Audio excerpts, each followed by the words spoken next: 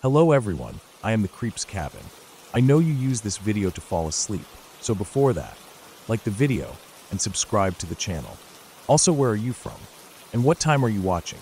Now get comfortable and relax.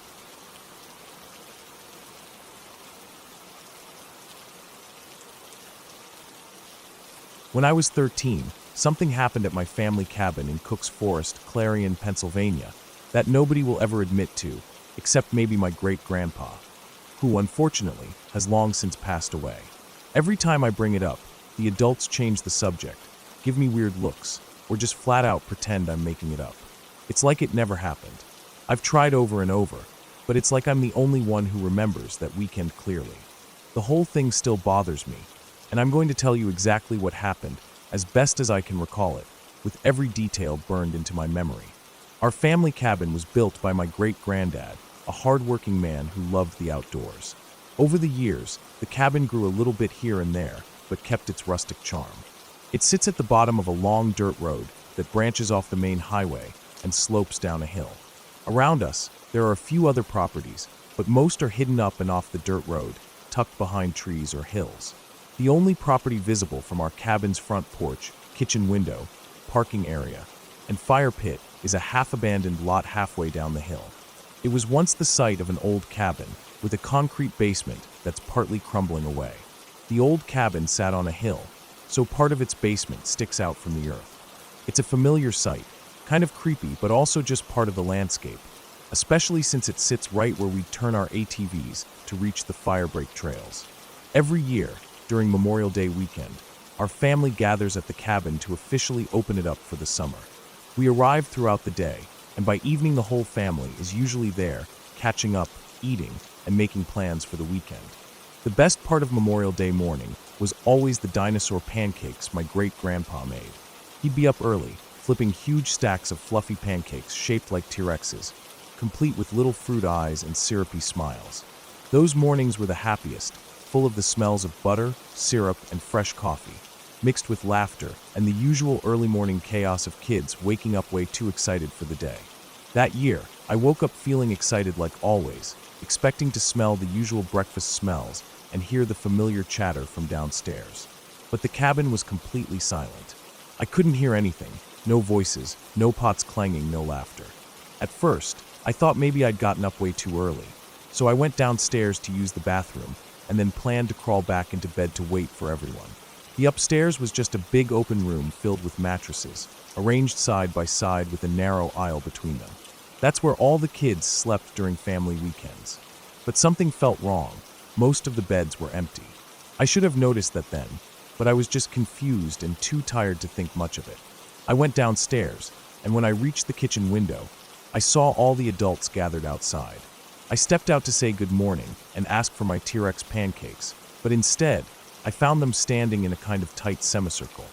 They were facing an older man and a woman I didn't recognize.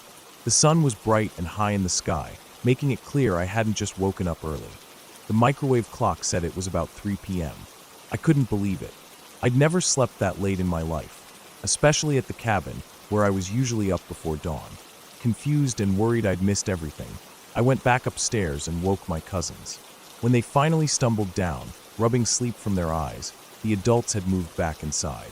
Everyone was unusually quiet, but then great-grandpa fired up the stove and started making the dinosaur pancakes, trying to keep things normal. The tension was thick in the air though, like everyone was trying too hard to pretend nothing strange had happened. I was there with my Aunt Beth, who was close to my age and basically the cool aunt. When I saw her pale face, I asked what was wrong. She pulled me outside and pointed toward that abandoned lot where the crumbling cabin used to be. But now, standing there in the bright daylight, was a huge sprawling cabin mansion. It looked brand new, like something out of a magazine, with a big parking area full of shiny SUVs and some of the coolest four-wheelers I'd ever seen. It was impossible. The place had been empty for as long as I could remember.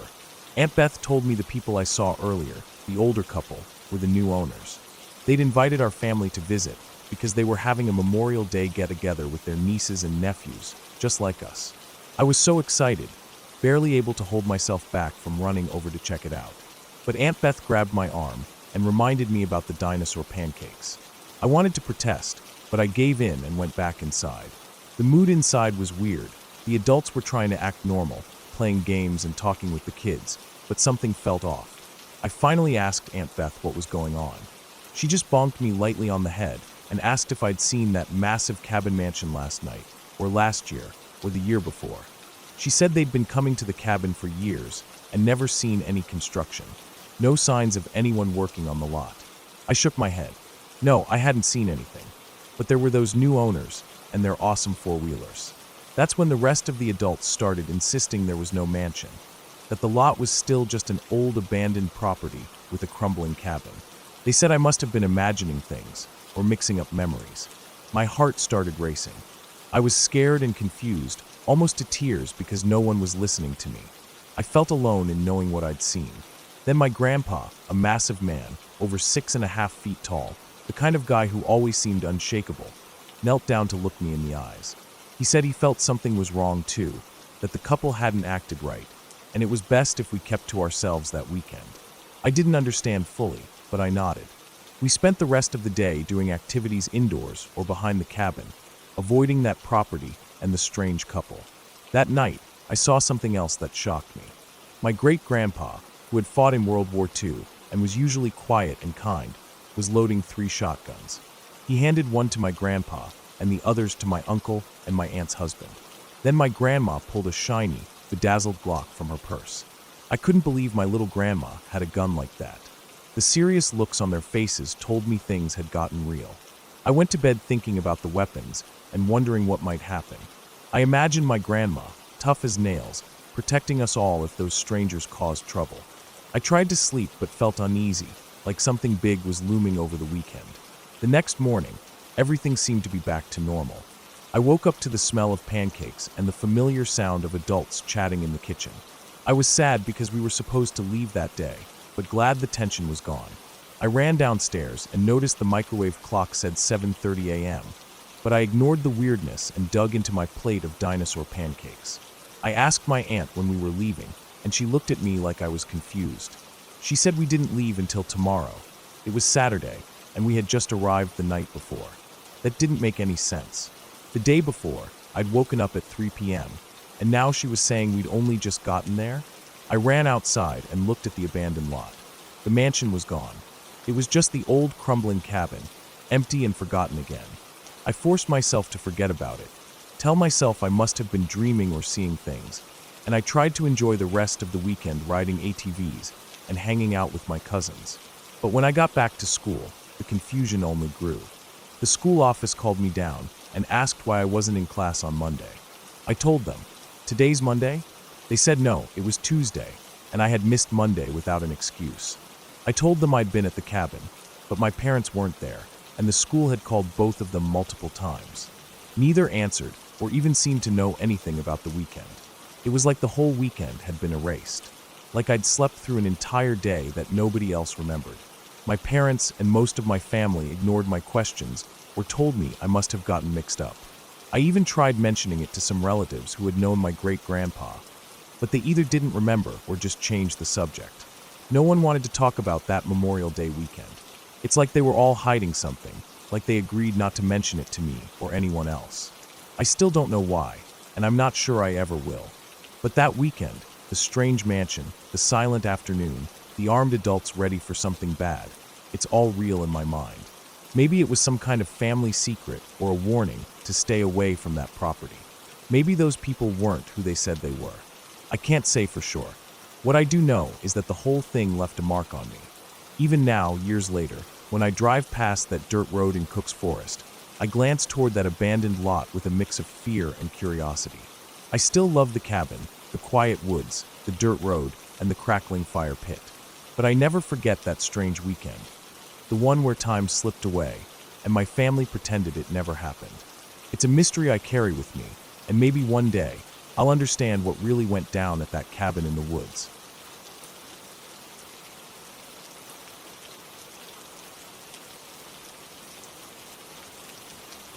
When I was a kid, me and my friends used to spend a lot of time on these paved walking paths in the middle of our city.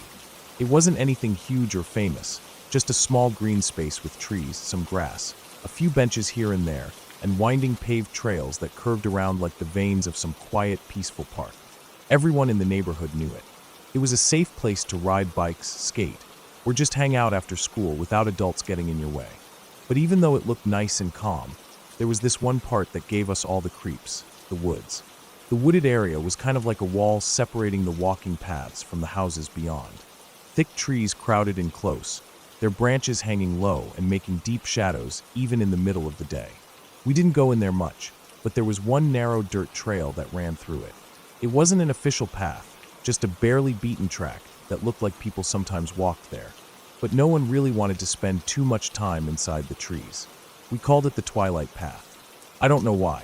It just seemed to fit, not fully dark, not fully light, kind of in between. Something about it felt off, like the woods themselves were holding their breath, waiting for something. We never talked much about it with adults. They would have told us to stay away, no doubt. At first, the Twilight Path was just a weird little curiosity. We'd peek through the branches from the paved trails, daring each other to step inside. Sometimes we did, but only for a few minutes before the uneasy feeling got too strong and we bolted back to the sunlight and the sounds of the city. But over time, things started turning stranger. We began finding weird stuff scattered along the path, things that didn't belong there. The first thing we found was a toilet. Not a broken-down old toilet like you might expect in an abandoned building, but a whole toilet standing right there, like someone had plucked it out of a bathroom and just left it in the dirt. The porcelain was stained and dirty, like it had been outside for years, but it was still mostly intact. What caught our attention was the writing. Someone had used a permanent marker to write sentences all over it, phrases and words that didn't make any sense. They were scribbled in shaky handwriting, like the person was writing fast and didn't care if it was neat. We tried to read them over and over, but the words just made us more confused. There were random sentences, fragmented thoughts, things that sounded like half-finished stories or strange warnings. Nothing that could be pinned down to a clear meaning. The toilet was just there, sitting in the dirt like some sort of bizarre monument. We didn't know what to do with it. None of us had ever seen anything like it, and nobody else seemed to notice it. We didn't tell any adults because there was nothing illegal about it. Just a creepy toilet with nonsense written on it. It stayed there for months, until one day we went back and it was gone. Someone had finally taken it away, but no one knew who. Then the discoveries kept coming. We found binders, just ordinary 3-ring binders, left lying in the dirt or tucked under bushes. The covers were torn or missing, and the pages inside were filled with wild handwriting. It looked manic, like the person who wrote them was racing against something. The writing jumped all over the page, with messy notes, drawings, and random symbols. Some pages were stained with what looked like dirt or maybe old coffee. We tried to make sense of them, but it was impossible. The words didn't tell a story. They felt like scraps of someone's unraveling mind. Sometimes the pages were covered in crossed-out text, or jumbled phrases that didn't add up to anything normal. The binders seemed abandoned in a hurry, or maybe just discarded like trash. We picked one up once and kept it hidden in my friend's garage for a while, flipping through it like it was a strange secret book. But nobody wanted to keep it long. It gave off a weird vibe, like we were messing with something we shouldn't be touching. One day, someone found a pair of women's shoes inside a garbage bag, tucked off the side of the path, where no one would stumble on them by accident. The shoes were old, worn down, and the bag was half torn. It felt like someone had just dropped them there to get rid of them, but that made it worse. Why would someone just leave old shoes in the woods? They weren't even dirty enough to be trash, more like forgotten or lost. We didn't say anything about the shoes for a while, but we all noticed them every time we passed that spot. Then there was the taxidermy. I never got too close to this one. It was some kind of bird or small animal, stuffed but terribly done. The feathers were falling off, the eyes looked wrong, and the whole thing was sewn together with thick, uneven stitches. It looked like a bad science project gone wrong, but it was real enough to make your stomach twist. Who would put something like that in the woods, and why? We dared each other to touch it once, but none of us had the guts to pick it up or take it anywhere. It just stayed where it was, staring at us with dead, glassy eyes. The strangest thing, though, was the floppy disk. I never actually saw what was on it.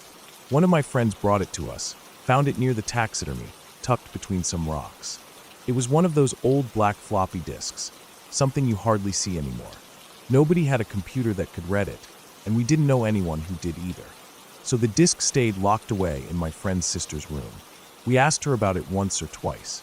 She said there was nothing on the disc, but her voice didn't sound right, like she was hiding something or trying not to tell us the truth. We believed her, because what else could we do? We never pressed her too hard. That disc became the mystery we never solved, the unknown thing that hovered over the whole Twilight path. One of the weirdest things was that around the same time all this stuff showed up, a man who lived in a nearby apartment building committed suicide. We never found any connection, but rumors floated around the neighborhood. The man had major issues, they said, but nobody really talked about what that meant.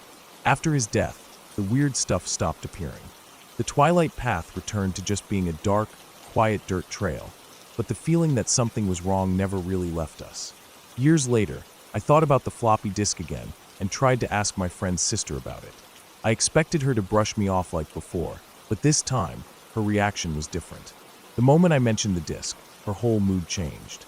She looked uncomfortable, like a cold shadow passed over her face. She said again that there was nothing on it, but this time it felt like a lie. Like I'd touched on something buried deep inside her memory that she wanted to forget. She didn't say more, just looked away, like I'd disturbed something painful. I never pushed it again. Now looking back, the whole thing feels like a piece of a puzzle that never fit together. No ghosts, no fairy tales, just a series of real, strange things left in a forgotten part of the city. Things that belonged to someone whose mind was broken in ways none of us could understand. It was creepy, yes, but not because of monsters or stories. It was the quiet, raw reality of someone's pain and confusion spilled out into the world, left for a group of kids to find and wonder about.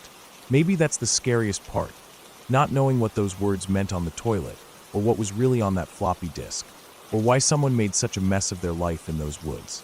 The truth is, some mysteries aren't solved, and some things stay lost in the shadows of a small path in a city park, hidden in plain sight. Sometimes when I walk near that spot now, I still feel the same uneasy silence, like the woods remember what happened. And I know some parts of the world are just too quiet because they hold too many broken stories, waiting for someone to find them, or maybe just leave them be.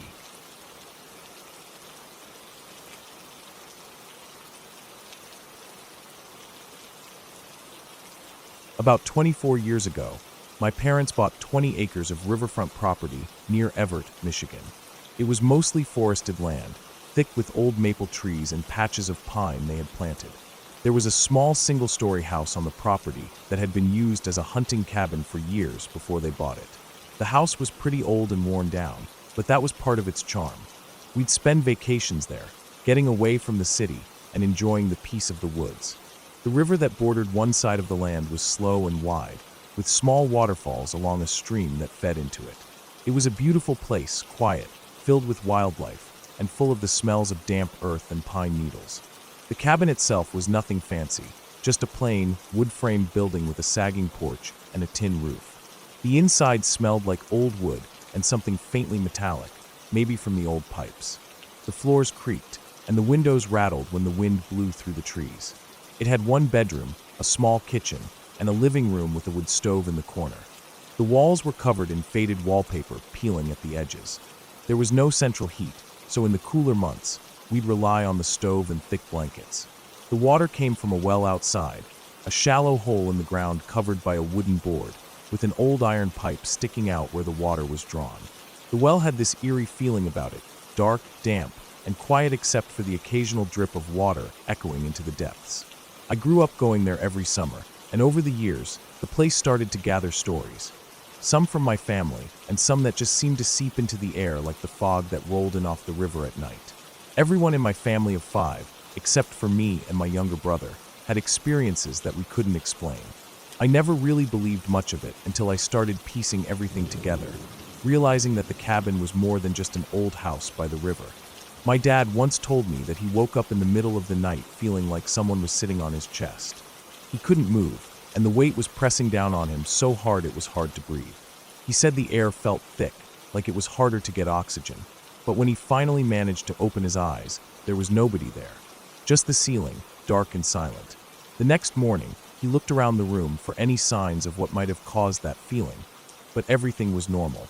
No footprints, no chairs knocked over, nothing. It was just gone. My sister had her own experience once. She was about 10 years old at the time. She woke up in the middle of the night and said she saw a man standing at the foot of her bed, dressed in old hunting clothes, like the ones hunters wear when they're out tracking deer or other game. She said he didn't say anything, didn't move, just stood there watching her with cold eyes. When she blinked, he was gone. She swore she wasn't dreaming, but it scared her so much she didn't want to sleep in that room again for months. We all teased her about it, but she never really laughed about it herself. My mom once said something strange happened to her too. She was lying in bed one night, and she felt something wet and cold lick her hand. At first, she thought one of the dogs had gotten up and was licking her, but when she checked, all the dogs were asleep in the other room. She was wide awake and could swear she felt that cold, wet tongue on her skin, like a dog or a cat would do, but there was no animal near her. Then there's the story about the bonfire. One night after we had gone to bed, my parents were sitting outside near the fire pit, drinking and talking quietly. They said a small circle of light appeared on the ground near the fire, and it slowly grew into a narrow shaft of light that shot straight up into the clear night sky. The sky was completely cloudless, filled with stars, and this column of light just stretched up and disappeared into the darkness. They were the only ones who saw it, and they were both pretty drunk, but they swore it was real. I've heard them tell the story so many times that I don't think it was just a trick of the light or their imagination. It was one of those things that felt real and yet impossible. Another strange thing happened one summer day. My mom, sister, and grandmother went outside to look at some wildflowers growing near the well. The well, as I said, was this old, boarded-up hole in the ground with an iron pipe sticking out. The bottom was just dirt and shallow water. The flowers were growing in a patch around it, but when my mom and the others looked at them closely, they swore that the flowers spelled out the word help if you looked at them from a certain angle. It wasn't just random. It looked like someone had carefully planted or arranged the flowers to form the letters. I never saw this myself, but my dad didn't believe them either and mowed over the flowers the next day without anyone telling him what was going on. The strangest thing that ever happened, at least to me, was when we woke up one morning to find a heavy, old cooking pot sitting right on top of the well access inside the cabin kitchen. Nobody put it there, and nobody would admit to moving it. We searched the whole house, asked around, and no one had touched it. It was just there. The pot was big and heavy, made of cast iron, and it hadn't been there the night before. We never figured out how it got there, but it stayed there for a long time, a silent reminder that something strange was going on. The last time I was up there was this past year. We were working on some renovations, putting up drywall in the living room. The cabin has been neglected for years, and we wanted to fix it up a bit. While we were working, the old TV downstairs suddenly turned itself on. It was the first time it ever did that. No one was near the TV, no power surge or anything. Just the screen flicked on and started buzzing with static. It was enough to make us all stop and stare for a moment. It didn't happen again, but it was one of those moments where you felt like the cabin was watching, listening. Despite all these odd experiences, I still love it there. The land is incredible. The 20 acres is full of different kinds of forest. There are sections where the pine trees we planted years ago grow tall and straight, giving the area a soft, quiet feeling. Then there's the older maple grove with huge, ancient trees and giant rocks scattered across the forest floor. Walking through there feels like stepping back in time. Below that, the land slopes down toward a swampy area filled with thick ferns and moss-covered logs. It's dark and mysterious, but full of life. Frogs croak at night, and the smell of wet earth is strong. Beyond that, there's a large field covered in ferns that sway in the wind. And finally, the riverfront with the small waterfalls flowing into the river. The sound of the water rushing over the rocks is soothing and constant. What makes the cabin special, and also so unsettling, is how quiet it is. The kind of silence where even the smallest noise sounds loud, like the creak of a floorboard, the rustle of leaves outside, or the faint drip from the well. At night, the woods seem to press in close, and the shadows stretch long and dark. The air always smells a little different there, cooler, damp, and sometimes with a faint metallic tang from the old well. You can't help but feel like you're not entirely alone, even when you are. Looking back on all the stories my family has told, the weird things we saw and felt, I think the cabin is just a place that holds on to memories. Some from us, some from the people who were there before us. The land, the trees, the river, they all seem to carry something that's hard to explain, something you sense more than see. It's not ghosts or fairy tales. It's more like the land itself remembers. It reminds you that you're just passing through, that the forest and the river have been there long before us, and will be there long after we're gone. I still go back as often as I can. The work we do on the cabin, the hikes through the forest, the nights sitting by the river, all of it connects me to something real and lasting. The weird things that happen there don't scare me anymore. They've just become part of the story of that place, a reminder that some things can't be explained, and maybe don't need to be. The land is alive in its own way, and for me, that's enough.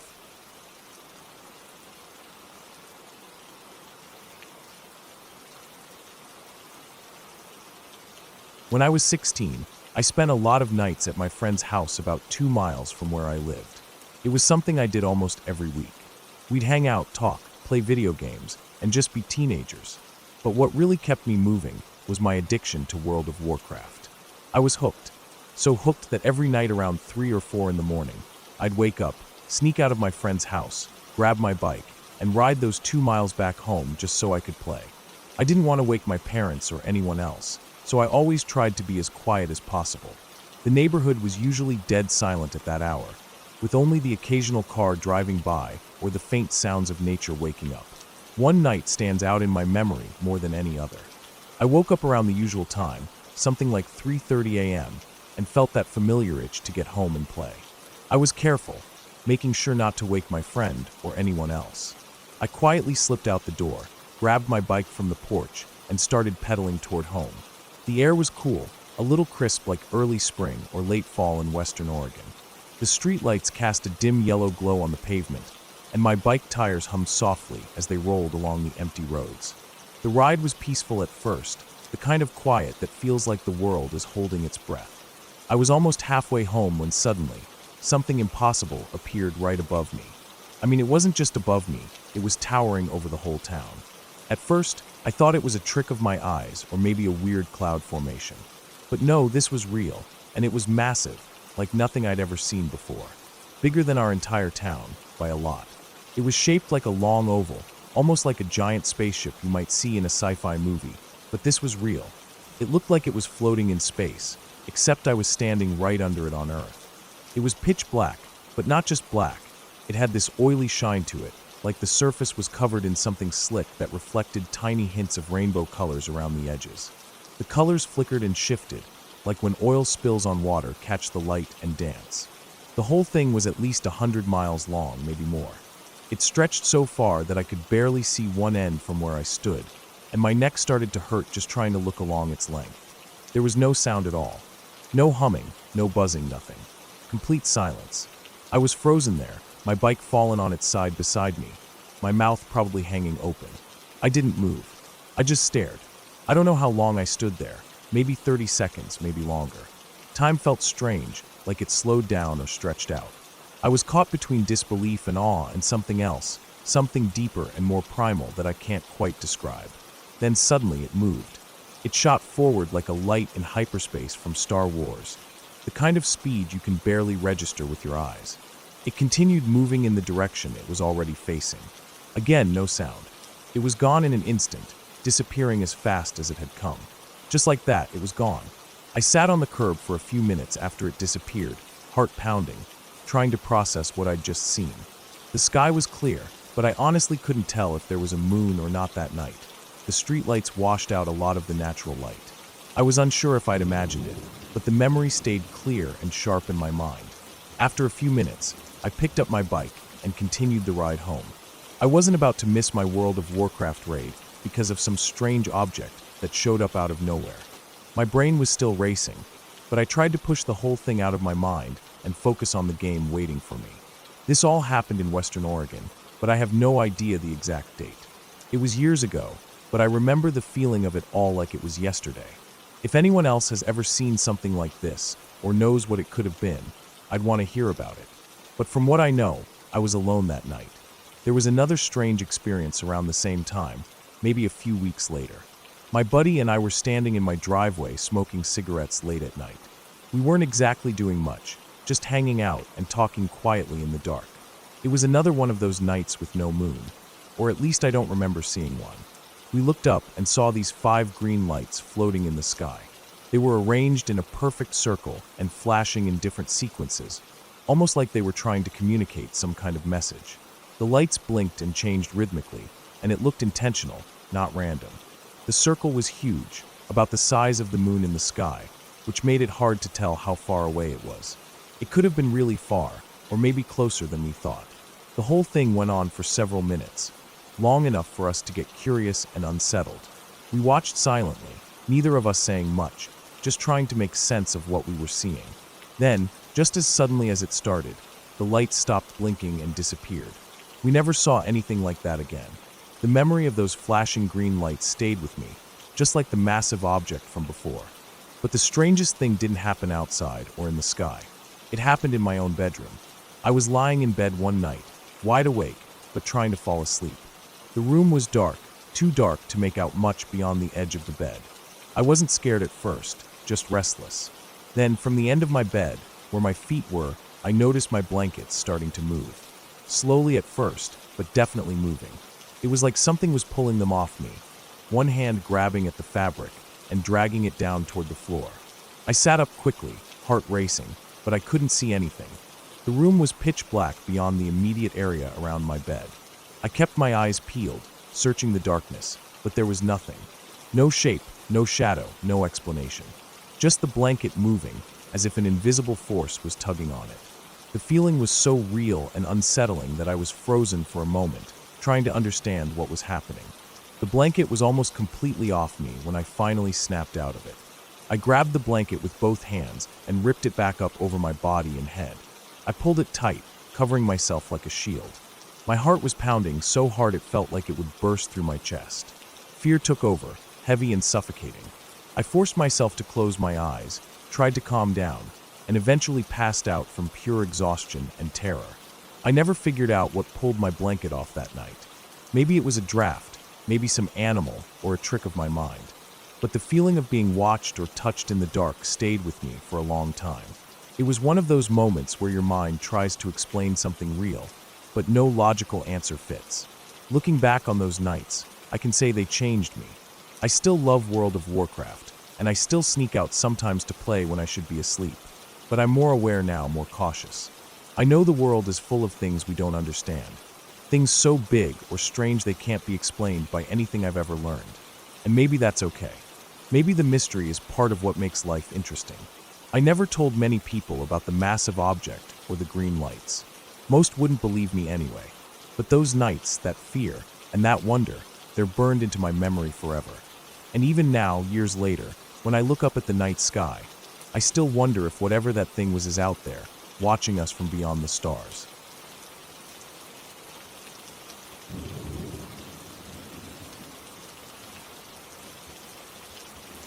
Many years ago, when I was just a little kid, my family packed everything we had into a moving truck and our car and left California for a new life in Nebraska. I was maybe 5 or 6 years old at the time, so I don't remember every detail of the trip, but there are certain moments burned into my memory, mostly because of what my parents told me about them later. One of those moments still sticks with all of us, especially my mom. It happened when we were somewhere in Nevada, just after passing through Las Vegas. We were heading north, deep into the desert, when we stopped at a gas station that none of us will ever forget. We had been driving for a while. The roads were long and stretched out, surrounded by nothing but dry land, small bushes, and distant mountains that looked painted against the sky. There were long silences in the car, broken only by the hum of the tires on the road and the occasional song playing low on the radio. My mom and dad took turns driving, while I mostly sat in the back, half asleep, playing with my toys, or staring out the window. It was hot, even with the AC running, and the sun was starting to drop lower in the sky, casting long shadows across the road. At some point, the gas gauge dipped low. We hadn't passed another car in a long while, and there were barely any signs of life out there except for some scattered, worn-down buildings and empty lots. But then we saw a faded sign on the side of the road for a gas station coming up. It looked old, the kind that probably hadn't been updated since the 60s or 70s, with chipped paint and sun-faded lettering. My dad decided to pull in. The place was one of those classic, old-school stations that had a bell that rang when a car pulled up to the pump. The ground was cracked, with weeds pushing through the pavement, and the air smelled faintly like oil and sun-baked rubber. There was a small building attached, probably no bigger than a regular living room, with windows so dusty it was hard to see inside. I remember the sun glaring off the glass, making it almost impossible to tell what was going on in there. Dad got out first, stretching his arms and legs, trying to shake off the hours of driving. My mom said she was going to go inside to pay. The plan was simple: get gas, grab a couple of snacks, and keep going. I was still strapped in the back seat, looking around, not thinking much of anything. It just seemed like a normal stop. What happened next is something my mom still talks about to this day. And when she does, there's always a quiet seriousness in her voice. She says she stepped inside the gas station, and even though there hadn't been another car in sight for miles, the place was filled with people. Not crowded shoulder to shoulder, but enough people standing around that it didn't make any sense. And she swears they weren't doing anything. They weren't shopping, talking, or moving, just standing there. She walked toward the counter to pay, trying to act like everything was normal, but she said something felt off right away.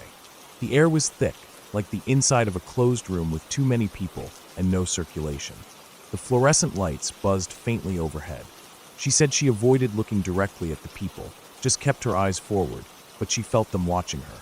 Then, when she reached the counter and opened her mouth to say something to the cashier, every single person in the place turned toward her at the exact same moment. The lights went out. No flicker, no dimming, just pitch black. She didn't scream. She told us later that she was too shocked to scream. Instead, she turned on her heel and bolted for the door. As she ran, she said she felt like the darkness was stretching, like the door was getting farther away, even though she was sprinting toward it. She says she felt the heat of the place behind her, like dozens of breaths all exhaling at once. But she made it out. Outside, my dad had seen the lights go out through the window and was already walking toward the building, probably thinking there had been a power issue. But then he saw my mom bursting through the door, her face pale and eyes wide. She didn't even speak, just grabbed his arm and yanked him toward the car. I remember the sudden energy in the air, the way she flung the door open and practically threw herself into the driver's seat. My dad jumped in too, slamming the door behind him. She started the car, and we peeled out of there, tires screeching, gravel kicking up behind us. I remember the way my body was yanked sideways as the car turned back onto the road. My toys tumbled onto the floor. I started crying, not knowing why, just reacting to the panic in the car. We didn't talk for a while. My dad reached back to check on me, to calm me down. My mom was gripping the steering wheel so tightly her knuckles were white. The gas gauge was still low, and for a moment, it seemed like we might end up stranded in the desert. But we didn't care. My mom didn't even glance in the rearview mirror. She just kept driving. Eventually, after what felt like forever, we saw lights in the distance. A real gas station, newer, with multiple pumps and a few cars already there. It was like seeing a lighthouse after being lost at sea. My mom pulled in, got out, and just leaned against the car, breathing heavy. My dad took over from there, going inside and handling everything while she stayed with me. That night, we checked into a small motel not far from the gas station. My parents didn't talk about what had happened until I was older. They tried to brush it off at the time, probably not wanting to scare me. But I remember how quiet they were that night, how my mom locked the motel room door 3 times and pushed a chair up against it, how she kept the lights on while we slept. Years later, when I was a teenager, I asked her about it. That's when she told me everything, about the people inside, how they weren't doing anything, how they didn't even seem real, how they all turned to her at once, how the lights just went out. She's not a dramatic person, not the type to make stuff up or exaggerate. And when she told me, she looked the same way she had that night in the motel, pale, quiet, and unsettled. My dad backs her up, too. He saw her running out. He saw the lights go out. He remembers how terrified she was. We never figured out what that place was. We've tried to find it on maps, tried to retrace our route, but there's no sign of it. Maybe it was torn down. Maybe it was just a strange moment in time that we stumbled into and got lucky enough to escape from. But that feeling she had, like something was wrong the second she stepped inside, that's the part that gets me. She didn't need to see anything terrible happen. She just knew. We made it to Nebraska. We built our life there. I grew up, went to school, made friends, and eventually moved out on my own. But every now and then, when I'm on a long road trip, or I stop at some gas station off the highway late at night, I think about that day. I look around. I check the windows. I notice how many cars are in the lot. I glance at the people inside. I keep an eye on the lights. And I always make sure the door is never too far behind me. Because whatever was going on in that gas station, whoever those people were, or whatever they were doing, it didn't feel right. It didn't feel normal. It didn't feel safe. And sometimes, you don't need to understand something to know you should run from it. Sometimes, you just trust your gut and get the hell out. We got out. We were lucky. And we never went back.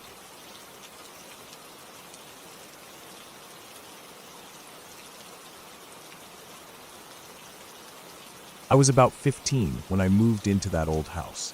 It wasn't anything special, just a typical place on the edge of town where the houses were spaced far enough apart that you could hear the wind through the trees and the occasional rustle of animals moving around outside.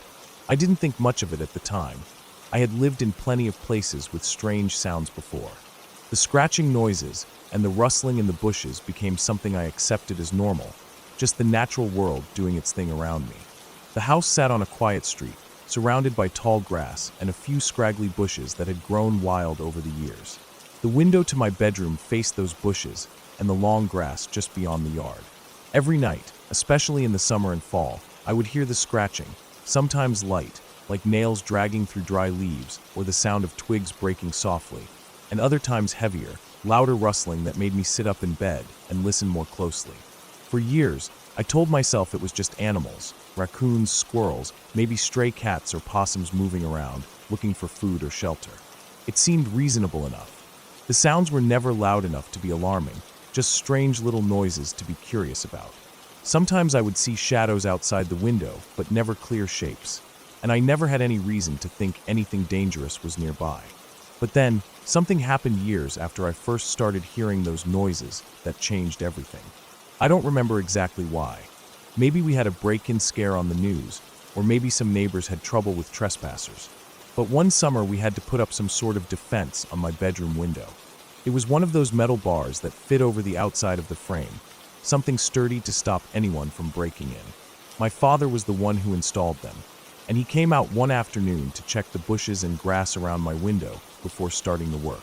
That's when he said something that made me stop and listen. He told me the grass and bushes around my window looked like someone had been walking through them a lot. Not just a few marks, but the whole area was crushed down and flattened like a carpet had been stepped on and not picked back up. He knelt down and pointed at the ground. "These tracks," he said quietly, "they're not from an animal. They belong to something with feet like a human." I didn't say anything at first.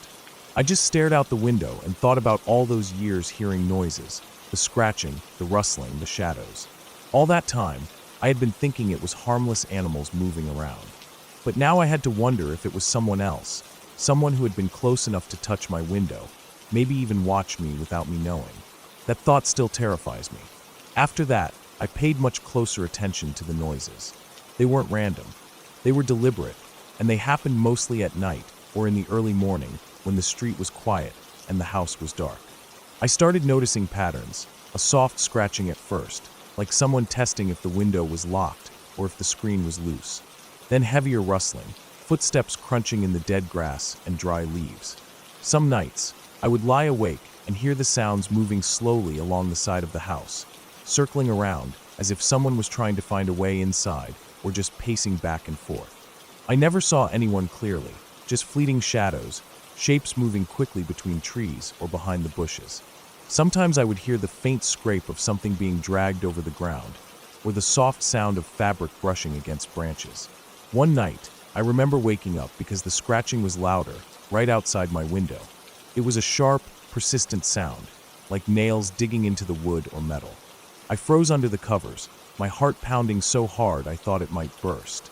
The window was locked tight, but the bars were new, and I could feel the weight of whatever was pressing against them, trying to get in. I didn't move. I didn't dare breathe too loudly. After what felt like an eternity, the scratching stopped and the rustling faded away. I waited another half hour, too scared to move, before I finally slid out of bed and checked the window. The grass was crushed down, just like my dad had said, flattened and disturbed like someone had been standing there for a long time. I told my parents about it, but they just brushed it off, saying maybe it was some kid playing a prank or animals. They didn't want to make a big deal out of it. But I knew better. I could feel it in my bones. From then on, I started keeping a flashlight by my bed. Sometimes I would catch the glint of eyes reflecting in the bushes, too high up and too still to be animals.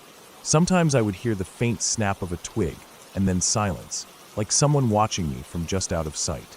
The worst part was the uncertainty, never knowing if it was really someone there, or just my imagination. But deep down, I always knew. There was someone outside my window, and they had been there for years.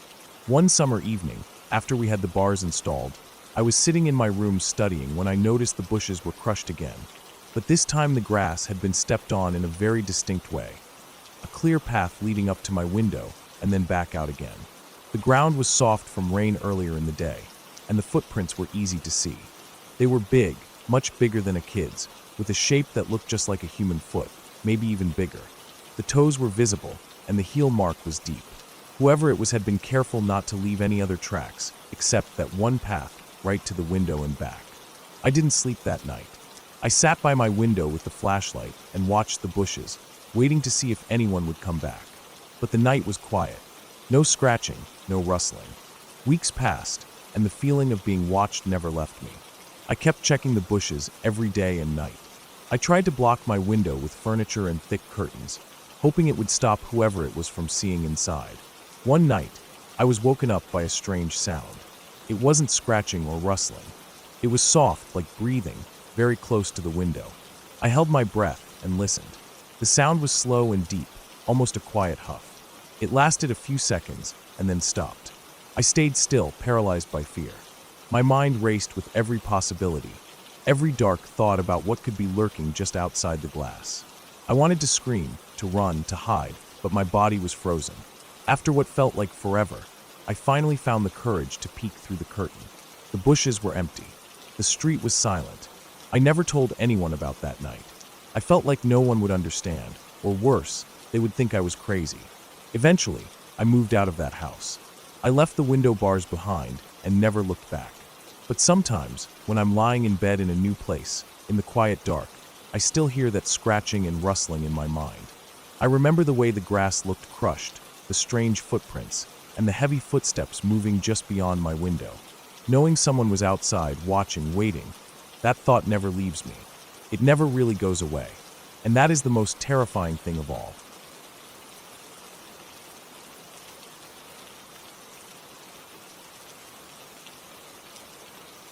That day still sits heavy in my mind, even years later. It started like any other summer afternoon back when I was 19, with nothing much to do and a few friends looking to kill some time before the week ended. We lived near Oakfield Ledge in Wisconsin, a place most people barely knew about, let alone ventured to. The hiking trail along the Niagara Escarpment wasn't popular, partly because it was rugged, partly because it was quiet. A quiet that sometimes felt too quiet. The trail itself hugged the side of the escarpment, with steep cliffs that you could climb if you were bold enough, and a handful of shallow caves peppered here and there. These caves were nothing special on the surface. Most of them were small, smelly, and full of trash left by other visitors, beer cans, old wrappers, stuff like that. But they made for a good spot to explore if you had nothing else going on. That afternoon, we were out for one of those casual hikes. Just me and 3 friends, all around the same age, full of restless energy and curiosity. We had backpacks, but no real plan other than to walk and see what we could find. Phones back then weren't fancy like they are now. No flashlights or apps to help us out in the dark. Just basic, old cell phones that barely had signal and no built-in light. We'd been crawling around a few of the small caves, joking and pushing each other into the tight spaces, trying to see who could get the furthest inside. That's when we stumbled on something different. One cave, tucked away beneath an outcrop of rock, looked deeper than the rest. It wasn't marked on any trail map or really visible unless you were standing right next to it. The entrance was low and narrow, almost hidden by bushes and fallen leaves. None of us had ever seen it before, and none of us knew anyone who had. Curiosity took hold, and we decided to go in. The moment we stepped inside, the temperature dropped sharply. It felt like someone had turned the air conditioning on full blast. The cold was sudden and biting, especially compared to the warm summer air outside.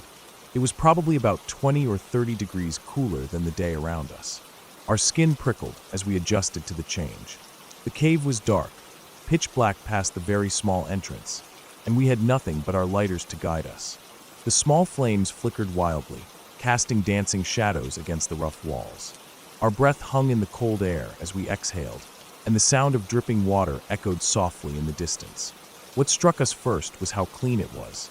There was no garbage, no markings, no graffiti that you'd expect in a place people sometimes crawled through. It was almost sterile. The rock floor beneath us was smooth and free of debris.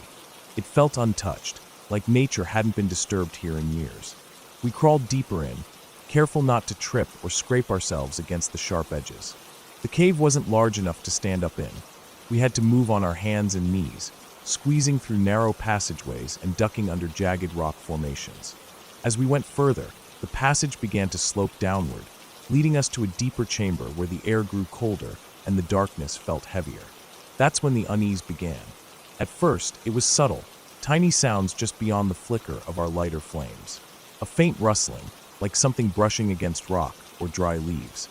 At other times, I could swear I felt a brush of cold against my arm, like a finger tracing along my skin. But when I looked around, no one was close enough to do it. We were spaced out by several feet, each of us following the other at our own pace, but the sensations persisted. A couple of times, a sudden poke or tug made me flinch hard, but whenever I caught a glimpse in the dim light, nobody was near enough to be the cause. At first, we all laughed it off, teasing each other about shadows and nerves. But there was no doubt the feeling was real. It wasn't just a trick of the mind. Something was touching us, soft, deliberate, but impossible to see or catch. We tried to stick close, but the passage twisted and turned. The light from our lighters barely reached a few feet ahead, and sometimes the flickering made it seem like shapes moved just beyond the edges of the glow. We couldn't tell if it was just the rock formations playing tricks or something else. The sounds got stranger too. Low whispers, maybe? Or the faintest scrape of nails on stone. Sometimes it felt like breathing, deep, slow, and heavy, but no one around us was making noise. We tried calling out, but our voices seemed swallowed by the cave walls. The echoes twisted our words into strange noises that made it hard to tell what we had said or heard. After maybe 20 minutes of crawling and creeping, the feeling turned to something heavier. Fear settled in, cold and sharp. We weren't just uncomfortable anymore. We were sure something was in there with us, something unseen but definitely present. We started to accuse each other of messing around. Maybe one of us was pulling at someone else in the dark to scare them. But each time we flicked our lighters on, we were too far apart for any of us to have done it. No one was close enough, and the touches and noises didn't match up to anyone's movements. It was like the cave itself was alive and watching us, or something hidden inside it was playing a cruel game. Without saying much, we agreed to get out. None of us wanted to be stuck down there longer. The cold had seeped into our bones, and the creeping dread was suffocating. We turned back the way we came, feeling our way along the walls. But as we moved toward the entrance, something was off. The passage seemed longer than before. The angles were slightly different, the same turns taking longer to reach. It was like the cave had shifted. Finally, we burst out of the opening into the fading light of dusk. The sun was low in the sky, casting long orange shadows across the trail. We had entered the cave around midday, but somehow, 3 hours had passed while we were inside those few minutes. We stood there, breathless, confused, and shaken. None of us spoke much, just stared at the cave mouth, trying to understand what had happened. None of us wanted to go back in without proper lighting and more preparation. We promised we would return the next week with flashlights and better gear. But when we came back, no matter how hard we searched, we couldn't find that cave again. The bushes had shifted, the rocks looked different. The trail didn't lead us back to that hidden entrance. It was like it had vanished. We scoured every ledge and crevice along the escarpment for hours, but it was no use. The cave was gone. Looking back, I still don't understand what we experienced that day. The time loss alone was baffling. How could we lose hours inside such a small cave without realizing it? And the strange sensations, the poking and pulling, the sounds no one else could hear? I don't believe in ghosts or anything supernatural. I'm sure it was something physical, something natural we just don't understand yet. Maybe some strange echo effect in the cave's shape, or an underground animal we never saw. Maybe the cold air played tricks on our nerves. But whatever it was, it left a mark. That place, that cave, felt like it was alive in its own way. Like the rock itself was hiding secrets it didn't want us to know. And to this day, I wonder if that cave will ever show itself again. if it even exists at all outside of that strange, frozen moment in time where everything just slipped away.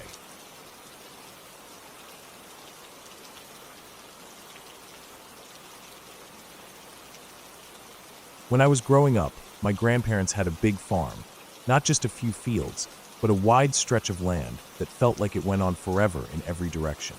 It was the kind of place where the air smelled like dirt and hay and sweat, where the sun beat down hard in the summer, and the nights were filled with sounds you didn't hear anywhere else. Every summer, when school let out, all the grandkids would show up, and we'd work on the farm. It was hard work, but it kept us busy, and it was a part of my childhood I never forgot. One thing I remember well from those summers was the rule about rabbits. They were everywhere, especially in the bean fields, and they caused a lot of damage. The beans were a big part of the farm's crop, and any little critter munching on the plants was bad news. Grandpa made it clear that any time we saw a rabbit, we had to either chase it off with the hoe or, if we had the shotgun handy, we were supposed to use that. No mercy. It was just how things were done. I was around 12 when the thing happened that stuck with me. Something I still think about sometimes, especially when I'm back home visiting. That summer, I was working out in the bean field, sweating in the thick, humid air.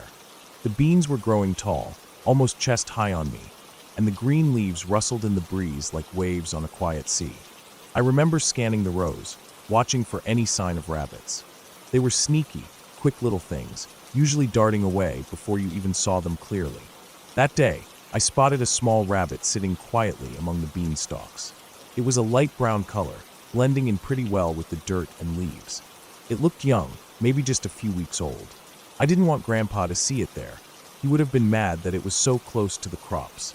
So, instead of grabbing the hoe or going for the shotgun, I decided I'd chase it off. Just shoo it away, no harm done. I figured if I could just scare it out of the field, that would be the end of it. I started walking slowly toward it, making some noise with my feet on the dirt, trying to spook it. The rabbit didn't run right away, which was strange, but it did start moving, hopping away in little quick bursts. I followed it, keeping a careful distance, trying not to lose sight of it in the thick plants. What happened next still confuses me. Usually, rabbits vanish once they hit the brush, disappear in the thick undergrowth or into the trees. But this one just kept going, heading into the woods at the edge of the field, and I followed. It felt like I was chasing something, but I didn't want to lose it or have Grandpa find out about the rabbit. So I kept after it, stepping carefully over roots and under low-hanging branches. The woods were dense, the kind you don't see often unless you live near a farm or out in the country. The trees were tall, mostly oaks and maples, their leaves thick enough to blot out the sun in places. The ground was uneven, scattered with dead leaves and small rocks. I had to watch my footing carefully, but I kept following the rabbit, which somehow stayed just ahead of me, moving almost as if it was leading me somewhere. After a while, the woods began to thin out, and I found myself standing in front of something I hadn't expected, an old barn ruin. It was tucked in a small clearing surrounded by trees, half hidden from view.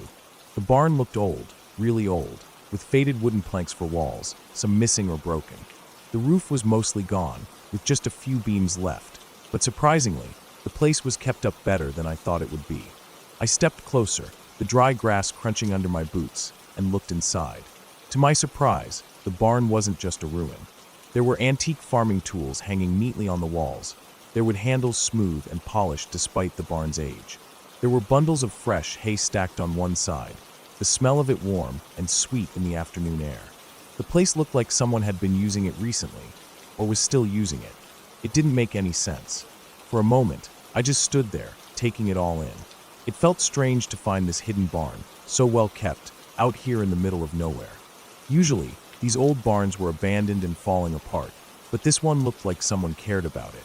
The rabbit I'd been chasing was nowhere to be seen, and the silence around me felt heavy, almost like the woods themselves were holding their breath. I started to worry. Maybe I had wandered too far. Maybe I'd crossed onto the neighbor's property without realizing it. Grandpa was very strict about staying on our land, and I didn't want to get into trouble. So I turned and hurried back the way I came, my heart beating a little faster as the sun slipped lower in the sky. When I got back to the farmhouse, I told Grandpa about what I'd found.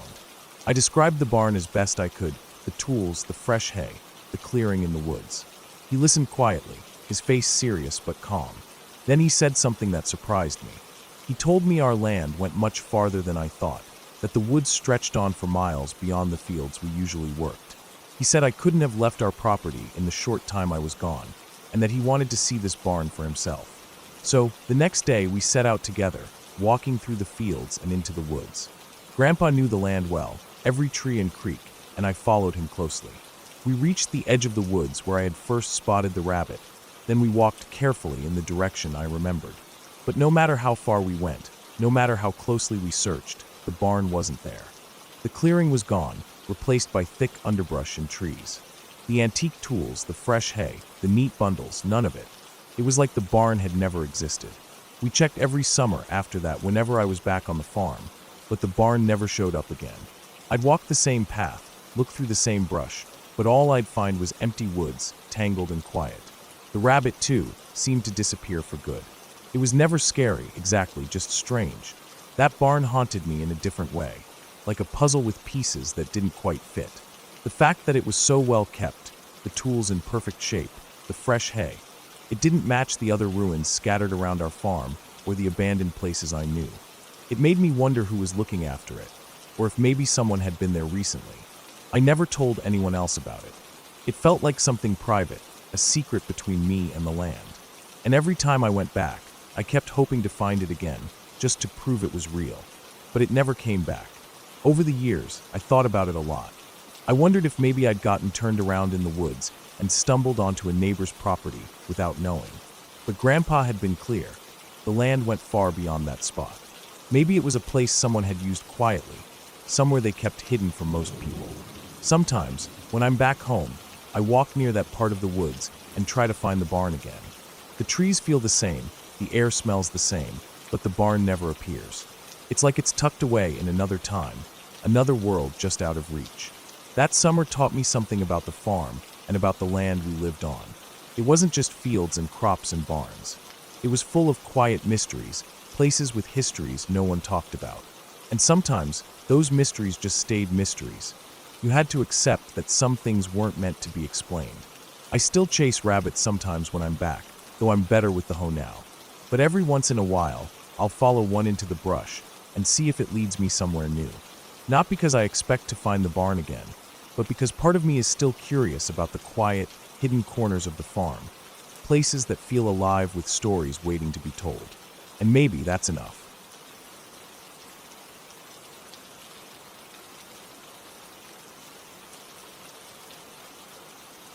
It was late in the afternoon when we finally reached the campground in the Angeles National Forest. I remember the sun was just dipping low behind the hills, casting long orange shadows through the tall pine trees. It was a busy weekend, and the place was packed. Cars were lined up everywhere along the dirt roads and between the scattered patches of campsites. The noise of people chatting, laughing, and kids running around filled the air. My mom's boyfriend was driving the old family car, and I sat in the back seat, holding my small backpack. The windows were down a little, and the smell of pine mixed with the hot California dust came in, dry and sharp. It was the kind of smell you only get deep in the forest in the late afternoon, that mix of dirt, pine needles, and campfires burning somewhere close by. I remember feeling a little nervous, even excited. We had never camped here before. This was the first time I was really going out in the woods like this, even though it was just a busy campground and not some remote wilderness. We found a spot eventually, though it was already starting to get dark. The cars were packed tight all around us, and everyone seemed busy setting up tents or unloading gear. I remember the distant hum of radios and the smell of grilled food carried on the breeze. The ground was hard-packed dirt, scattered with fallen pine needles and little bits of trash some campers had left behind. We pulled in, and it was almost dark now, just a faint purple sky above the treetops. The car's headlights were the only light we had as we started setting up our tent. The nylon fabric was stiff and smelled new, and it felt strange and a little scary trying to set it up with only the flickering shadows cast by the headlights. My mom and her boyfriend worked quickly, the guy fumbling with the tent poles, and I tried to help by handing him stakes and ropes. The air was cool but not cold, and the forest was alive with the chirping of crickets and the occasional bark of a dog somewhere deeper in the campground. Even though it was busy, there was something heavy in the air that night. I remember feeling it, but not quite knowing why. On the car radio earlier, my mom's boyfriend had been talking about the news, something about a manhunt for a killer named Richard Ramirez, the Night Stalker. I didn't really understand it then, but the word killer stuck in my head and made me look around more carefully at the dark shadows between the trees. As we worked, the sounds around us shifted. There were voices, but now I could hear some angry shouting coming from the campsite next to ours, faint but sharp over the background noise. People were yelling at each other, and there was a low tension that made me uneasy. My heart was beating faster. It was one of those moments when you just feel something is wrong, but you don't want to say anything. Then suddenly, the sharp crack of a shotgun blast tore through the night. It wasn't far, maybe from the campsite right beside ours, or just a little further down. The noise was so loud it made me jump, and the blood drained from my face. For a second, everything stopped. The birds, the voices, the distant laughter. Even the crickets went silent. I felt frozen, the sound pounding in my ears. And then I heard it. A wheezing, desperate sound coming fast through the underbrush. It was ragged and rough, like someone struggling to breathe, or a sick animal gasping for air. The wheezing was coming right toward us, fast, erratic, breaking through the quiet of the forest around us. My chest tightened, and a cold fear wrapped around me like a glove. I scrambled back toward the tent, my feet stumbling on the uneven ground. I remember looking back for a moment and seeing shadows moving toward us, but it wasn't clear what it was. It sounded like it was struggling, hurt, maybe even angry. I didn't wait. I scrambled inside the tent, pulling the flap closed and trying to stay as quiet as possible, my heart pounding so hard I thought it might burst. The tent felt small and cramped, but safe somehow. I could hear the wheezing outside, getting closer, then fading away as whatever it was moved past. For a long time, I just lay there, trying to listen but hearing nothing but my own breathing. After what felt like forever, the sounds of shouting started up again. Someone was yelling, but now it was different, more angry, more desperate. I heard the crack of a voice yelling at someone to stop, then a low whimper, like the sound of a small dog whimpering in pain. Then more shouting, more people running around. Eventually, someone nearby shone a flashlight around, and I could hear voices trying to calm each other down. My mom came over and zipped open the tent. She looked worried, but was trying to keep her voice steady as she told me it was okay. It turned out, a drunk camper had fired the shotgun and accidentally shot a small dog that belonged to another family nearby. The dog had been running loose, and the gunshot hit it. The manhunt for Ramirez had everyone on edge, and with alcohol and nerves mixed in, things had spiraled out of control fast. I remember the look on my mom's face as she tried to comfort me, but I could see she was scared too. The campground was supposed to be safe, but that night it didn't feel that way at all. The dog was taken away by someone, but the wheezing noise stayed in my mind for a long time afterward, like the breath of something scared and hurt running through the dark forest. I didn't sleep much that night, lying awake in the tent while the sounds of the busy campground faded slowly around me. In the morning, the forest looked calm and peaceful again. The sun was warm, and the smell of pine was fresh in the air. But the fear from the night before was still there, buried beneath the bright day like a shadow. I knew the woods were beautiful, but I also knew they could be dangerous. The story of that night stayed with me for years, a reminder of how quickly things can go wrong, even in a place where people come to relax and have fun. That summer in Southern California was full of stories about the Night Stalker, and we never really stopped hearing about him on the news. But nothing felt scarier than that moment in the forest, when a gunshot ripped through the night, and a frightened animal ran toward us, wheezing for breath. It was real, raw fear, and it was a lesson I carried with me. Sometimes, the things that scare you most don't come from monsters and stories, but from the people and events around you. The 80s had their own kind of wildness, and that night in the Angeles National Forest was one of those moments when I felt it all: danger, confusion, fear, and the strange mix of innocence and harsh reality that sticks with you long after the campfire burns out.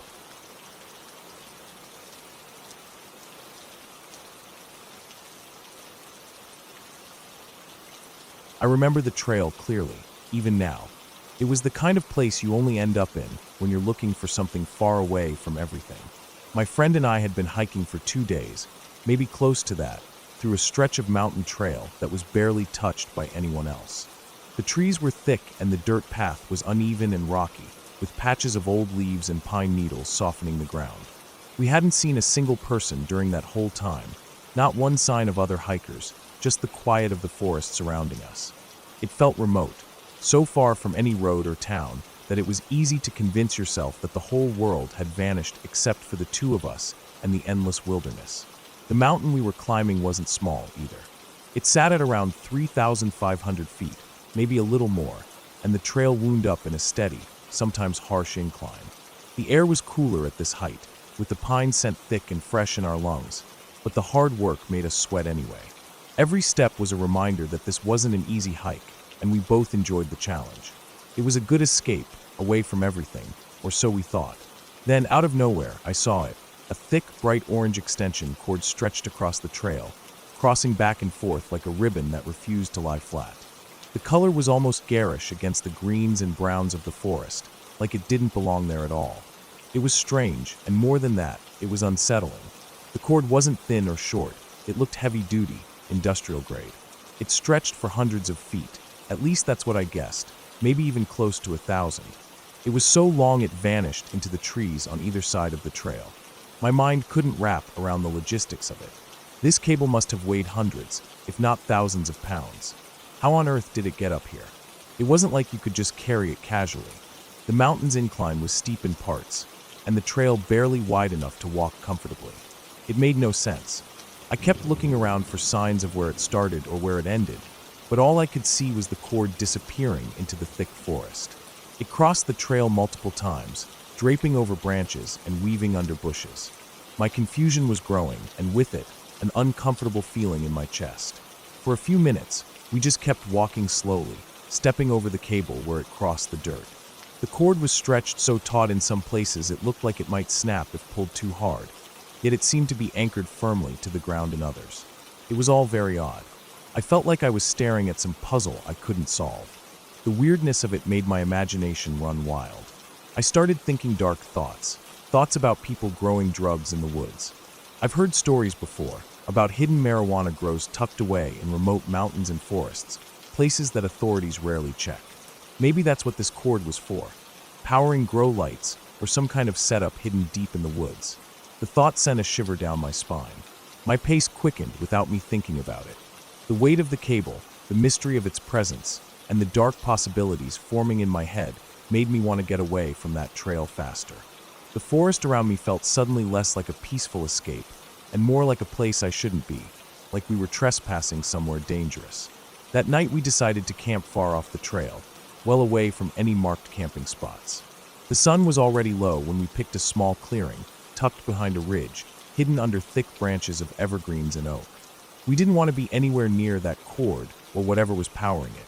Setting up our tent was done quickly, almost mechanically. My eyes kept drifting toward the dark tree line, alert to every sound, the rustle of leaves, the crack of twigs, even the distant hoot of an owl. My mind refused to settle. Every noise made me tense, expecting something bad to happen. Sleep was hard to come by that night. I lay awake for hours, listening. The woods were alive with the usual nighttime sounds. Insects chirping, a distant coyote howling, the wind brushing through the leaves. But beneath it all, I felt like something was watching, waiting, just beyond where I could see. I tried to shake off the paranoia. It had to be my imagination. The only people around were probably just hikers like us, or maybe no one at all. But my thoughts kept circling back to that cord. What was it really for, and who had hauled it all the way up here? When morning came, the cold air felt sharp against my face. We packed up quickly and headed back toward the trail, still wary but needing to move on. As we climbed higher, the sun breaking through the trees gave the mountain a glow that was almost magical. But then, something strange caught my eye again, a helicopter flying low above the ridge. It wasn't loud enough to startle us, but its presence was unusual in such a remote place. The helicopter circled the mountain a few times, low enough that I could see it was carrying something, and then it began to drop what looked like coils of orange cord down onto the forest floor. My confusion turned to realization. The orange extension cord wasn't some weird, illegal grow operation. It was being dropped by the helicopter itself, and the amount of cord explained the heavy weight I'd felt before. We followed it carefully, and soon found the cords attached to sensors that had been placed in the ground along the trail and into the thick woods beyond. It became clear there was some kind of geological survey happening. The equipment was set up to monitor things deep in the mountain, soil movements, maybe seismic activity, or other data scientists needed to gather from such a remote and challenging environment. The knowledge eased the tension in my chest. I felt foolish for letting my mind spiral into darker thoughts. These were professionals with a purpose, not criminals hiding in the woods. The sense of danger that had clung to me overnight faded with every sensor we passed and every coil of cord we saw neatly laid out. It was technical, practical work, and far from anything illegal. That night, even though the rational part of me understood what was really going on, the fear lingered. The woods are still a place of mystery, after all. There's something about being that far away from people, in the deep forest, where the trail is rarely traveled, that makes your imagination turn against you. But I forced myself to remember what I'd seen in daylight: the organized setup, the careful placement of equipment. No drug grow operation, just a scientific project that was probably difficult and expensive to run. By the time we finished that hike and returned to civilization, I felt more grounded. The experience reminded me how easy it is to let fear and confusion take over when you don't have all the facts. It also made me appreciate the quiet, the remote places, and the people who work hard to understand them, even if their methods look strange at first.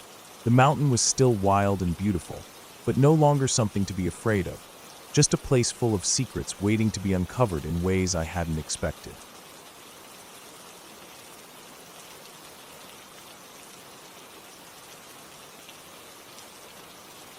When I was a kid, I remember one afternoon like it was yesterday, even though it happened a long time ago. It started out as a simple plan. I wanted to pick some wildflowers for my mom. We lived in a small house on the edge of town, and right behind our backyard was a patch of woods. It wasn't a big forest or anything, but enough trees and bushes that it felt like a quiet, secret place. I liked wandering back there sometimes, just by myself. That day, I grabbed a pair of scissors from the kitchen drawer. Mom always liked having fresh flowers around the house, and I thought it'd be nice to surprise her. The sun was still fairly high but starting to dip a little, so the shadows were long and soft, and the air was cool but not cold. It was the kind of day that smelled like summer turning into fall. The grass was still green, but you could catch hints of dry leaves and the earth beneath the trees. I went out the back door, scissors in hand, and made my way to the edge of the woods. The trees weren't too thick at first, just a few oaks and maples scattered about, and the underbrush was easy to step over. I could hear the distant hum of cars from the road down the hill, and the soft chirping of birds settling in for the evening. After a few minutes, I reached the small clearing where wildflowers grew in clusters. There were daisies, Queen Anne's lace, and some yellow buttercups dotting the grass. I started cutting here and there, careful not to pull up the plants so they would keep growing. The sun was lower now, casting a warm orange glow across the field. Then I remembered something I had seen the week before. Beyond the small hill, just past the neighbor's property, there was a much bigger field where even more flowers grew, thick and wild. The flowers in that field were brighter, more colorful. I figured if I could get there and grab a handful, Mom would be really happy. The problem was, to get there, I had to cross through the old orchard next door. The neighbor's orchard had been abandoned for years. The fence was broken in spots, and the land looked untended. I knew I wasn't supposed to go there. My parents had told me it was dangerous, and the neighbor had a mean dog that barked at anyone who came near. But I thought if I was careful and quick, I could just slip through, grab some flowers, and get back before anyone noticed. So I climbed over the rickety wooden fence. The orchard was even creepier up close than I remembered. The trees were just gnarly old stumps now, stripped bare of leaves and branches. They looked like twisted hands reaching out of the ground. The grass was taller here, dry and crunchy under my feet. Dead leaves and broken twigs littered the ground. The air smelled different, heavier and colder somehow, even though the sun was still out. I moved carefully, trying not to make too much noise. I could hear the faint rustling of the wind through the branches, but otherwise, everything felt very still. I kept my eyes on the field ahead, where the wildflowers bloomed thick and bright like a colorful carpet. I bent down and started picking flowers, quickly filling my arms. The scissors made a sharp snip each time I cut a stem, the sound loud in the quiet orchard. I didn't stop to think much, just grabbing as many flowers as I could hold. The light was fading fast, the sky turning a soft blue-gray, and the shadows growing longer and darker. Then, from somewhere nearby, I heard a sudden, eerie howling. It wasn't one coyote, but a whole pack, howling back and forth across the fields and trees. Their calls sounded wild and haunting, echoing in the air and making my heart pound a little faster. I knew I should have turned back right away, but I was still a little stubborn. I wanted to get the flowers before it got too dark. But as the howls continued, a cold feeling crept over me.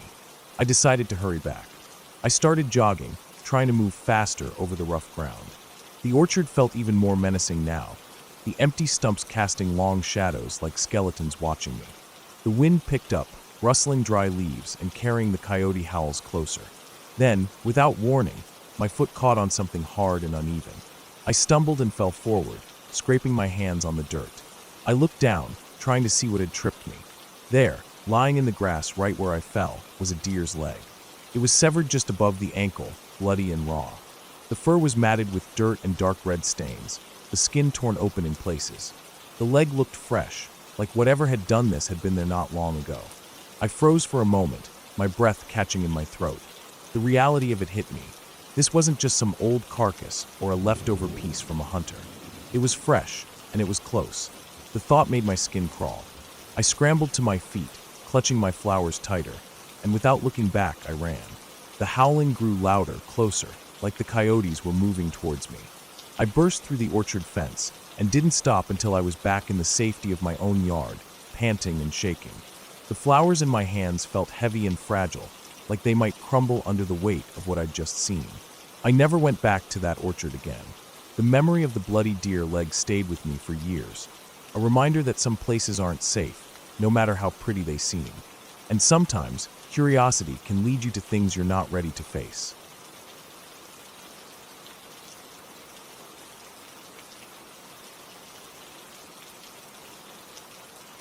We were hiking in the mountains of northern New Mexico, a place where the land still feels raw and wild, where the pine-scented air is thick and cold in the morning, and the sunlight filters through the towering trees in sharp, golden slices. My photographer and our guide led the way along a narrow dirt path winding through the forest, the ground crunching softly under our boots, dry pine needles rustling with every step. The quiet was almost overwhelming, broken only by the occasional call of a distant bird or the snap of a twig underfoot. We all knew we were in lion country. The guide had told us earlier that a mountain lion had been spotted just about a mile from our location that very day. That fact hung in the air like a weight, even though we tried not to show it. The mountains are beautiful, but there's a primal kind of danger that lurks in places like this, especially with a predator as elusive and deadly as a mountain lion. The guide suddenly stopped dead in his tracks, holding up a hand to quiet us. His eyes scanned the ground ahead carefully, and then he crouched down. "Look," he said softly, nodding toward a patch of earth beneath a cluster of pines. "There's one of her kills. You're going to want to get some photos here." I moved closer, my photographer right behind me, and we both knelt down by the spot. Loosely buried under pine needles, dirt, and bits of broken branches, lay the remains of a mule deer doe. The body was fresh enough to still carry a faint scent of blood mixed with the damp earth and pine resin. The guide's voice was almost reverent as he started pointing out the details. The broken limbs where the mountain lion had leapt on the doe, the scuff marks on the ground where the two animals had struggled, the places where the forest floor was torn up and scattered. He explained how mountain lions don't always finish their meals in one sitting. When they kill something too big to eat all at once, they bury the leftovers under debris to keep them hidden from other scavengers and come back later to finish the meal. I was fascinated, but also more than a little unnerved. This was a fresh kill, and I couldn't shake the thought that the lion might be lurking nearby, watching us. "That looks pretty fresh," I said, trying to keep my voice steady. "So, she's probably coming back soon, right? I don't want to be standing between her and her dinner." The guide shook his head slowly. "They mostly move around dawn and dusk. She'll likely be off hunting or resting now." I glanced westward where the sun was dipping lower, soft orange bleeding into pink and purple hues. "Which is about an hour away, right?" I asked. "Did you bring your sidearm?" His answer made my stomach tighten. It's in the car, back at the trailhead." He looked embarrassed. My photographer, who hadn't said much until now, was done. She said it plainly: we needed to leave. Now, I agreed without hesitation. We'd stayed long enough. I asked if I could just take a moment to relieve myself before we headed out. The guide nodded, already looking ready to move. I stepped a few yards away, finding a tree to lean against, trying to calm my nerves. Then suddenly I felt it. My period started 3 days early, fresh and unexpected. I swear, I almost cursed aloud. It's no secret among hikers and outdoors folks that blood can attract predators. While bears have the notorious reputation for being drawn to it, mountain lions definitely do too. The guide hadn't mentioned it, but my gut told me this was bad news. I grabbed a large stick I found on the ground and held it like a weapon, even though it was just a stick. We high-stepped it back toward the truck, hearts pounding, every shadow feeling alive. If there had been a lump of coal inside me, I was sure it would have turned to a diamond by the time we got back safely. The cabin felt like a sanctuary when we finally reached it. We slammed the door behind us, bolted it, and leaned back against the wood, catching our breaths. The wild still pressed in against the windows, the trees whispering in the wind, but inside the walls felt solid and safe. That night, I lay awake listening to the sounds of the forest, every rustle or crack of a branch sending a spike of adrenaline through me. My mind replayed the image of that buried kill, the guide's casual warning, the reality that the lion could be nearby. The fear wasn't loud or sudden. It was slow, creeping, the kind that settles deep in your chest. The next morning, I stepped outside early, the cold air biting at my skin. Just 15 yards from my cabin door, fresh mountain lion tracks were pressed into the soft dirt, perfectly clear in the morning light. The deep pads, the long claw marks, unmistakable. I stared at the tracks for a long time, heart pounding. They were too close for comfort.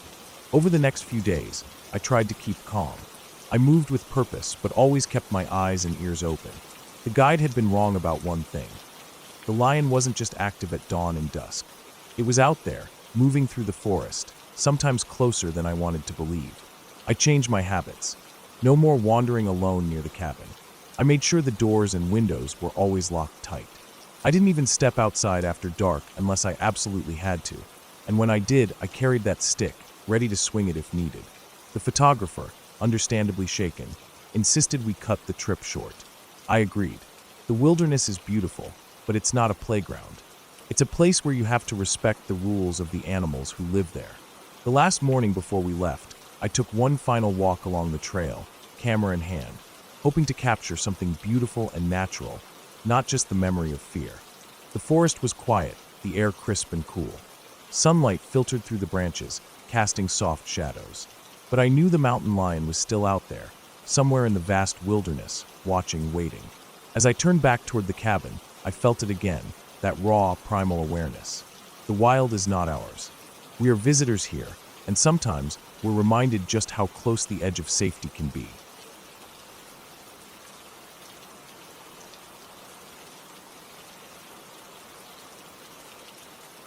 When my brother and I were 10 and 12, our family took a hike through the cemetery and into the woods not far from our house. We lived in a small town where those woods were basically an extension of our backyard. My brothers and I spent every day exploring those woods. We knew every tree, every fallen branch, every hidden nook and cranny. We even camped out there sometimes with just a small tent, a flashlight, and a little fire. It was our safe place, our little wilderness that felt like ours alone. That day, the family had planned a simple walk to our usual spot by the creek. It was about halfway through the woods and always felt like the perfect place to stop and rest. The sun would hit the water just right, making it sparkle. There were smooth rocks to sit on, and the creek's soft, steady sound was calming. It was a spot we had been to dozens of times before, so familiar it felt like a second home. But that day wasn't like the others. After about an hour of walking with our parents and our youngest brother, my older brother and I decided to wander off for a bit. We told them we'd be back soon, just wanted to explore a little further up the creek. The idea was to check out some new spots, maybe find a secret place where the water ran deeper, where the trees grew taller. We were feeling adventurous, like we always did. We followed the creek carefully, stepping over rocks and ducking under low branches. The air was cool but fresh, the smell of wet earth and pine thick around us. Birds called to each other from high above. Every so often, we'd stop and look around, making sure we weren't going too far, but it was easy to lose track of time when you were surrounded by all that green. The woods had a way of swallowing you up, making everything else fade away. After about half an hour, we came to a hill that neither of us had ever noticed before. It was big, bigger than any hill in those woods. It rose steeply on one side and stretched wide across the other. At the bottom, scattered all over the ground, were things that didn't belong in the forest.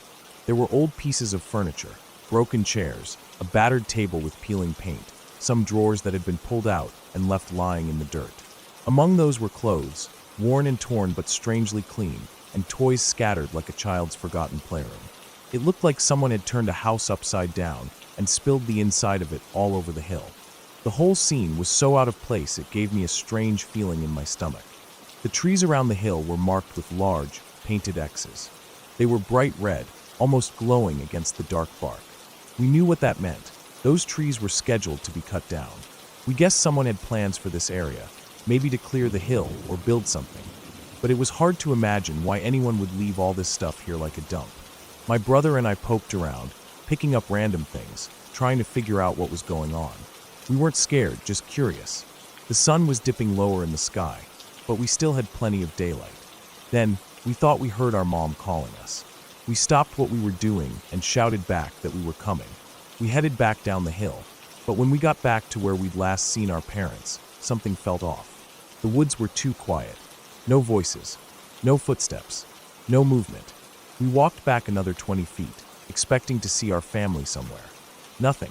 That's when the first knot of worry started to grow in my chest.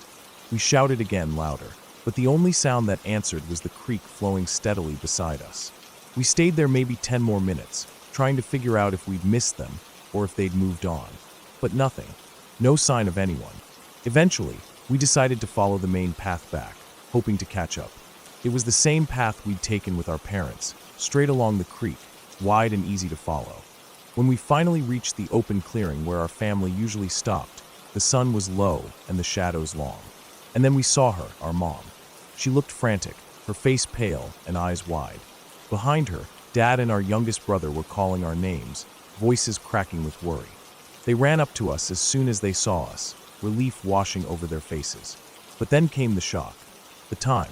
It had been almost 4 hours since we said we'd be back in a few minutes. 4 hours. We tried to explain, told them we hadn't been gone that long, that we'd only wandered a little up the creek and found a hill we'd never seen before. We even offered to show them the hill and the strange things we'd found. But when we all walked back together, the hill wasn't there. We walked the path carefully, eyes scanning every tree and bush, but it was just the woods we knew. No strange piles of furniture, no painted trees. The land was flat and empty, no sign that a hill had ever been there. We stopped and looked at each other. I don't think any of us said a word for a while. Our mom looked at us like we were lying or maybe crazy. We weren't. We knew what we'd seen. After that day, for years, my brothers and I went back to those woods again and again. We covered miles of off-path trails, searching for that hill, for the painted trees, for anything that would explain what we saw. We made maps, marked every spot we explored, compared notes. We asked neighbors, anyone who might know if a place like that had ever existed nearby. No one had any clue. The hill just wasn't there. The woods felt different after that, like they were hiding something we weren't meant to find. We never talked about it much with our parents, mostly because it was easier to pretend it was a mistake or a trick of the light. But we both knew it wasn't. Maybe we wandered too far. Maybe we crossed into someone's private land without realizing it. Or maybe we stumbled into some kind of forgotten dumping ground that had since been cleared away. But no matter how many times we looked, the hill, with its scattered belongings and painted trees, never showed itself again. And that's the thing that stayed with me the most. How something so real and so strange can just vanish without a trace, leaving you questioning what you saw. And if maybe, just maybe, some parts of the woods hold secrets you're better off leaving alone.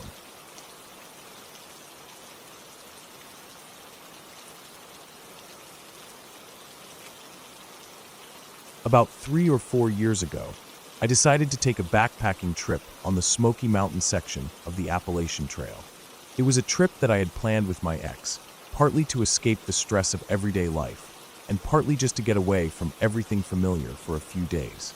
The mountains have always been a place where I felt grounded, where time seemed slower and the noise of the world faded away. But this trip ended up being something I won't forget, not because it was peaceful or refreshing, but because of the eerie silence and the heavy feeling of something deeply wrong in a small patch of the trail. We started our hike early on a clear morning, both of us carrying packs loaded with all the essentials: tents, food, water filters, extra clothes. The air was crisp and fresh, and the trail wound through thick green forests that were alive with the sounds of birds chirping and leaves rustling in the wind. We were in good spirits, chatting quietly, sometimes walking in silence just to take in the beauty around us. The Appalachian Trail in the Smokies is known for its rugged beauty, the ancient mountains rolling on as far as the eye can see, the streams that cross the path, and the thick blanket of trees that feels like its own little world. On the second day, we came to an area where the forest looked different. The trees around us were dead, gray, bare, and lifeless, stripped of their leaves and branches, standing like skeletons against the sky. I later learned it was some kind of fungus that had been spreading through parts of the park, killing large sections of trees. It was unsettling just to see it in person. What made it worse was the silence. It was so quiet it was unnatural. No birds sang. The usual background noise of the forest, the wind through the leaves, squirrels or other small animals rustling about, was completely gone. It was like the forest was holding its breath. We moved slowly through that stretch.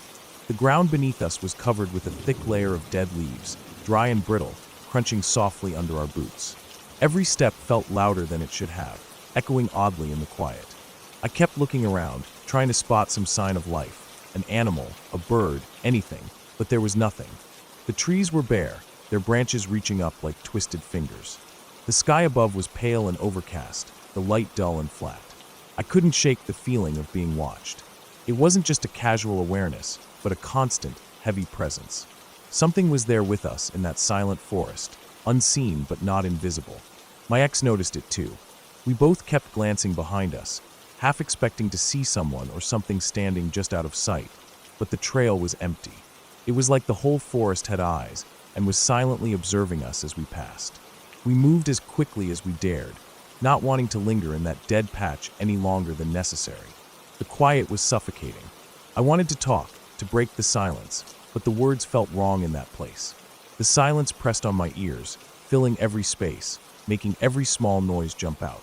Our breathing sounded too loud, our footsteps too harsh. The forest seemed to be waiting for something. After what felt like an eternity, we left that dead zone behind.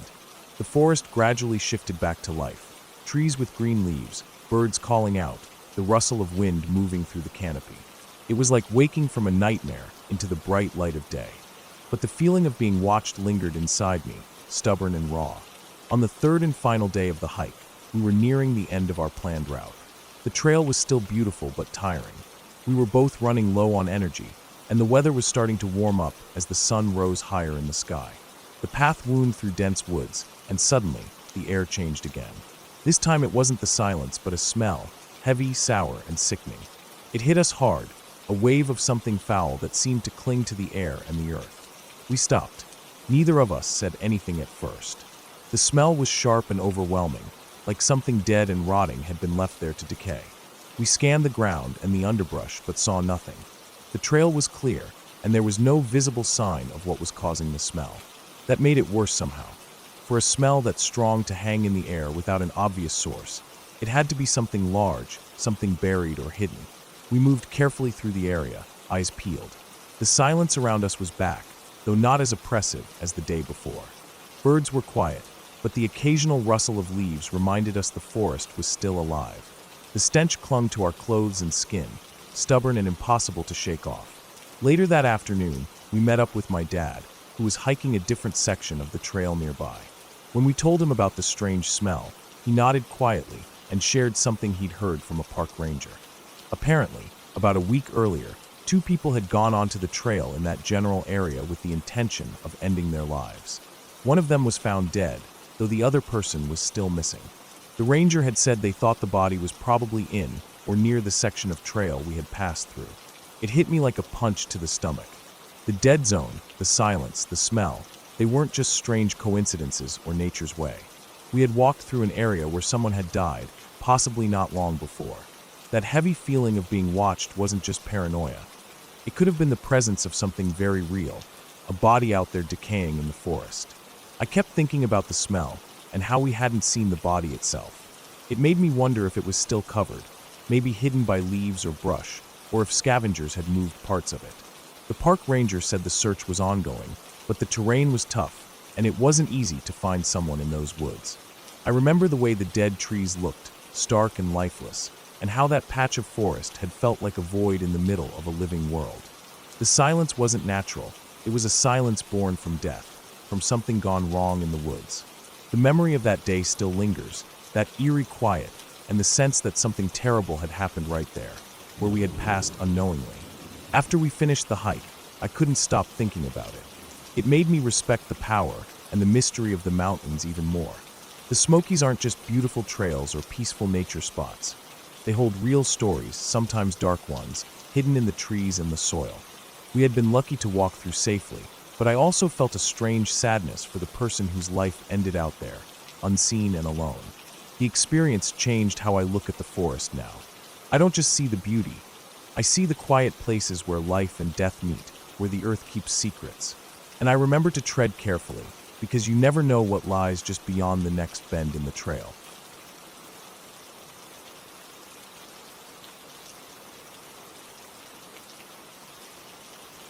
Back in the late 1980s, when I was in middle school, our class took a field trip to a lake out in the rural Midwest. It was the kind of place that felt like it was forgotten by time. Thick woods stretching out for miles, a big hill that rolled down to the water's edge, and a quiet stillness that made the whole area feel untouched. We spent the day hiking trails that wound through the forest, fishing off the rocky shore, sunbathing on the small sandy beach, and just hanging out with the kind of lazy summer energy you only get when school's out and there's nowhere you have to be. It was supposed to be a normal day, just a simple trip to get out of the classroom and enjoy nature. The part one keep coming back to, the part that sticks with me after all these years, happened on the way there. We were riding the school bus along this backcountry road that cut through the woods. The road was narrow and bumpy, with trees brushing close on both sides and patches of sunlight breaking through the leaves in scattered beams. The bus was full of kids, noisy and restless, excited to get to the lake. There were no adults paying much attention to what was happening outside the windows. They were probably tired from all the planning and driving. Then I saw it. Or rather, I saw them. Two enormous, cylindrical shapes hovered in the sky. They were metallic, shiny in some spots, dull in others, like a metal surface that had been worn down unevenly over time. They looked huge, massive beyond anything I'd ever seen.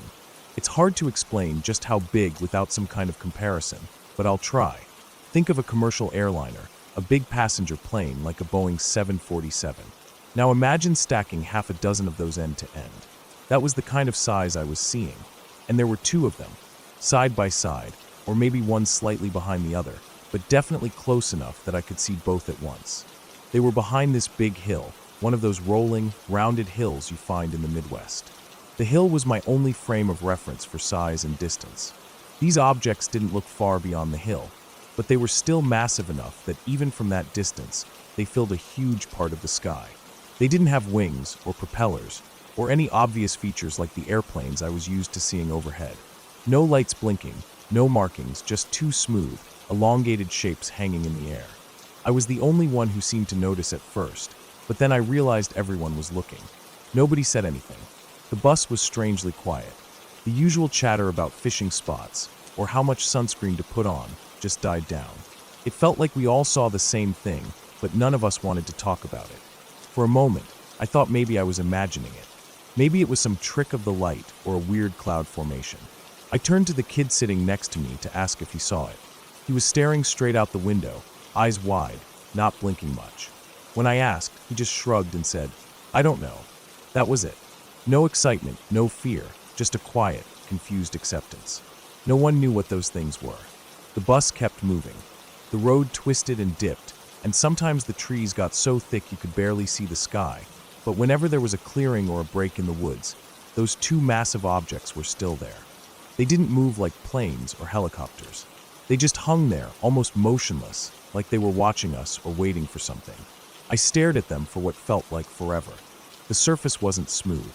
There were darker patches, lighter patches, like something was changing or shifting, but it wasn't like any aircraft I'd ever seen. It looked almost industrial, like a giant piece of machinery, or a ship made for something else entirely.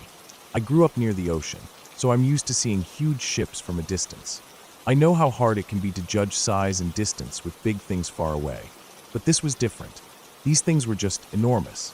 Even the biggest blimps I'd seen overhead at races or events didn't come close.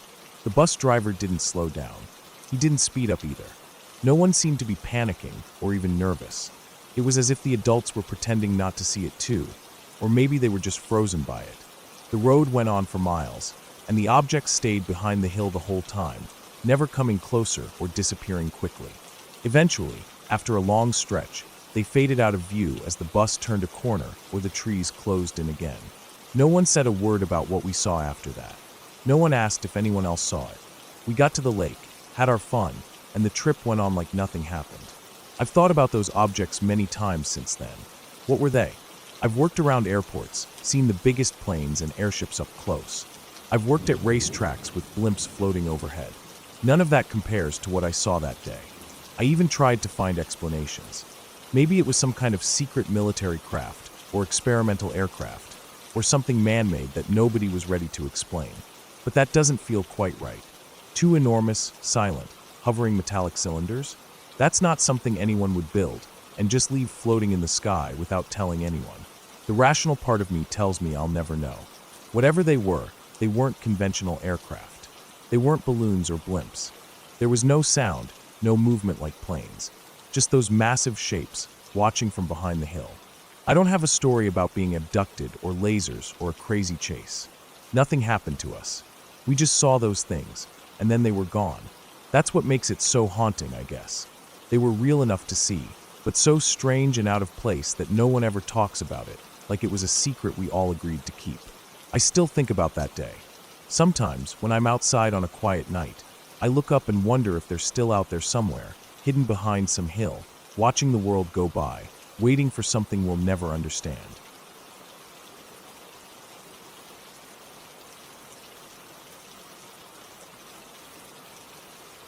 I remember that hike like it was yesterday, even though it's been years. It was one of those crisp fall days when the air feels sharp but fresh, and the forest smells like earth and old leaves. I went with my cousin. We'd been looking forward to it for a while, a chance to get out of town, away from the noise and the mess of everyday life, and just breathe some clean mountain air. The trail wasn't the easiest. It wound through dense woods, the ground soft underfoot from years of pine needles and leaf litter. The trees around us were tall, thick with branches heavy with needles, and the air smelled of pine sap and would smoke from distant cabins. The trail climbed steadily, the incline becoming steeper the closer we got to the top. When we finally reached the summit, it wasn't what I expected. I'd imagined a clearing with a wide, open view of the valleys and hills below. But the top was different. It was covered entirely by a thick stand of pine trees. The trunks were straight and tall, but the odd thing was that their branches didn't start near the bottom. Instead, they began way up high, maybe 15 feet or more from the ground. That left a weird, bare stretch of trunk at eye level and below, like walking through a natural cathedral with massive pillars holding up a green ceiling. The floor was soft underfoot, carpeted with thick layers of brown needles that muffled our footsteps. We found a spot to sit down, leaning against one of those big, bare trunks. I unpacked our lunch, sandwiches wrapped in wax paper, a couple of apples, some trail mix, and we settled in, ready to eat. At first, everything seemed normal. The air was cool, and the sun filtered down through the high canopy in patches, casting shifting shadows across the forest floor. But then, slowly, something started to change. The usual sounds of the forest faded until there was nothing left but a quiet that was almost unnatural. No wind stirred the branches, no birds called out, no insects buzzed nearby. The silence was thick and heavy, like the air itself had been sucked out of the world. We both noticed it at the same time, the way the quiet just pressed down around us. I stopped chewing and looked up. My cousin did the same. We exchanged a glance that said without words, "Yeah, this is weird." But we kept eating anyway, hoping maybe it was just a brief lull. The longer we sat there, the worse it got. It wasn't just the silence. It was the feeling. You know that prickling sensation you get on the back of your neck when something feels off? Like your skin is crawling even though nothing's touching you? That feeling settled in and refused to go away. I found myself scanning the shadows between the tree trunks, half expecting to see movement. But there was nothing. Not a single rustle of a branch, no flutter of a bird's wings. Just stillness. We listened, not just hearing nothing, but actively trying to hear something. Anything. The only noises were the sounds of us eating and breathing, and even those felt strange against the heavy quiet. My mind kept running through all the usual forest sounds I'd heard 1,000 times before. Squirrels chattering, the distant call of a hawk, the breeze rattling dead leaves. But none of that was there. There was also that subtle, unsettling feeling of being watched. Not in a dramatic way like a predator stalking prey, but more like the forest itself was holding its breath, observing us as if we were intruders in a place that didn't want visitors. I didn't say anything, but inside, my heart was starting to pound. My cousin's face was tight, like he was trying to keep calm, but I could tell he was uncomfortable too. We both started eating faster, trying to finish before the feeling became unbearable. After what felt like forever, we finally packed up and started moving again. The moment we crossed back into the denser tree line where the branches were lower and the forest was more open, the silence broke like a dam. A breeze picked up, rustling pine needles and dry leaves. Birds called to one another, and somewhere far off, a squirrel chattered loudly. The normal forest noises flooded back in, and with them, a strange sense of relief. As we descended the mountain, the memory of that silent summit stuck with me. I've been on many hikes before and since, but I've never been anywhere that felt as dead and empty as that spot. No animals, no insects, no wind, just a quiet so thick it was almost a presence in itself. Even now, I can't explain what caused it. Maybe it was just a weird weather pattern or some natural phenomenon I don't understand. Maybe the mountain was so high and the trees so thick that it blocked all movement of air and life at the top. But that doesn't change how eerie it felt, sitting there in that unnatural stillness, surrounded by tall, silent pines, knowing everything alive had simply vanished or gone quiet, watching and waiting. I haven't been back since. And honestly, I have no desire to ever go near that mountaintop again.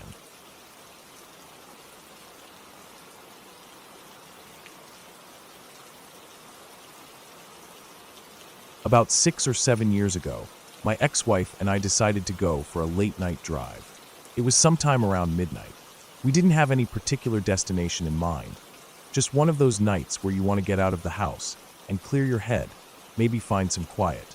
We live a bit north of Toronto, in an area where there are still some back roads that aren't crowded or heavily traveled. The city lights fade, and you're left with just the dark and the occasional flicker of a farmhouse light or a distant vehicle. That night, we found ourselves driving up one of those back roads.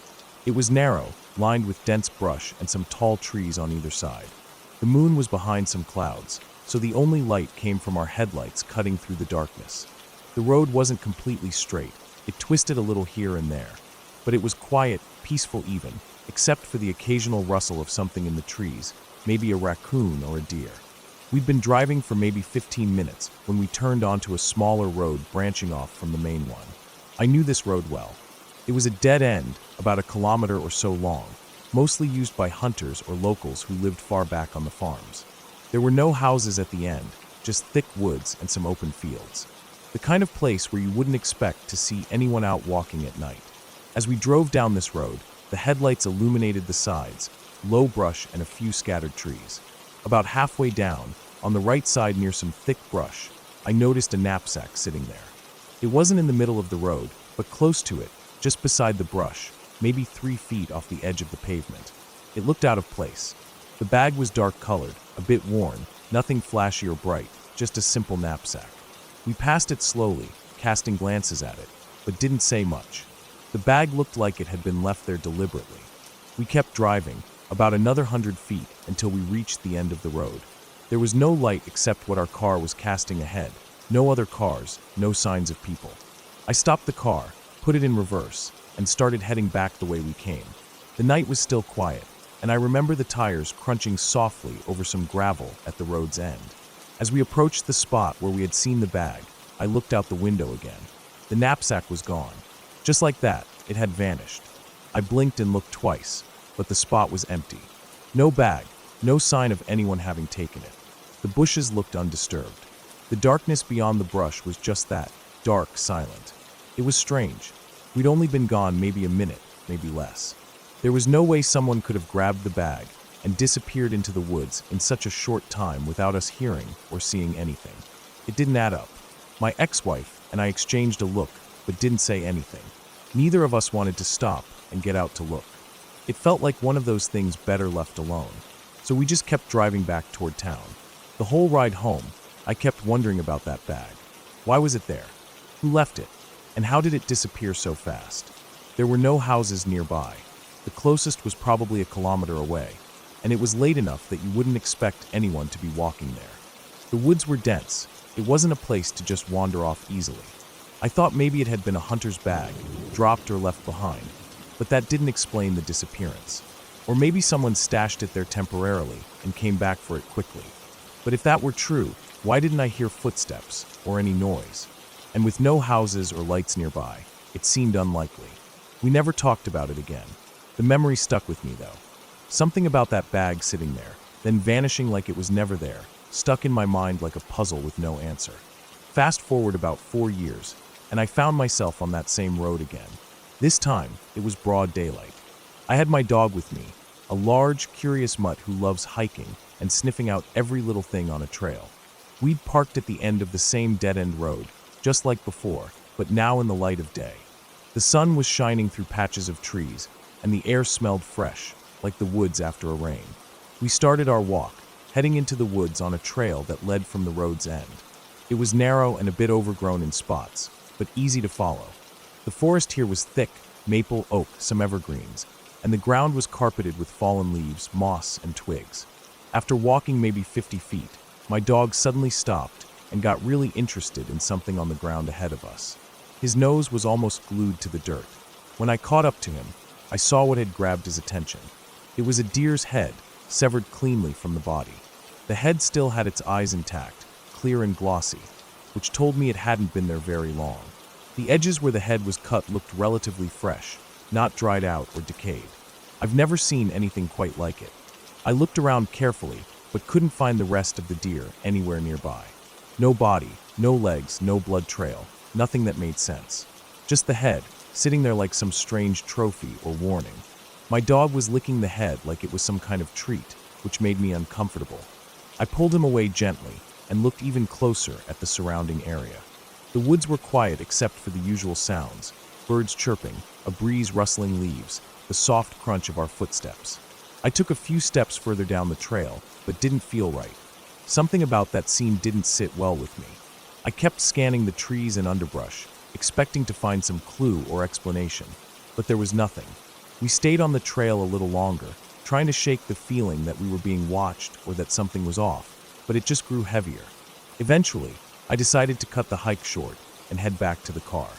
Driving away, the image of that severed deer head stayed with me. It wasn't just the gruesome sight, but the fact that the body was missing. Why leave just the head? Who would do that? And what else might be lurking in those woods? The two experiences on the same road, the disappearing knapsack late at night and the severed deer head in broad daylight, have stuck with me over the years. They're connected somehow, though I can't say exactly how. Both left me with that creeping feeling that the quiet backroads and dense woods hold secrets, things that don't make sense, and that you probably don't want to figure out. I don't drive down that road much anymore, and when I do, I keep my eyes sharp and my hands on the wheel a little tighter. Some places, even if they seem ordinary, have their own stories. Stories that don't need ghosts or monsters to be unsettling, just the quiet, unexplained things that don't fit. And sometimes it's better to just leave those stories alone.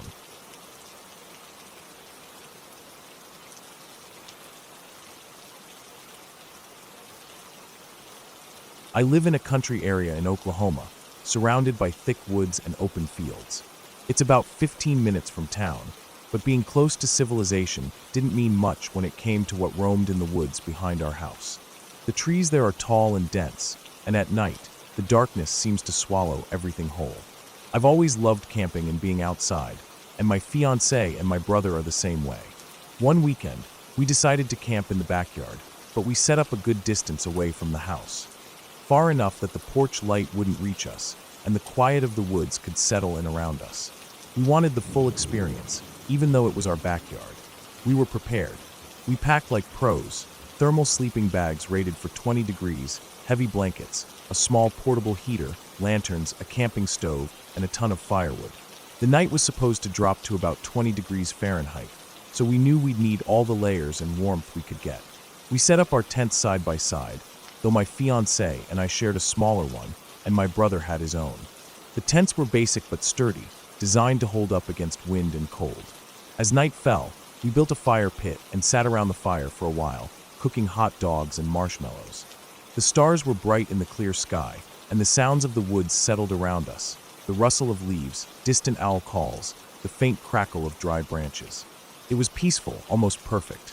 We pulled out my old tablet and watched one of the Saw movies, the flickering light from the screen casting shadows on the inside of the tent as we snuggled in. The horror film helped keep us alert and on edge, a kind of thrill before sleeping. We fell asleep pretty quickly after the movie, the warmth from the sleeping bags and the heater lulling us into a deep sleep. But then I woke up. It was a scream, the kind of scream that stops your heart. It wasn't far away. It sounded like it was right outside our tent, in the yard. A loud, blood-curdling scream from a woman, or at least something that sounded like a woman. It wasn't just a scream. It was more like a banshee, a high-pitched, ear-splitting wail that made my skin crawl and my heart race. It was wild and frantic, like someone screaming for their life. The screaming moved closer to our tent, coming from different spots around the yard. It would stop for a minute or two, only to start again just as loud, like a predator or a person in desperate danger. The sound was sharp and rough, like nails scraping down a chalkboard, and it sent waves of terror through me. I wanted to scream back or run, but I was frozen, trapped inside the quiet dark of the tent. I could feel my fiancée stirring beside me, probably just as awake and terrified. The screams went on for nearly an hour. The sound shifted around the yard, close to the edge of the woods behind us, and then back toward the fire pit where we'd been earlier. I could hear the dry leaves crunching underfoot, heavy breathing mixed with the screams, and a strange smell in the air. Something musky, wet like an animal that's been in the rain, or a skunk, sharp and biting. Finally, the screaming stopped. Silence fell like a heavy blanket. I lay there, heart pounding, every nerve alert to the darkness outside. My eyes stayed open for what felt like forever, waiting for something else to happen. Hours passed. I must have finally drifted back to sleep, because the next thing I remember is waking again, this time to a sound right outside the tent. Heavy breathing, deep and slow, but close, too close. I'm the kind of person who sleeps lightly when I'm camping, and I never sleep with earplugs or anything blocking my senses. I heard the breath first, and then a low sound, like something moving carefully around the tent. Our tent is small, just enough room for me and my fiancée to lay side by side. The sides of the tent were barely inches from our heads, so when I heard the breathing, it was right next to my ear. I couldn't move. My body was frozen, like a statue, caught in the worst kind of terror. The breath was wet and heavy. I could almost feel the hot, damp air hitting my skin through the thin fabric of the tent. Then I heard something else. A soft, wet licking sound, like a dog or some kind of animal was licking the outside of the tent near my head. The sound was slow and deliberate, and it sent a new wave of fear through me, making my skin crawl. I wanted to scream, to shake my fiancée awake, but I was paralyzed. The licking continued for what felt like forever, circling around the tent, pausing near my ear, then moving away slowly. Then the breathing faded into the distance. I waited until I was sure it was gone before I dared to breathe again. After that, I finally drifted back to sleep, though the rest of the night was restless. The darkness in the woods felt thick and alive, as if it was watching us. Every snap of a twig, every rustle of a leaf, made me flinch. Morning couldn't come soon enough. When the sun finally rose, we packed up quickly and headed inside. The fire pit was cold and covered in ash, and the yard was still quiet and normal, but something had changed. I felt like I was leaving behind a secret that the woods didn't want to share with the daylight. I told my fiancé and brother everything, every sound, every moment, and they both agreed. We weren't camping in our backyard again anytime soon. It was one thing to camp in the wilderness, far away from houses and roads, where you expect animals and strange sounds. But out here, so close to home, the woods had something darker and more dangerous hiding in them. Even now, I still hear that scream sometimes when the wind blows just right. And I never forget the feeling of something breathing right outside the tent, licking the fabric as if it was curious or testing its next move. It was the kind of fear that sticks with you, real and raw, reminding you that the woods don't belong to us. We were just visitors for one night, and whatever was out there made sure we knew it.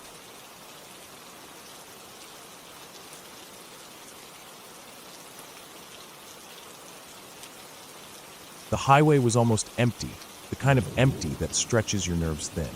It was late enough that the usual hum of traffic had faded to just the occasional distant rumble of a truck somewhere far ahead or behind us. I was driving, the night air thick and heavy outside the car windows, cold enough to fog the glass just a little on the inside. Ontario at night has that way of feeling endless, the black sky pressing down on the roads that twist through the dense forest on either side. We'd been on the road for hours, maybe since sundown, just me and my friend, trying to make some distance before we found a place to sleep. The GPS was flickering between no signal and weak directions. Cell reception was spotty out here, and the forest seemed to swallow up the usual noise of civilization. It was mostly just the sound of the car, tires humming over the pavement, the occasional crackle of static on the radio. I was tired but alert enough to keep my eyes on the road. We had been driving in silence for a while when my friend suddenly said he needed a break, a pit stop. I nodded, watching for a safe spot. After a few more kilometers, I spotted a small turnout off the side of the highway, just wide enough to pull the car off without blocking traffic. There was no streetlight, no sign of other vehicles, just the dark forest standing thick and still. I eased the car off the road, the gravel crunching beneath the tires. The headlights cut a cone of yellow into the blackness, lighting up the edge of the forest where tall, thin trees stood close together, their trunks and branches twisting into shadows that looked like they could move if you stared too long. The wind was still, the trees were eerily silent, no rustling or birdsong, just the occasional creak of a branch. My friend climbed out of the car and walked a few steps into the shallow ditch beside the highway. I could see him squat behind a thick patch of bushes. The glow from the car's interior light made his figure pale and still, except for the slow rise and fall of his shoulders. I sat in the driver's seat, rolling down the window a crack to let in some fresh air. The night felt close, like it was pressing against me through that opening. The cold air carried a faint smell, wet earth, pine needles, and something else I couldn't place. Something damp and sour. Then, out of the corner of my eye, I caught a movement. Something dark shifting just beyond the reach of the headlights, between the trees. At first, I thought it was a deer or maybe a raccoon, but whatever it was, it moved upright, tall and slow, stepping through the underbrush in a way that didn't look right for any animal. It was a figure for sure. Tall, thin, maybe 7 feet or more, but hunched slightly, as if trying to keep low. I couldn't make out details. The branches and shadows broke up the outline, but I knew it wasn't human. There was something wrong about the way it moved. It was methodical, silent except for the faintest crunch of leaves underfoot. My heart began to beat faster. I kept watching as the figure moved closer, creeping out from the dense trees and edging toward my friend. I tried to call out, but swallowed the words. My fingers tightened on the steering wheel. "Hey," I said, lowering my voice and rolling the window down more. "There's something in the trees. It's coming at you. Get back here." My friend froze at first, then slowly turned around. His eyes widened as he caught sight of the figure stepping through the bushes. The headlights fell on the figure for a second, revealing something pale and gaunt, like it had been stretched thin. It didn't run or charge, it just moved steadily closer. Then my friend did something stupid. Or brave. I don't know which. He whistled at it. At first, I thought maybe he was crazy. Maybe he thought it was an animal or some kind of prank. But then the figure answered back with a whistle. The sound was eerie, part whistle, part hum, like it was mocking him. It didn't sound human, but it was close enough that I could feel it vibrating in my chest. The whistle was slow, steady, and then it shifted into a strange melody, a kind of low, almost mechanical hum layered with the whistle notes. It sent a cold shock down my spine. My friend's face went pale. He shouted something I couldn't hear, dropped whatever courage he'd had, and bolted back toward the car. I hit the gas before he even reached the door, tires spinning on the gravel as I pulled back onto the highway. The figure didn't follow us onto the road, but it stood just at the tree line, watching us go with something that felt like deliberate calm. The headlights lit its face for a moment, sharp cheekbones, hollow eyes, but it didn't move. Just stood there, whistling that chilling tune after us as we disappeared down the highway. I kept driving, eyes flicking to the rearview mirror, looking for any sign of it following. The forest stretched on both sides, unbroken, dark and silent again. No more whistles. Just the car and the night, and the growing knot of fear in my gut. We didn't speak for the rest of the drive. The radio was dead silent, except for the engine hum. When we finally reached the next town, it felt like a relief just to see streetlights, houses, and people moving around at all hours. The normal sounds of life that the forest had stolen from us. I don't know what that thing was. I don't want to.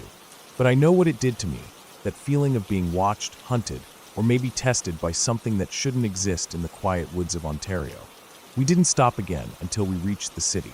That night, and every night after, I can still hear that whistle. Just faint enough to make me look over my shoulder.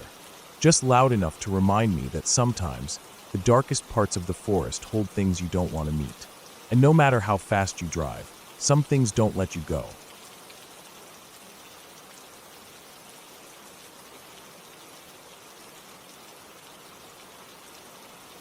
We'd been hiking most of the day through the rough trails of Arkansas, my wife and I. The sun was dropping fast, and somehow I'd lost track of time.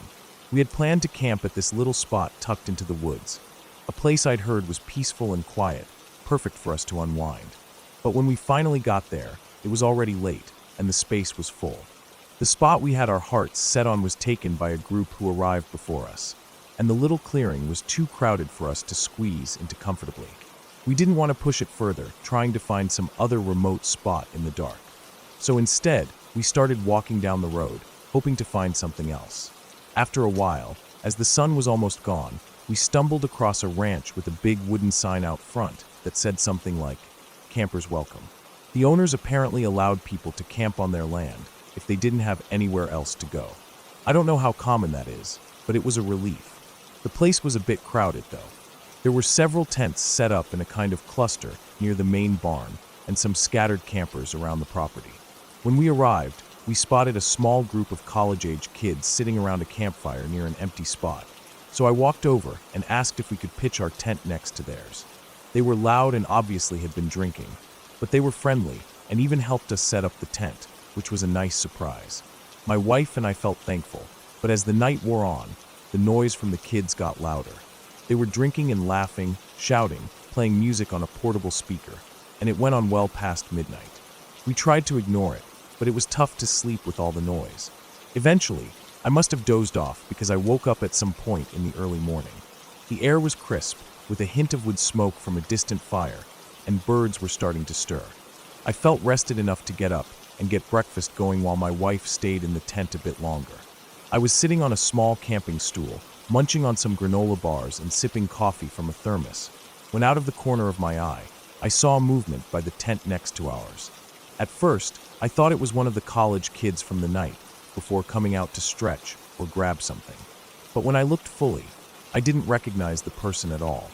It was a woman, older than the college kids, maybe in her late 40s or early 50s, and she was followed by a small girl, maybe around 5 or 6, holding her hand. My eyes quickly scanned the rest of the area around their tent. The chairs were still there, the same folding camp chairs with bright patterns on the fabric. Their small cooler was by the side. Their car, a battered old SUV, was parked just where it had been the night before. Even the tent itself looked exactly the same color, the same wrinkles and folds in the fabric, like it hadn't been taken down. But the people were completely different. The college kids from the night before were nowhere to be seen. Instead, it was this quiet woman and the little girl. They moved calmly, with no sign of the loud energy from the night before. I blinked and looked again. For a moment, I thought maybe I was seeing things wrong, or maybe those kids had packed up early and someone else had taken over their spot while we slept. But that didn't make sense. Who would just take over someone else's campsite without notice? Still, the tents and gear were the same.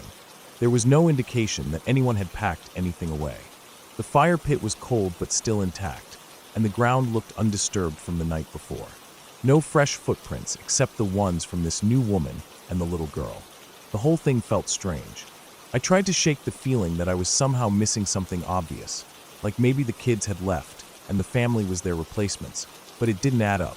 Usually, when a campsite changes hands, the new group sets up fresh gear or rearranges things a little. But everything was exactly the same except for the people. I kept watching as the woman went about her morning. She quietly folded a blanket over a chair and started preparing something in a small camp stove. The little girl wandered around, picking up pine cones and examining small rocks near the tent. I looked back at my wife, who was still curled up in the tent, and then back at the neighbors. The sun was rising higher now, casting long golden light across the grassy clearing, but that odd feeling wouldn't leave me. My mind started running through possibilities. Maybe the college kids had gotten up early and gone off somewhere for breakfast or a hike, leaving their belongings behind.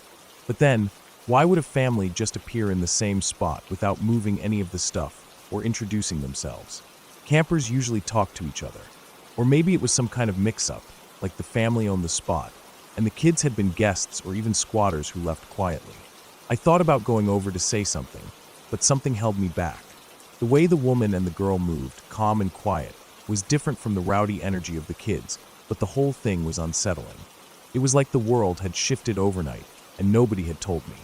I finished my breakfast, packing up the few things we had left on the camp table. My wife stirred awake and joined me, still rubbing sleep from her eyes. I didn't say anything about the strange neighbors. I wasn't even sure how to explain it without sounding crazy. After a while, we packed up our tent and prepared to leave. As we loaded the car, I looked back one last time at the neighbor's campsite.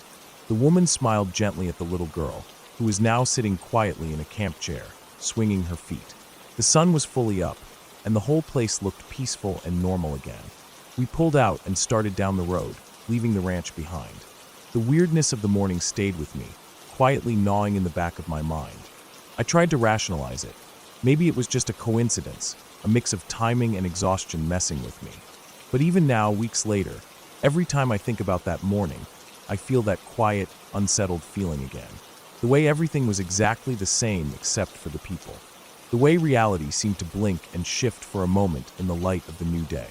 It wasn't scary in a loud, obvious way. It was more like a soft whisper, a shadow of something not quite right, something I couldn't explain, but couldn't ignore either.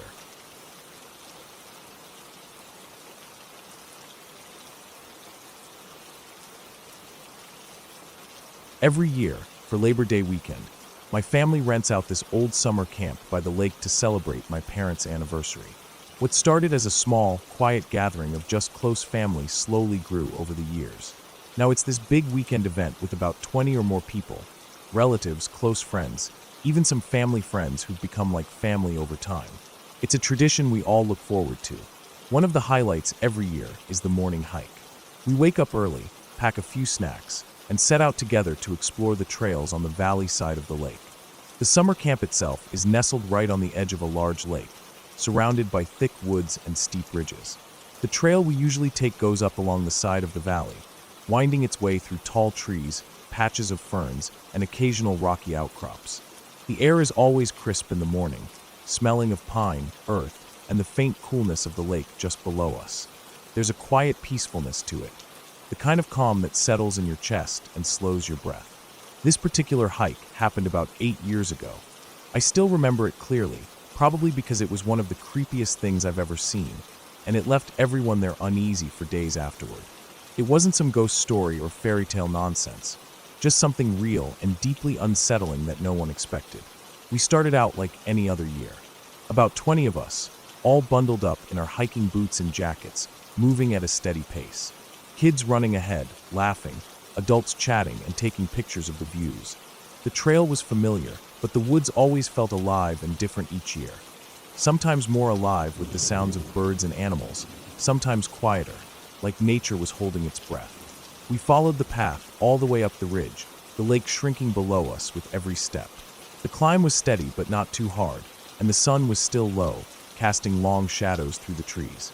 The trail opened up at the top into a clearing, a small patch of open space surrounded by dense forest. We usually stopped here to catch our breath and take in the view, but this time something was wrong. Right in the middle of the clearing, there was a tent. Not just any tent, it was one of those big, dome-shaped camping tents, the kind that could comfortably fit 5 people. It looked out of place, almost like it had been dropped there overnight. No one was supposed to be camping out here. The area was remote, with no clear trail leading off from the clearing. We'd never seen it there before in all the years we'd been coming. At first, the tent just caught everyone's attention, quiet curiosity mixed with unease. The fabric was faded and dirty, with long, jagged tears on one side that looked like something had ripped through it. The tears were uneven and messy, like the tent had been slashed or clawed at. It made the whole scene feel wrong, like the tent was trying to tell a story of trouble. Nearby, tipped over next to a circle of stones that looked like a fire pit, was a large plastic jug. The kind you see at sporting events, those big igloo jugs usually filled with Gatorade or water. It was dented and scuffed, lying on its side with some dirt spilled around it. The fire pit itself looked like it had been used recently, but not just a week ago or a month ago. When someone cautiously reached to touch the ashes, they could feel that the coals were still warm. Not hot enough to start a fire again, but definitely warm enough to say someone had been here within the last day or so. That was when the unease really sank in. The coals weren't cold, but the place was empty. No backpacks, no sleeping bags, no signs of a camp other than the tent and the jug. The long rips in the tent's fabric made it seem like whoever had been here left in a hurry, or had been forced out. Someone carefully unzipped the tent door. Inside, there was nothing but an old, rusty axe lying on the ground. No gear, no food, no evidence of a person, just that axe. It was clean and looked like it had been used recently. The whole thing felt like a message, but no one could tell what it meant. The tent wasn't just a weird discovery, it felt threatening. The rips in the fabric looked fresh enough to have been made by an animal, maybe a bear or something larger. But there was no sign of the animal itself, no tracks or claw marks beyond the tears in the tent. The axe raised a new kind of worry. Who had left it there? Why? And had it been used for something dangerous? Everyone in the group started to quiet down. The usual chatter stopped. A few of us exchanged looks, but no one wanted to say what was on their mind. There was an unspoken agreement to move on, but none of us wanted to leave the clearing first. The forest around us felt darker than usual, even though the sun was still shining through the trees. The birds had gone silent. The usual rustling of small animals in the underbrush had stopped. We stood there for a moment, just listening to the silence. Slowly, we turned away and continued on the trail, but the image of that empty tent, the ripped fabric, and the cold axe stayed with us the entire hike. No one spoke about it for the rest of the weekend, but I could see it in the eyes of my family and friends. It wasn't just curiosity or fear. It was the feeling that something dangerous had happened there, and maybe the person or people involved hadn't wanted to be found. We reported the tent to the camp's management, hoping they'd investigate or remove it. But when we came back the following year, the tent was gone, along with any sign that it had ever been there. The fire pit was empty and cold, no jug, no axe, nothing. Still, every time we hike that trail now, we all glance at that clearing a little longer, a little more cautiously. The memory of what we found there is a reminder that even in the quietest, most beautiful places, there can be stories left behind. Stories that don't need to be told, but that linger just beneath the surface. Something real, something raw, and something that reminds you to keep your eyes open and respect the unknown in the woods. It's the kind of experience that makes you appreciate the calm, the safety of your group, and the peace of the trail. Because out there, beyond the familiar path, there are places where people have been and left pieces of themselves in ways that words can't explain. And sometimes, the scariest thing is knowing you stumbled upon those pieces by accident, with no idea who was there before or what they went through. That day changed how we all looked at the woods around the lake. It's no longer just a pretty hike or a fun tradition. It's a place with secrets, with shadows you don't want to chase too closely. And every year, when we go back to celebrate my parents' anniversary, that clearing reminds us that some parts of the forest don't want to be disturbed.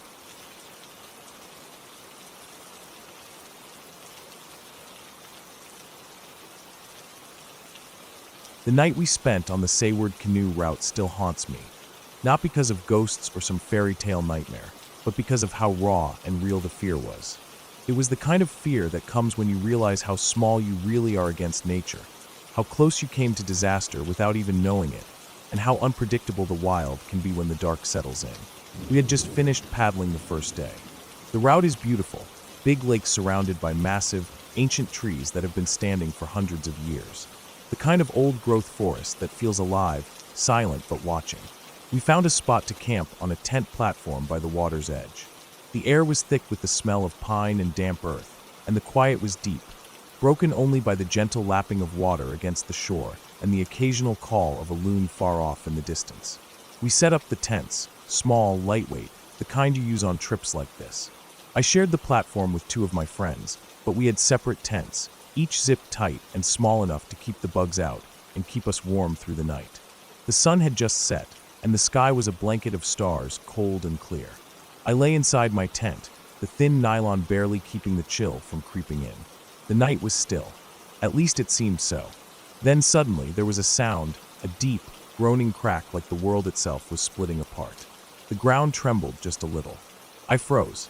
Then louder, like a thunderclap from the forest itself, a massive old-growth tree broke free and crashed down just beside our camp. The sound was immense. It wasn't just the noise of wood snapping. It was the sound of something that had stood for centuries finally giving way, falling in a long, slow, violent arc. The tree didn't hit our tents. It fell maybe 20 feet to the left, just out of reach of where we were sleeping. If it had been even a few feet closer, it would have smashed right through us. The weight, the force, the sheer size of it was terrifying. You don't expect a tree that big to come down out of nowhere in the middle of the night, especially when the wind was calm and everything seemed peaceful. My heart was pounding so hard I thought it might burst through my chest. The whole camp woke up.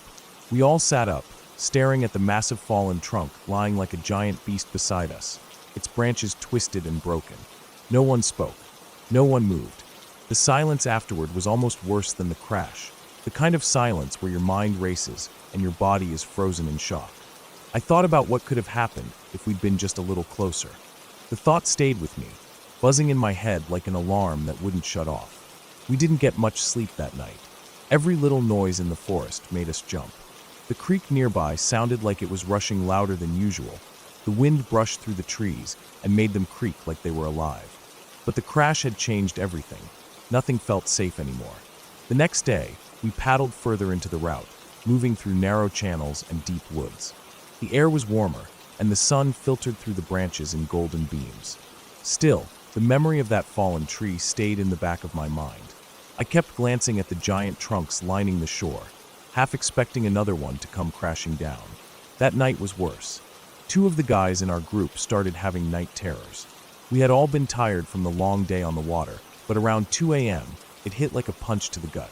One of them began screaming, sharp, guttural, a scream so raw and primal that it ripped through the stillness of the night. It wasn't like a normal scream or a shout. It was blood-curdling. The kind of scream you only hear when something inside someone's mind breaks, and they're trapped in a nightmare so vivid it feels like they're actually dying. I was still half asleep when I heard it.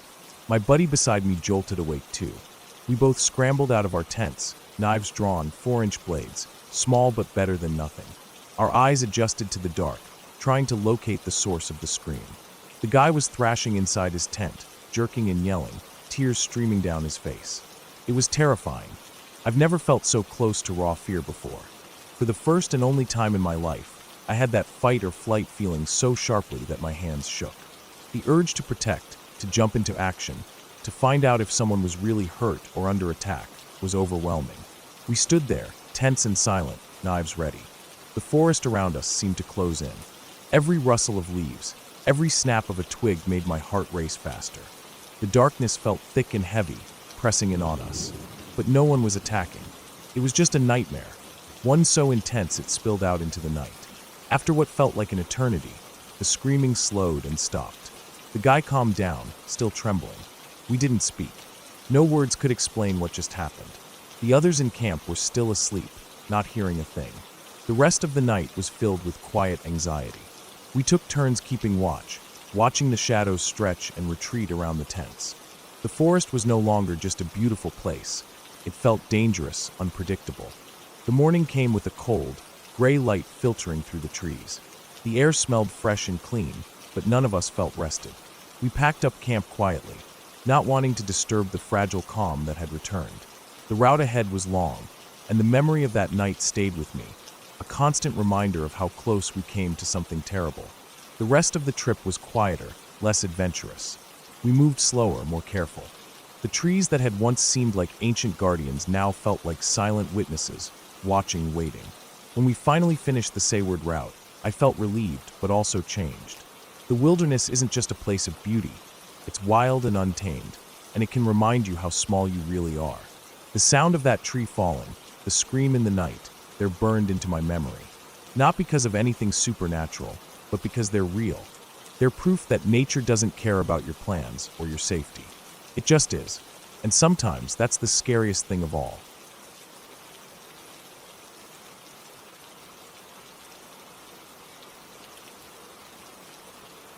I remember that day like it was yesterday, even though it happened many years ago. It started out as a simple plan. Me and two of my best friends were going to spend the day mountain biking up at Snowshoe in southern West Virginia. We had been looking forward to it for weeks, talking about the trails and the fresh air, the kind of escape you don't get in the city or the suburbs. Back then, this was before GPS was a thing. No smartphones to pull up directions or reroute you if you got lost. All we had was an old paper map, folded up and pretty worn, and some vague instructions from a buddy who had been there once or twice. We packed the truck early in the morning, loaded our bikes on the rack, and hit the road. The ride was beautiful, the kind of winding mountain roads that snake through thick forests and hills, everything green and lush in early summer. The air smelled fresh, full of pine and damp earth. We were excited, joking around, blasting some music from the truck's radio, and feeling like we were on an adventure. The plan was to follow the map and reach Snowshoe by mid-morning, so we could spend the whole day riding. But as it sometimes happens, things didn't go as planned. We started taking some back roads that looked promising, following the little lines on the map, but none of the signs really matched up with what we expected. After a while, it became clear we were off track. We kept going, telling ourselves it was part of the fun. Sometimes getting lost is just part of the adventure, right? But after an hour or so, the scenery started to change. The roads got narrower and rougher, and the trees closed in tighter around us. Eventually, we came into this tiny little town that wasn't on the map. It was so small, I don't even think it had a name listed anywhere. The first thing we noticed was how dead quiet it was. Not a single car on the road, no people anywhere. We pulled the truck over near the main street and got out, hoping to find someone to ask for directions. The air was still, except for the occasional creak of an old wooden sign swinging gently in the wind. The buildings looked old, some peeling paint, a few boarded-up windows. The only thing that gave any sign of life was the faint sound of music coming from inside the one bar in town. We walked around, checking the post office, the general store, the bar. Everywhere was unlocked, but completely empty. The music was weird too. It was playing on a loop, some old country song, but there was no jukebox in sight. No one to change the song, no bartender, no customers. The chairs were all upturned on tables, and the place smelled like it hadn't been cleaned in days. It felt like some kind of weird snapshot of a town frozen in time. We walked the streets for a good 20 minutes, calling out softly to see if anyone was around, but no answer. Finally, after what felt like an eternity, this old man appeared. He was walking alone, just casually ambling down the sidewalk like he belonged there. He seemed out of place in a way, like he was the only one left in this ghost town. We asked him where everyone was, and he just shrugged, saying something about how folks around here don't get up much before noon. It was a strange answer, but we didn't press. We asked for directions back to the interstate, and he pointed us back the way we came with a few vague landmarks. We didn't stick around to ask more questions. The whole place gave us an uneasy feeling that settled in the pit of our stomachs. We jumped in the truck and started back down the road, eager to get out of there.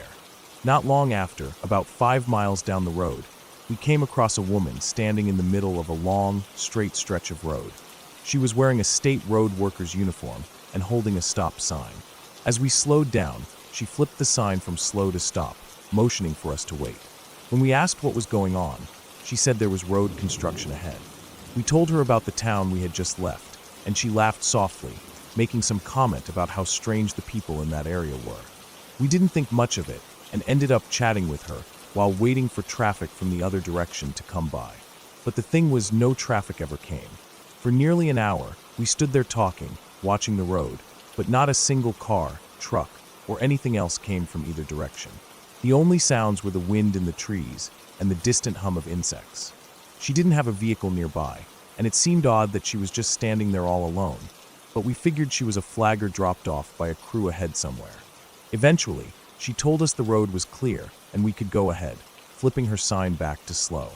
We drove on the only road possible for miles, but never saw any signs of construction or any workers.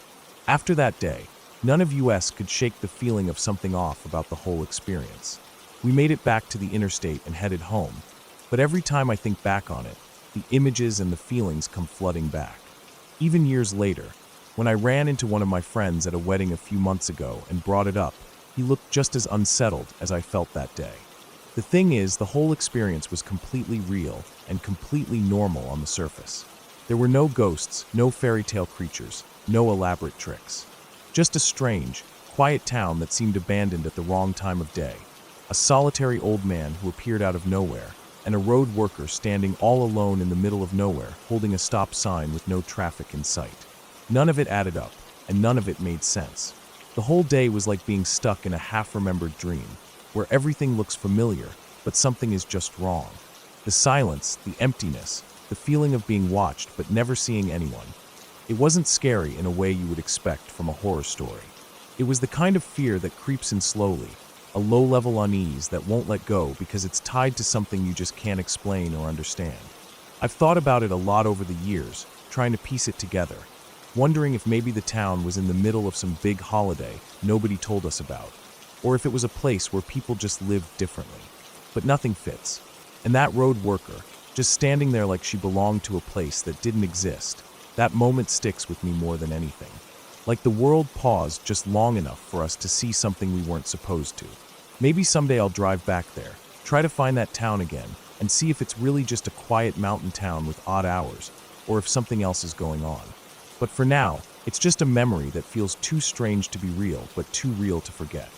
A reminder that sometimes the world is bigger and weirder than we think, and sometimes getting lost doesn't just mean losing your way on a map. It means losing your way in the ordinary.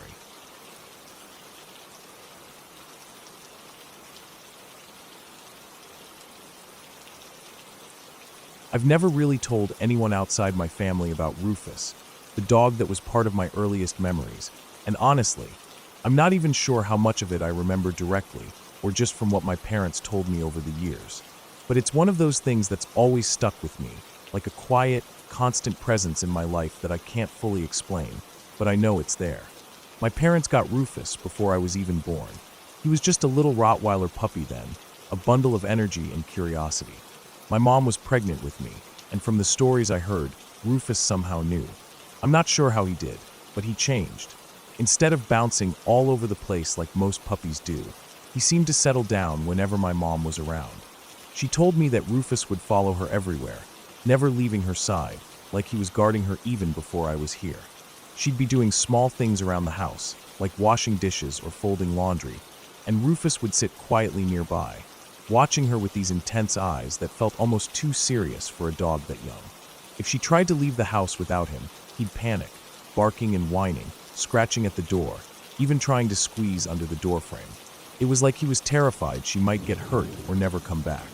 My parents would say it was like he could sense the baby inside her, that he was already protective of me before I even took my first breath. When I was born, Rufus became an even bigger part of our family. My mom says that he never left my crib's side. My parents' bedroom was close to mine, and Rufus would sleep there on the floor every night, always keeping an eye on me. When they moved me into my own room, they thought closing the door would help me get used to being alone, but it didn't work. Rufus would scratch and whimper outside my door, restless and unhappy until my parents finally gave up and let him sleep in my room. He wasn't just any dog. He was a constant companion, always close, always alert. My bed was raised off the ground, and Rufus had a habit of crawling under it when he wanted to be near me, but not on top of me. He seemed to understand when I was scared, during thunderstorms, fireworks on the 4th of July, or just nights when the shadows in my room seemed too big. He'd lie down under the bed, and even though I couldn't see him, I'd feel him there. That quiet weight of his body, the soft sound of his breathing and occasional whimper, made the dark less frightening. I never doubted that he was there to protect me. I was a kid who got scared easily. Darkness was strange and full of noises. My parents tried everything to make me feel safe. Night lights, comforting blankets, soft music. But it was Rufus who always calmed me the most. Sometimes, just knowing he was under the bed was enough to help me drift off to sleep. Then something happened that changed everything. One night, there was an attempted break-in. The details are hazy because I was very young, but my parents told me the story many times. Someone tried to get into our house while we were sleeping, but they didn't get far. Rufus caught wind of them before they even got inside and started barking and growling like a wild beast. He charged at the intruders, biting and snapping, refusing to back down no matter what. My parents say he fought fiercely to protect us, but the burglars managed to escape in the chaos. Unfortunately, Rufus didn't come out unscathed. He got badly hurt during the fight and didn't survive. My parents were heartbroken, but they also knew that without Rufus, things could have been much worse. The burglars ran off, scared and injured enough to never come back. After Rufus was gone, the house felt different. It was quieter in a way that felt empty. But every once in a while, I'd hear something that made me pause, a scratching sound at my bedroom door, a soft whimpering coming from under the bed. At first, I thought I was imagining it, but it happened enough times that I knew something was there. Sometimes, when I closed my bedroom door to sleep, the scratching and whining would start. It was faint, but unmistakable. It would last until I got out of bed and opened the door. The moment I did, the sound stopped, like whatever it was, had no reason to stay when I was awake. There was one night during a big storm when my mom came in to check on me. She told me later she could have sworn she saw something, a tail sticking out from under my bed. She looked closely, but saw nothing else. She told my dad about it, and they both got quiet. They never talked much about it after. We didn't get another dog for a long time after Rufus passed. The house just felt wrong without him. But about a year or two later, we had some guests stay with us, and their child was very allergic to dogs. The kid was supposed to sleep in my room with me, and that's when things got even stranger. Whenever the kid came into my room, his allergies flared up badly, sneezing, watery eyes, coughing, but only in my room, no other place in the house. My parents were puzzled by this since the kid never showed any reaction anywhere else. They checked and double-checked the room for anything that could cause allergies, but they found nothing. And then there was the scratching again, the whimpering. The kid said he felt like something was under the bed, and the sound sometimes made him too scared to fall asleep. My parents tried to convince him it was just his imagination, but he insisted it wasn't. That experience stuck with me.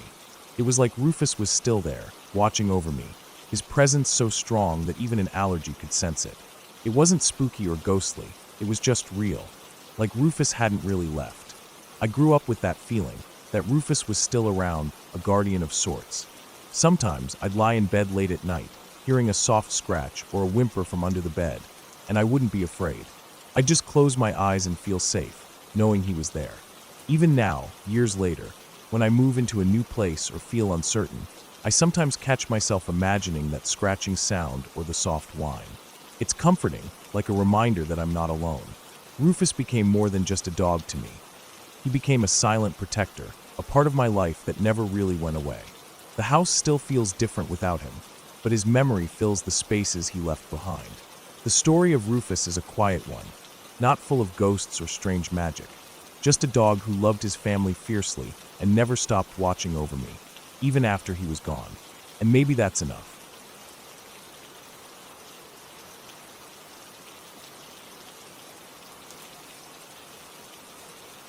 When I was a kid, my grandparents lived in this big old house about an hour away from where we lived. It wasn't just any house. It belonged to an old doctor who had made some important discoveries in medical science, though I don't really know the details. What I do know is that there was a heavy history tied to the place. I heard rumors about tragic deaths, maybe even murders or suicides, but no one ever talked about it openly. It felt like one of those things people whispered about, but never wanted to explain. I stayed there quite a few times when I was younger, and even though I was a kid, I remember things from that house in ways that never made sense until much later. I saw things, people, or at least what I believed were people. I never called them ghosts or anything like that. They didn't feel dangerous, just kind of sad and distant. I never felt afraid. Because of that, I never told anyone. Why bother? What would they say? Probably that I was imagining things. I didn't know it at the time, but the way I remember the house, the rooms, and those figures, I realize now it all fits together more than I could have understood back then. The house had these long hallways and rooms with old, creaky wooden floors that moaned whenever you stepped. The walls were thick, and the windows were tall and narrow with glass that wasn't quite clear, like it had been made decades ago and now had tiny ripples that twisted the light. The air always had this faint, musty smell, like old books and something faintly metallic, maybe from the old doctor's equipment or medicine bottles left behind. The house was big enough that my grandparents only used a few rooms regularly. The rest stayed dark, untouched. I used to sneak around a lot, curious like any kid, poking my head into rooms no one went into. Sometimes, I'd sit by the windows looking out at the yard, watching how the wind moved through the tall grass and trees. It was peaceful, except when I'd notice something out of place, something or someone I couldn't explain. The first time I remember seeing one of those figures was in the living room. I was playing with my toys on the floor when out of the corner of my eye, I saw a man standing near the window. He was tall, wearing old-fashioned clothes, a dark suit with a white shirt. His face wasn't clear, it was blurred, almost like I was looking at him through water. I blinked and he was gone. I looked all around the room, but no one was there. I felt calm, not scared, so I just kept playing. I thought maybe it was just my imagination or a trick of the light. Over time, I saw more. Sometimes it was a woman in the hallway near the stairs, wearing a long dress, standing still as if waiting for something. Other times it was a younger man, sitting in a chair in the old study, staring at some papers on a desk that I never saw anyone use. I never heard voices or footsteps, just these silent figures appearing and disappearing quietly. One memory sticks out clearly. It was late afternoon, and the light was soft through the tall windows. I was in the kitchen with my grandmother, helping her peel potatoes. The kitchen had yellowed wallpaper and a big wooden table that looked worn from years of use. Suddenly, in the corner near the doorway, I saw a small boy, maybe my age. He was wearing old clothes too, something from a long time ago, with his head slightly bowed like he was sad or tired. I didn't say anything, just watched. My grandmother didn't seem to notice, and I didn't mention it. I thought I was the only one seeing these things until years later, when my grandparents moved away. One day, much older now, I told my mom about those figures in the house. She asked me which ones I'd seen. Before I could list them, she told me about the ghosts she saw when she was a kid growing up in that same house. The same ones I saw. It was strange and unexpected to hear her say that, like suddenly pieces of a puzzle fell into place. That was proof enough for me that I hadn't been imagining things. Looking back, the house itself seemed to hold these memories. It was like a vessel carrying the past, filled with echoes of lives once lived inside its walls. The figures I saw weren't frightening or hostile. They felt like remnants of people who had lived their lives there and hadn't quite left behind everything when they died. Maybe some of them were tied to the doctor who lived there before, or to the tragedies that happened. I never felt like I was in danger around them. If anything, their presence was quiet and heavy, like a slow, endless sigh from the past. The more I think about it, the more I understand that those figures weren't trying to scare me. They were part of the house's history, part of the stories that no one talked about, but were always there, waiting to be noticed. I never felt like I needed to chase answers or explain what I saw. It was enough just to know they were there, silent and still, like memories frozen in time. When my grandparents finally moved, the house felt empty, like something important had left with them. I never went back after that, and the figures disappeared with the house from my life. But those memories stayed clear and real, a reminder that some places carry more than just walls and furniture. They carry pieces of the past that refuse to be forgotten. And that's the story I've carried with me for years. Not scary, not haunting, but quietly strange and real in a way that only old houses can be.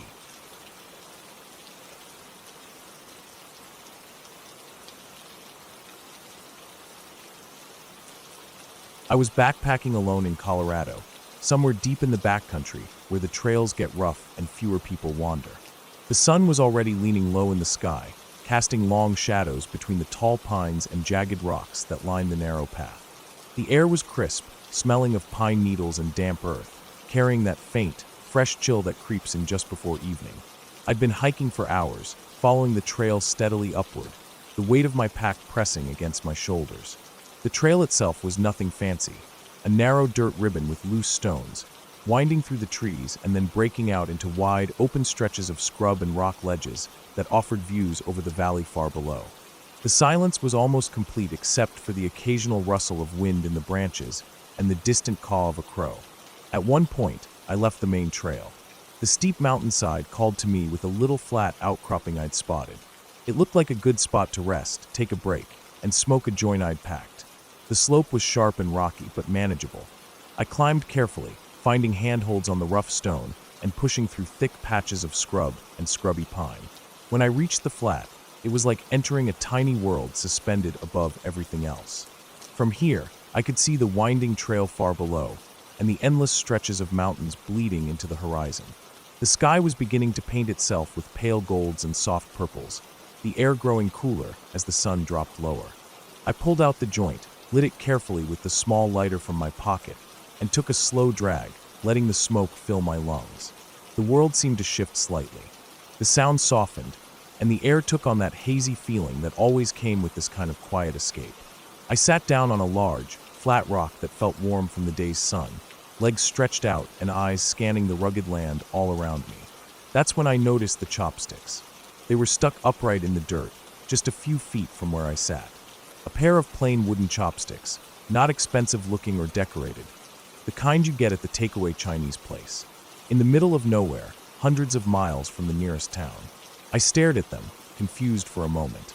How did they get here? What kind of person would come all this way, climb up this slope, and bring chopsticks? I thought maybe someone had sat here long before me. Someone who smoked a joint like me, but who also had a meal, maybe Chinese food, and left the chopsticks behind. It seemed funny, strange, and somehow fitting. The rock next to mine looked like it had been used as a little table or a seat before. Maybe they'd rested here, just like me, with a meal and a smoke. The thought made the place feel less lonely somehow, like a secret shared between strangers across time. I leaned back against a boulder, feeling the warmth of the stone seeping into my back as I took another drag. The wind picked up slightly, carrying the scent of dry grass and pine resin. Below me, the valley stretched out in endless folds of forest and shadow. A few birds circled far away, calling softly. As the smoke curled from the joint, my mind wandered, thinking about the person who left those chopsticks. Were they a local? A traveler like me? Did they come here alone or with friends? Did they sit exactly where I was now, looking out at the same view, feeling the same calm? The sky was darkening quickly now. The purple deepened to blue, and stars began to prick through the growing night. The temperature dropped, and I pulled my jacket tighter. I finished the joint and packed the rest away, the chopsticks still standing upright like silent markers. I stayed a while longer, watching the first night creatures stir and the mountains shift under the moonlight. Eventually, I stood, brushed off my pants, and started back down the steep slope toward the trail. As I moved through the darkening woods, I felt the weight of the chopsticks in my mind, a small, strange sign that even in the wildest places, people leave traces of their stories behind. By the time I reached camp, the night was fully settled. The fire was low, and the other hikers were quiet around their tents. I crawled into my sleeping bag, thinking about that pair of chopsticks, the anonymous visitor who had shared this secret place with me. It was a small connection, but it made the vast, wild silence feel a little less empty.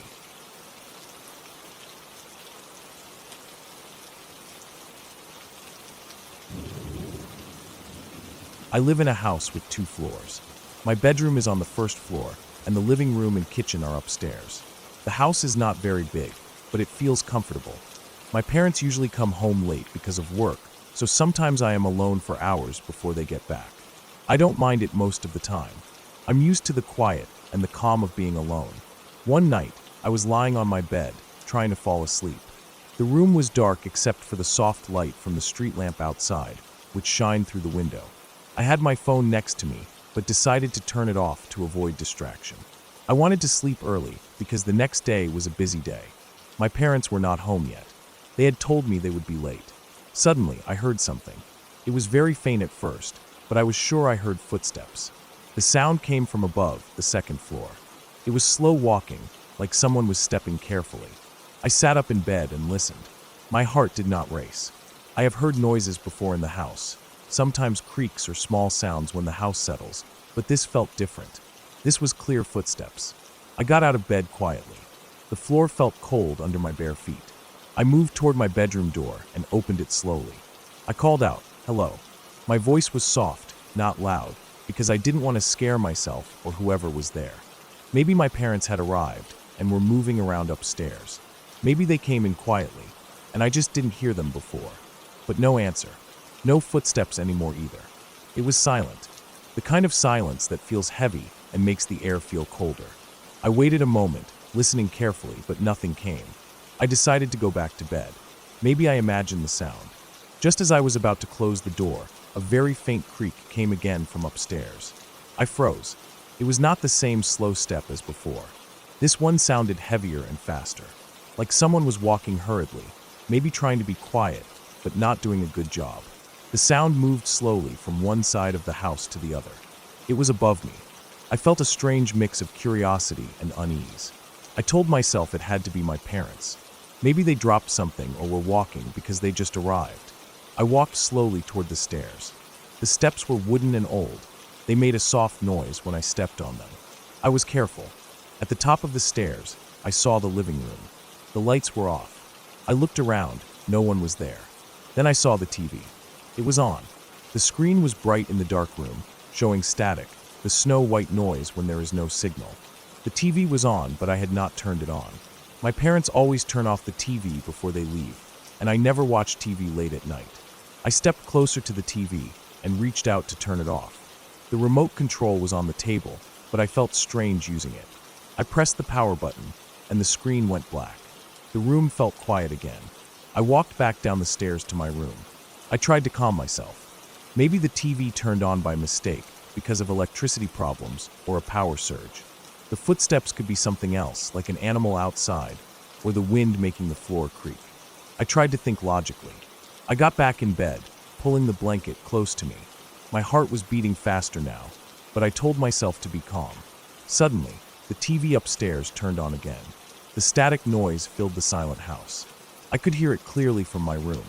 I jumped out of bed. This time, my fear was stronger. I didn't want to believe what was happening. I ran back upstairs, feeling cold and nervous. When I reached the living room, the TV was on again. I walked up to it to turn it off, but this time something strange happened. As I reached out, the TV turned off by itself. No remote, no hand on the button. It just went black. My skin felt cold, and I got goosebumps. My hands were shaking slightly. I stood there, frozen, staring at the TV. The room felt different. Not just dark, but heavy like the air had weight. I did not know what to do next. I wanted to be brave, but my body was shaking. I could feel my heart pounding in my chest, and my breathing was fast. I wanted to call my parents, but my phone was downstairs in my room. I was too scared to go get it. I decided to go down. Maybe I could call my parents from the landline phone in the kitchen. But before I moved, I heard something else. A soft noise, like something dragging or moving slowly on the floor above me. The sound was hard to describe, but it was not footsteps. It was like something heavy moving carefully, but with a purpose. Like someone or something was trying not to be heard, but still making noise. I wanted to believe it was nothing, maybe the wind or an animal on the roof. But the sound was too clear and too close. It was inside the house. I ran down the stairs as fast as I could without falling. The wooden stairs creaked loudly under my weight. I reached the kitchen, grabbed the phone, and dialed my parents' number. The phone rang, but no one answered. I tried again and again. Then, I heard the back door open. My heart jumped. Maybe my parents were home. I ran to the door and looked outside, but no one was there. The door was open, swinging slightly in the wind. I felt cold air enter the house. It smelled like rain and wet earth. I closed the door quickly and locked it. Then I went back to the living room to check the TV one last time. It was off. The room was dark again. I looked around the house carefully. Doors, windows, everything was locked. No sign of anyone else inside. No footprints in the dust on the floor. No objects moved or out of place. But the feeling of being watched stayed with me. My skin crawled. I felt like I was not alone, but no one was there. I stayed awake all night, sitting in the living room with the lights on, listening for any sounds. When morning came, my parents called. They said they were stuck in traffic and would be home soon. I told them what happened. They said maybe the power was acting strange or the wind caused noises. But I knew it was something more. After that night, I installed cameras upstairs and a new security lock on the back door. The TV never turned on by itself again, and the footsteps never came back. But I still can't explain what happened that night. The house felt different, like it was hiding a secret no one should know. Sometimes, when I am alone, I still hear faint noises above me, but I never go upstairs at night anymore. I sleep with the lights on and the door locked tight. I don't want to be surprised again.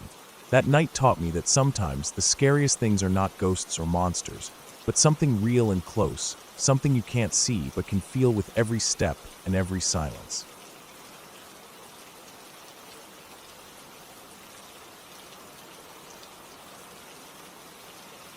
I was in 7th grade, and it was one of those rare early May days when the sun seemed like it belonged to summer already. It had climbed to 70 degrees, which in northern Wisconsin was almost unheard of for that time of year. The air smelled fresh but warm, and the trees had just started to leaf out with a delicate green that made the world look softer somehow. My two friends and I decided to take advantage of the sudden heat. One of my friends lived near a beach on a bay of Lake Michigan. We often hung out there in the summer, but this early in the year, the water was usually still freezing cold. This time felt different.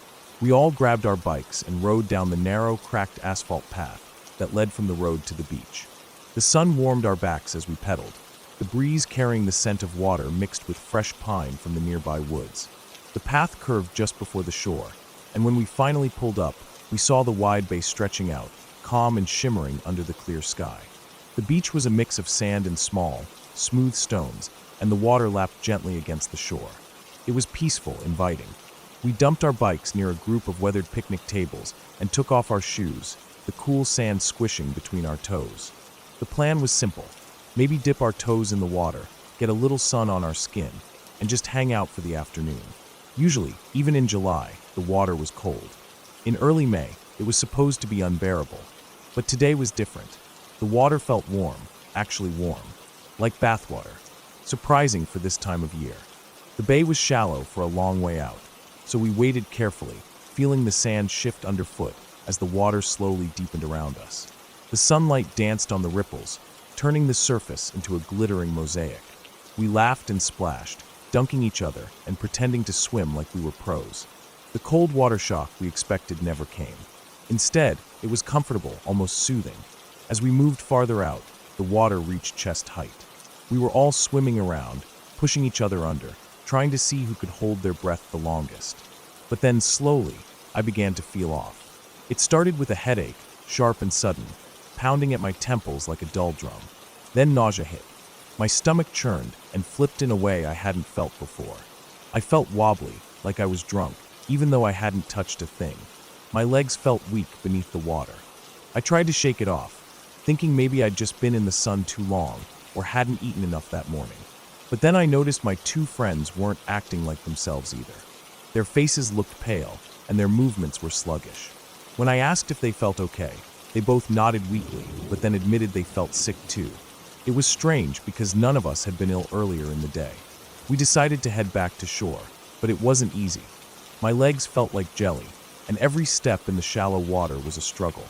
The sand felt rough and heavy underfoot, and the cool water that should have refreshed us seemed to sap our energy instead. We were barely able to crawl the last few feet out of the water before collapsing under the shade of a large tree near the beach. The branches spread out wide, casting a cool shadow over us, and the ground was soft with fallen needles and dead leaves. We lay there, eyes half closed, trying to catch our breath.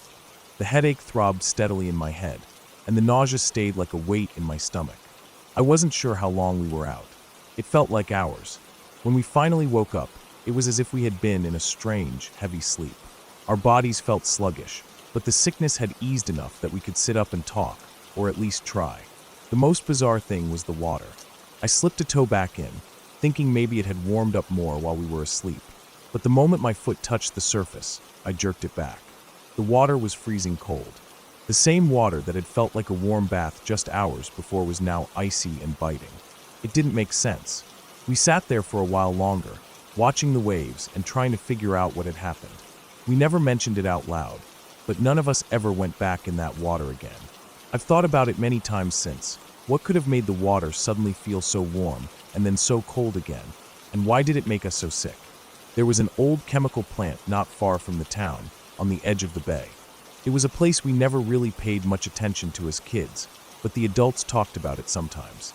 Back then, it made chemicals like Agent Orange, and I remember hearing that their environmental practices weren't the best. The plant was shut down years ago, but maybe some of what they dumped or spilled ended up in the water. Maybe something strange had stirred up that day, a patch of water contaminated by chemicals, warmed by the sun in a weird way, then moving away with the current. Whatever it was, it left us sick and shaken.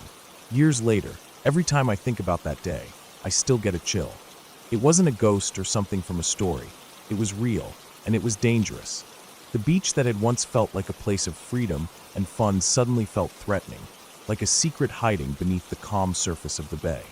I've never been near that water again, and I still warn people not to swim there early in the season, no matter how warm it looks. Sometimes the most ordinary places hide the scariest things.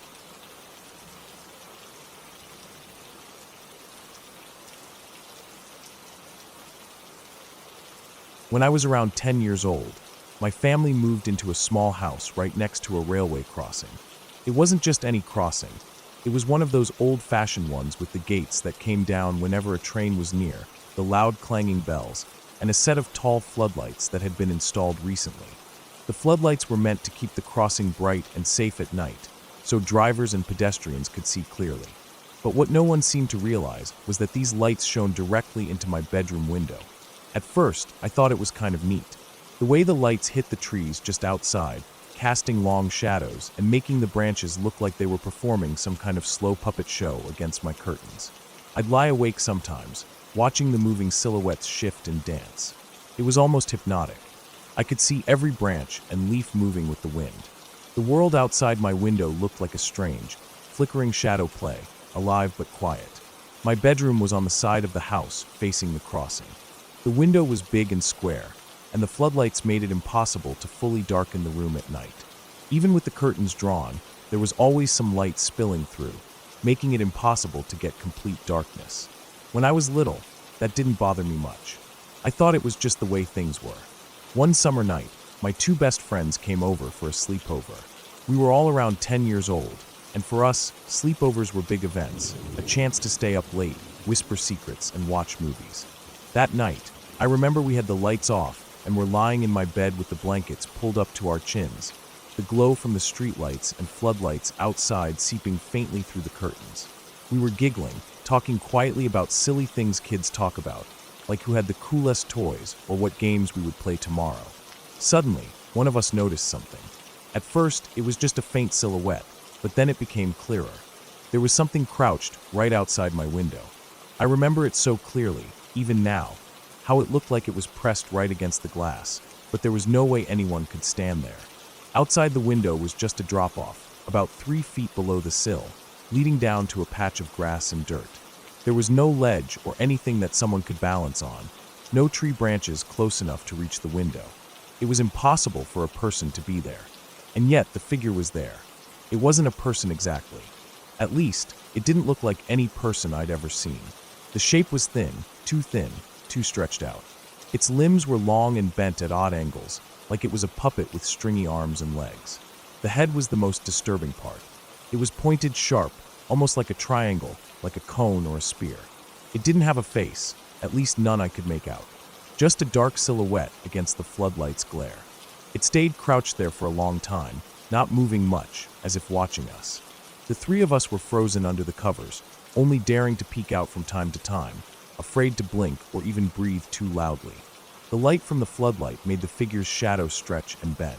The way the elongated arms and legs looked made me think of something out of a nightmare, something I never wanted to see again. We were terrified. Our hearts pounded. The room felt heavy and cold even though it was summer. I could feel the hairs on the back of my neck stand up. We whispered to each other to stay quiet and not let it know we saw it. We wanted to disappear, but we were trapped in the room. After what felt like forever, the figure suddenly moved. It jumped sideways, disappearing from the window instantly. The moment it left, we let out silent sighs and stayed under the blankets, too scared to say anything. We were shaken and unsure if what we saw was real, or if it had been a shared nightmare. The next morning, when the sun came up, the crossing lights were turned away so they no longer shone directly into my window.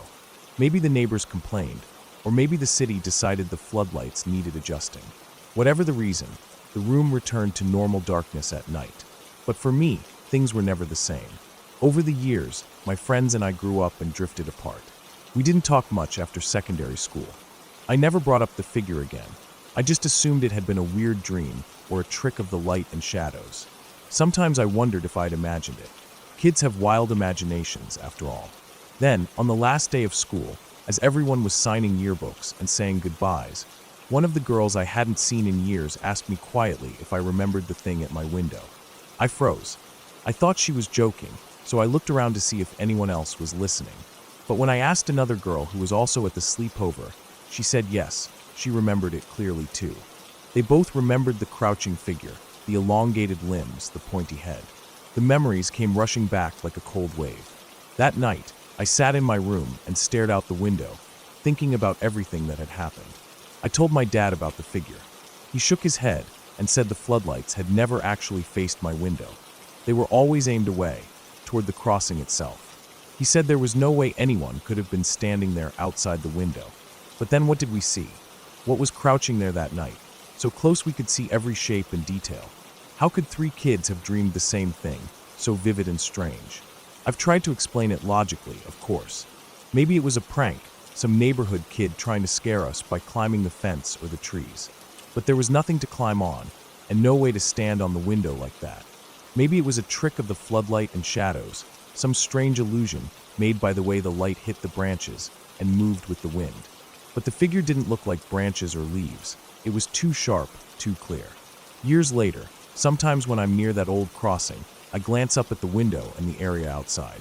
It looks normal, quiet, empty, but I remember the shape, crouched still watching. The way it seemed to move only when it wanted to. I can't explain what it was, but I know it wasn't just a dream.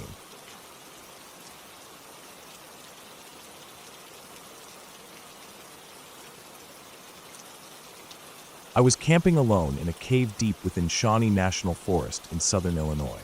It was one of those spots so remote that you barely saw any other humans, and cell service was non-existent. I had planned this trip for weeks, wanting to get away from the noise and distractions of everyday life. The cave I found was tucked under a rocky bluff, with a narrow mouth that opened to the forest floor, surrounded by towering oaks and maples. The ground was damp from days of rain, and the air was thick with the smell of wet earth and decaying leaves. That evening, the rain had come down heavy, drumming on the stone roof of the cave, making a steady, constant noise. I stayed inside, trying to keep warm, cooking some dehydrated food over my small camp stove, and listening to the water run off the rocks. The forest outside was alive with the sounds of raindrops hitting leaves, small critters moving quickly to avoid getting soaked, and the occasional distant rumble of thunder from a storm that had passed. When the rain finally stopped, and the skies cleared just enough to see stars peeking through breaks in the trees, I decided to leave the cave and stretch my legs. The dampness was starting to seep through my clothes, and the stillness of being trapped inside was getting to me. I wanted to light a campfire, both for warmth and to dry out my gear. I gathered my flashlight and some dry kindling I had collected earlier that day and stepped out. The forest was quiet at first, the only sounds coming from the dripping leaves and my own footsteps crunching softly on the wet dirt. I walked toward the dirt road where I had parked my Jeep earlier that afternoon. It was a rough, narrow track carved out years ago for logging trucks and four-wheelers. The moon was low and behind clouds, making the night darker than usual. My flashlight cut a narrow path through the shadows, illuminating patches of moss and fallen branches. As I neared the road, I heard a sudden commotion that stopped me cold. There was the sound of pounding hooves, heavy breathing, and frantic snorting, like something in desperate flight. I stood frozen for a moment, trying to see through the blackness. The forest on either side of the dirt road was dense, with trees standing like silent guards. Then, from the darkness, a white blur came charging toward me. It was a horse, pure snow white, with its mane and tail flying wildly. The horse was terrified. Its eyes were wide, almost bulging, reflecting the beam of my flashlight. Its nostrils flared as it ran full tilt down the road, and the sound of its hooves pounding against the dirt filled the night air. It made a wild, panicked noise, a mix of neighing and snorting, that echoed through the forest. Something about its frantic energy was chilling. It was clear this horse was running for its life. Dragging behind it was a set of harness straps. They were torn and snagged on the horse's legs as it sprinted, making clanking and scraping sounds against the dirt and stones. I guessed it had been pulling some sort of wagon or cart, maybe one that had broken loose or crashed. The horse seemed completely out of control, desperate to escape whatever was chasing it. I stayed rooted to the spot, watching as the horse disappeared into the pitch-black woods beyond the road's edge. The noise gradually faded until there was nothing but the quiet night once again. After a few minutes, I pulled myself together and started toward my Jeep. I checked my watch. It was nearly midnight. The whole incident had rattled me. What had scared that horse so badly? What had it been running from? I scanned the woods carefully as I walked, trying to pick out any signs of movement or danger, but all I saw were the dark, looming trunks and the occasional flicker of my flashlight on leaves. I got into the Jeep and locked the doors. I sat for a while, listening to the silence and trying to calm my pounding heart. I thought about the horse and the harness. It made no sense that a horse would be here, this deep in the forest, at this hour, without anyone around. There were no nearby farms or homes for miles. The nearest town was at least 10 miles away. Who could have been out here with a horse and a wagon, late at night, in the middle of nowhere? I kept telling myself it was probably some local farmer or someone transporting supplies who had gotten lost or into trouble. Maybe the harness broke, and the horse ran off scared. But the fear in that animal's eyes was something else, pure panic. It made me uneasy in a way I hadn't expected. Eventually, I pulled out my camp stove and started a fire in the clearing beside my Jeep. The flames flickered and crackled, casting dancing shadows on the trees. I sat near it, warming my hands and thinking. The forest around me felt different now, somehow darker and heavier. I felt watched, though I knew logically there was no one out there. I stayed awake long into the night, eyes darting to the edges of the firelight whenever a sound broke the silence. An owl hooted in the distance, a twig snapped underfoot far off in the woods, and a breeze stirred the leaves. But there was no sign of the horse or whatever it had been running from. In the morning, the forest was quiet and still, the air fresh with the scent of rain and pine. I packed up my gear, feeling a strange mix of relief and regret. I never saw the white horse again, but its image stayed with me, wild, terrified, and running hard into the night. Driving away, I kept glancing back at the twisting dirt road and the dense trees beyond. Something about that night in the cave, the rain, and the horse left a mark. Shawnee National Forest was beautiful, yes, but also unpredictable and untamed in ways I hadn't fully understood before. It reminded me that no matter how prepared we think we are, out here, nature holds its own rules. And sometimes, those rules come crashing through with the pounding hooves of a desperate, snow-white horse running for its life in the dark.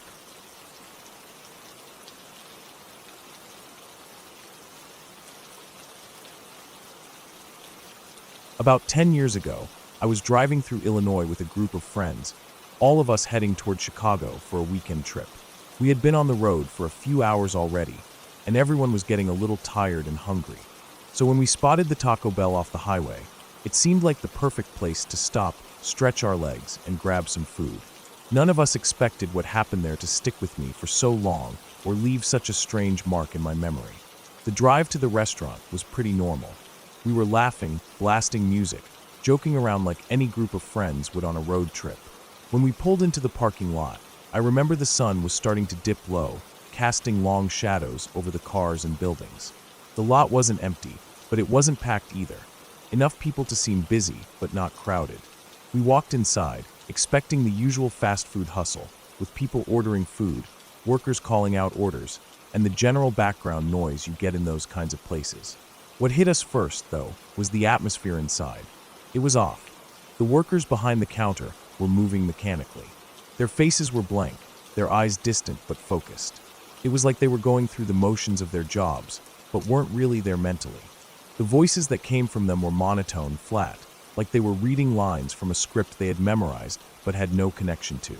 No smiles, no real emotion, no human warmth. It was the kind of thing that would seem normal in a robotic or automated environment, but it wasn't an automated environment. It was a Taco Bell. We ordered our food without saying much, glancing nervously at each other. The line moved quickly, and the orders were correct, which only made it more confusing. No one made a mistake. No one messed up. Everything was perfect on the surface, but beneath it was this strange emptiness. We took a table by the window and started eating. At first, it was just weird. But then, as we looked around, we realized something else was wrong. The conversations happening around us didn't make sense. People were speaking English, using words we all knew, but the sentences had no meaning. The words were strung together randomly, like someone had taken a list of common English words and arranged them in a way that sounded almost like speech, but was actually nonsense. There were customers at other tables, talking to each other in this bizarre, broken language. It wasn't a foreign language or a strange accent. It was English, but nothing they said was logical. They'd say something like, "Under the sky goes quickly if the apple waits loud," or turning softly, "The house cannot believe the fast rain." The words had correct grammar bits, like prepositions and conjunctions, but the overall sentences made no sense at all. At first, we tried to ignore it, thinking maybe we were tired or hearing things wrong. But the more we listened, the more obvious it became. Even the laughter was strange, forced, like actors trying to sound amused but failing. People nodded at each other in the wrong places, responded to things that weren't said, or just stared blankly, as if they were trying to copy how humans interact without actually understanding it. It was unsettling but fascinating too, like watching a bad play where everyone knew their lines but forgot the emotions and timing that made it believable. We all looked at each other at the same time.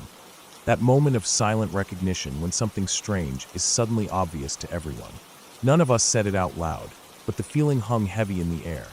This wasn't normal. None of us wanted to talk about it much inside.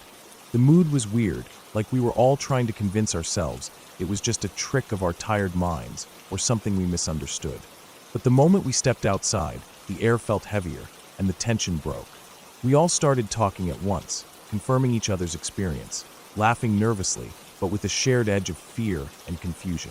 We joked about it then, calling the place the NPC training center. Like the people inside were non-player characters from a video game, learning to mimic humans, but not quite getting it right. It was a dark joke, but it helped us shake off the weird feeling. Even after all these years, that stop still creeps me out when I think about it. The workers were too perfect, the customers too broken, and the whole place felt like it was stuck in a loop. A strange, quiet nightmare disguised as a fast food joint.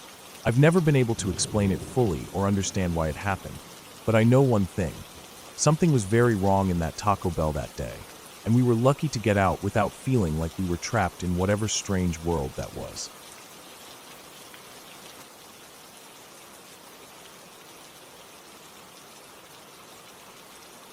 I was running a bit late to meet my friends that afternoon. We'd planned a hike around some hills near a small town in central Utah, a place I'd never been before, but they'd all been talking about it for weeks. I grabbed my pack and hurried out, trying to catch up to them on the trail. The air was dry and warm, the late spring sun angled low in the sky, casting long shadows across the rocky landscape. The hills rose up in rolling waves, coated with a thin layer of sagebrush and brittle grasses that cracked underfoot. The scent of dusty dirt and pine lingered faintly in the air. When I caught up, my friends were already ahead, milling around at the edge of a narrow trail near the base of some cliffs. I slowed down, squinting at what they'd found. It looked like two dark holes in the rock, side by side, just at the base of the cliff face. They were strange openings, like deep sockets carved out of stone, their rough edges jagged and sharp. The way the top of each hole curved down, combined with the piles of rubble slumping out in front of them, made the holes look eerily like a pair of open eyes staring out from the cliff. The group had already started cracking jokes about it being, "The hills have eyes," laughing nervously as if trying to shake some weird feeling that clung to the place. I could feel it too, a strange unease, like the holes weren't just empty caves, but something watching us. One of my friends pulled out a flashlight and shone it inside one of the openings. The beam pierced the darkness for a few feet, then disappeared into blackness. The tunnel inside seemed to go deep into the hill, the light fading without any sign of an end. Someone suggested sending in one of our more athletic friends. He was thin and used to crawling through tight spaces. Without hesitation, he slipped into the hole, sliding through the narrow, jagged opening like a snake. I watched as he disappeared into the darkness, his flashlight beam bobbing ahead of him. A few seconds later, I heard his voice echo back. "It's huge inside." He sounded excited, but a little breathless. "It opens up into a big tunnel. You guys gotta see this." That got us all moving. The first part was tight. I'm a bit heavier than most of them, and squeezing through the rocky opening was tough. I had to brace myself against the rough stone with my hands and feet, inching forward carefully, trying not to scrape my arms on the sharp edges. My heart was pounding a little, not from fear, just the effort of maneuvering through that small gap. Once I finally slipped through, I was able to sit up. Then, after a few more steps, I could stand. The tunnel inside was dark, but the flashlight beams showed us more of what was there. It looked like an old mining shaft, probably abandoned for decades. Wooden support beams were spaced regularly along the walls and ceiling, some looking rotten and cracked, others surprisingly intact. The floor was uneven, littered with small piles of rock and old debris.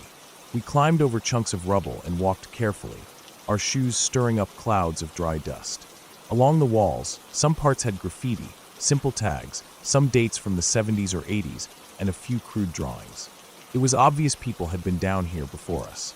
We found little side rooms carved out of the stone, probably where miners once took breaks or stored supplies. The air was cool and stale, smelling faintly of damp earth and old wood. The sound of our footsteps echoed faintly in the quiet tunnel, broken only by the occasional drip of water from somewhere deep inside. We explored for a long time, wandering down corridors, squeezing past fallen beams, ducking under low arches. It felt like we were under the earth, hidden away from the world, walking through a forgotten piece of history. After what felt like a good while, we finally found our way back to the daylight, climbing out of the first eye hole and blinking in the bright sun. Everyone was buzzing with excitement, sharing what they'd seen, comparing notes about the tunnel. We decided to check out the other hole next, curious if it led to something similar. This second opening was harder for me to get into. The shape was less friendly, narrower, with jagged rock edges that cut into my shoulders as I tried to squeeze inside. No graffiti here, no signs anyone had been down this shaft in a long time. We moved slowly, our flashlights casting long beams down the dusty corridor. The walls here were rougher, the wooden supports older and more decayed. It felt colder in this tunnel, even though the sun was warm outside. The silence was heavier, broken only by our footsteps crunching on gravel. After walking for several minutes, we came to the end of the corridor. There, in the middle of the floor, stood a stack of rocks, piled about waist high. It wasn't leaning against the walls or anything. It was just balanced on its own in the center of the passage. On top of the pile sat a doll. It was an old, ratty little doll of a girl, dirty and worn with faded clothes. Its painted eyes stared at us, glassy and unblinking, down the corridor. The doll's face was cracked, one eye missing a bit of paint, and its hair was matted and tangled. The way it sat there, so deliberately placed, felt deliberate, like someone had put it there for a reason. None of us said anything. The air felt tight, like the tunnel was holding its breath. The quiet around us stretched out for a long moment, and I could feel my skin prickling, my heart pounding louder than it should. The flashlight beams bounced nervously on the walls, trying to catch any movement, but there was nothing else. I looked down the tunnel behind the doll. The passage ended in a rough wall of stone, but the presence of the doll made it feel like the place was watching us, waiting. We didn't linger long after that. Without a word, we turned and retraced our steps back to the entrance, the doll's silent stare burning into my memory. Outside, the sunlight felt like a relief. We climbed out, dusting off, and exchanged uneasy glances. Later, on the drive home, I kept thinking about that doll, sitting there in the dark. Who had left it there? Why? What had happened in those tunnels to make someone do that? The town was small and quiet, with history buried deep under the hills. The tunnels weren't just old mining shafts, they held secrets. Even now, days later, I can't shake the feeling that when I looked at that doll, I was looking into something much bigger than just a toy left behind. It was a reminder that some places keep their stories hidden in the dark, and some mysteries aren't meant to be solved.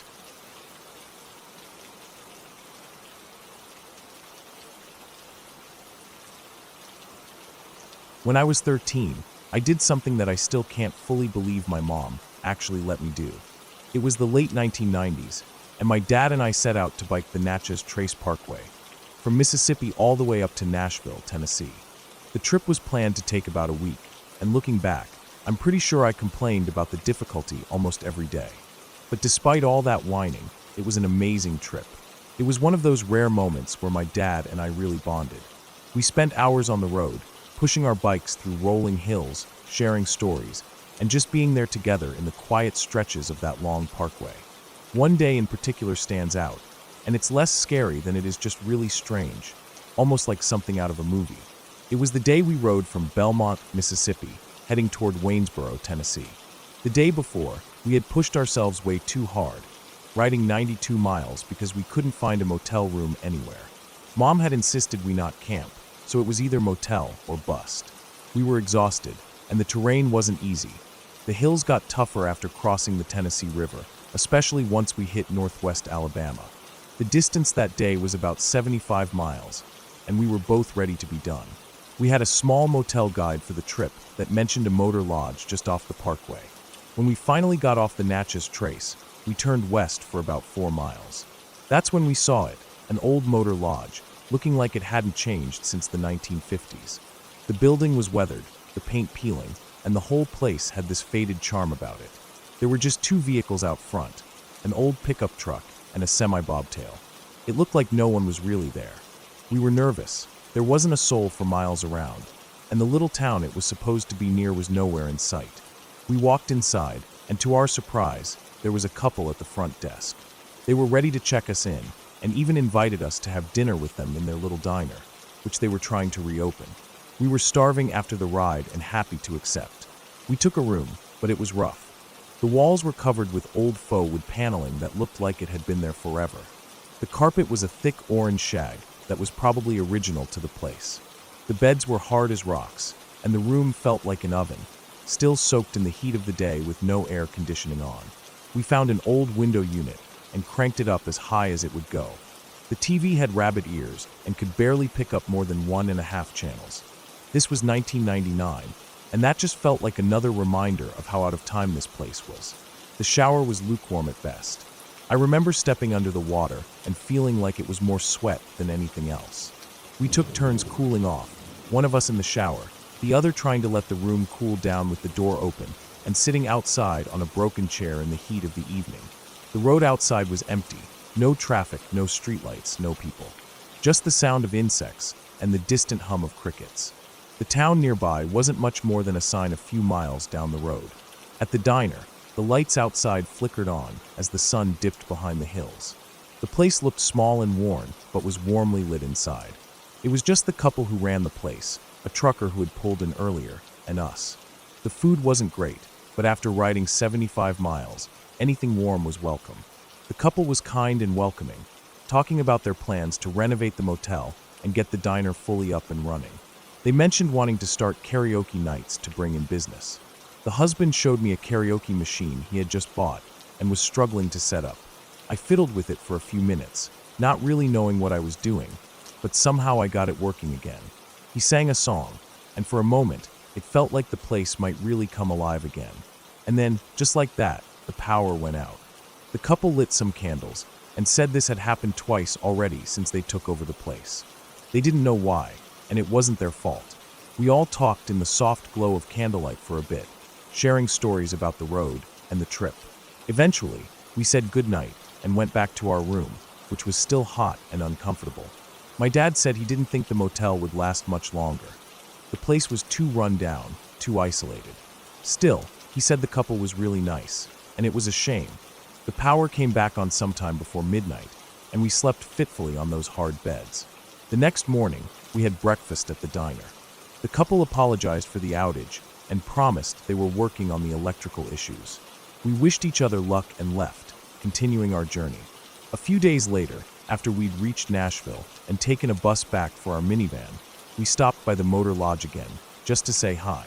But it was closed, locked up tight, no sign of life. The place had shut down again, quietly disappearing as if it had never been open at all.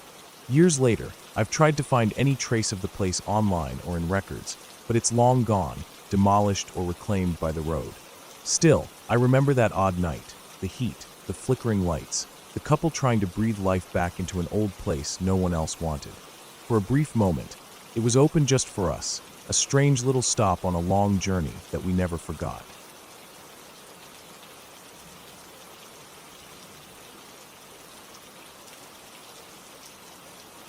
I'm not sure if I'm in the right place to share this, but I've held it in for the last 6 years because it sounds crazy, and I was told not to talk about it. But it's always been in the back of my mind, haunting me in a way I can't shake. I'm still not sure what exactly happened that night, but it was real, and it left a mark on me. I've never told this story fully to anyone, so here it goes. 6 years ago, I went camping with my boyfriend at the time. We had picked a spot that seemed perfect, remote, quiet, and beautiful. We drove in on rough trails, a little bumpy but manageable, and found a clearing near some hiking trails. The place was isolated, with no other campers around for miles. Nearby, there were natural hot springs and a massive waterfall we wanted to check out. The air was fresh, the sky was clear, and it felt like a little piece of paradise tucked away from the world. We set up camp right next to our car, so we could keep an eye on everything and have easy access to the stuff we brought. We pitched the tent carefully, rolled out our sleeping bags, and made sure the place was neat. After setting up, We went for a long hike through the trails, following the sound of rushing water until we reached the hot springs. The water was warm and soothing, surrounded by mossy rocks and tall trees. We soaked for a while, the sun warming our backs, feeling completely at peace. By the time we got back, it was late afternoon, so we started a fire to cook dinner. The fire pit we made was simple but solid, built carefully with rocks we gathered nearby. We grilled some food, listened to music on a small stereo we had brought, and watched the stars start to appear as the sky darkened. Everything felt normal, comfortable even. The woods were alive with the sounds of crickets and distant birds. We talked quietly about the day and planned the next morning's hike. Then we got ready for bed. I want to explain exactly how we slept that night because it's important to understanding what happened the next day. Before going to bed, I took our food cooler and the stereo and locked them inside the car. I was careful with the keys. I put them in the front pocket of my backpack, which I placed next to my sleeping bag on the far side of the tent, away from the door. My boyfriend slept closest to the tent's door, and the gun he brought was always by his side. It was just a precaution, but it felt necessary given how isolated we were. I fell asleep quickly, deep and hard, nothing waking me. Inside the tent, everything seemed normal and peaceful. When I woke up the next morning, I felt rested, the kind of sleep that fills you up and makes the day ahead feel promising. But when I unzipped the tent and stepped outside, everything was wrong. Our campsite was chaos. The fire pit we had made, which was so carefully arranged, was ruined. The rocks were scattered, the ashes strewn everywhere. The cooler was tipped over, and food was everywhere, wrappers, cans, half-eaten snacks, all littered around the clearing. The stereo lay smashed in pieces near a tree, its plastic cracked and broken. The car was the worst. All the doors were open, including the trunk. It looked like someone had ransacked it. But the weirdest part wasn't the mess. It was the silence. The woods felt off. The usual morning sounds, birds singing, the rustling of leaves, the hum of insects, were all gone. It was like the forest itself was holding its breath. The air felt heavy, thicker than it had the day before. I stood there frozen, taking everything in. My boyfriend was silent too, just staring at the mess with a tense look on his face. He immediately accused me of forgetting to lock the car. I insisted I had locked it, told him exactly where I put the keys, in my backpack, next to my sleeping bag, just like I always did. I went into the tent to check, but the backpack was there, only the keys were gone. After looking around, I found them lying on the ground next to the car, far from where I had put them. The whole situation didn't make sense. How had the keys gotten out of the backpack and onto the ground? Who or what had come through the campsite? I felt uneasy, and my boyfriend's quiet anger made the tension worse. We quickly packed everything back into the trunk, not daring to stay another minute. We drove off, the forest disappearing behind us, but the feeling of unease didn't leave.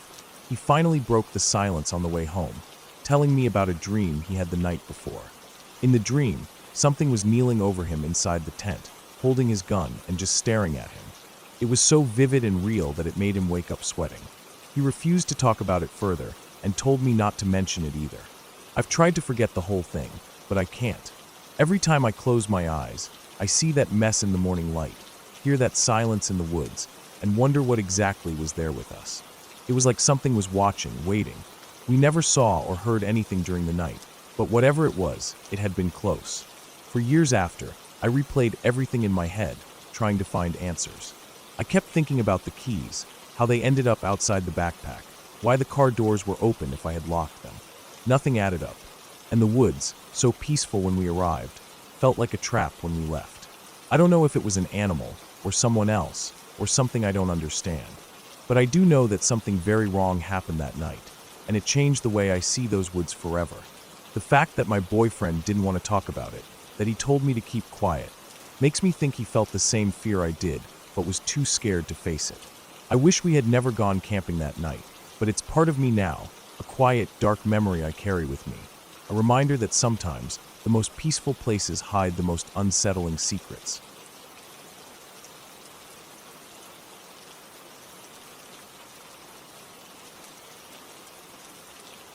I live near the southern coast city of Kristiansand in Norway. Around here, the land is mostly valleys and forests, with the large, open fjords stretching out not far away. The air always carries a sharp, fresh scent, especially in winter, when the snow lies heavy over the hills and trees. The cold feels biting on your cheeks, and the silence is something you can almost hold in your hands. Not far from where I live, there's a popular skiing route. It's a long one, running all the way from the edge of the city to a massive mast perched on top of a mountain deep in the forest. From up there, you get this wide view, snowy hills stretching north, and the sea shimmering in the distance to the south. When the weather is clear, the horizon seems endless, like you could just keep walking forever and never lose sight of the world's edges. I've skied that route many times. Sometimes, though, I get restless. The path is familiar, and there's a part of me that wants to find something new, something no one else has seen. So, I've wandered off the trail a few times, pushing through dense patches of pine and spruce, stepping carefully over mossy stones and broken branches, trying to find new roads or clearings. One day, I strayed further than I usually do. The snow was thick, and the sky was overcast, the light gray clouds muffling the sun. The forest seemed quieter than usual, almost like it was holding its breath. I was following a vague idea that there might be a less used path leading somewhere interesting, but the trees grew tighter, the underbrush thicker. At some point, I stumbled across a small mire, a patch of wet, marshy ground surrounded by thick moss and scrub.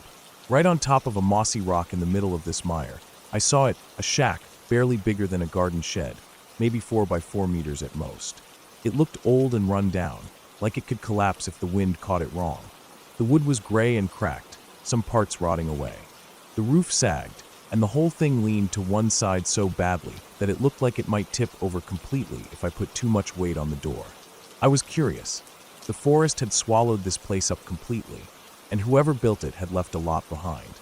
I went closer, stepping carefully on the damp moss and around small pools of water.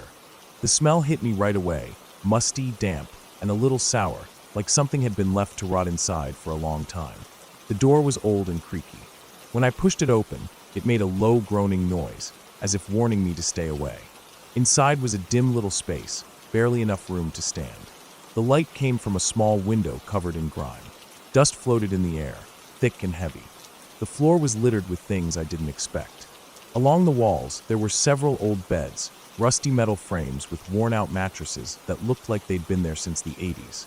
I remember thinking they looked like something you'd find at IKEA decades ago, but clearly forgotten.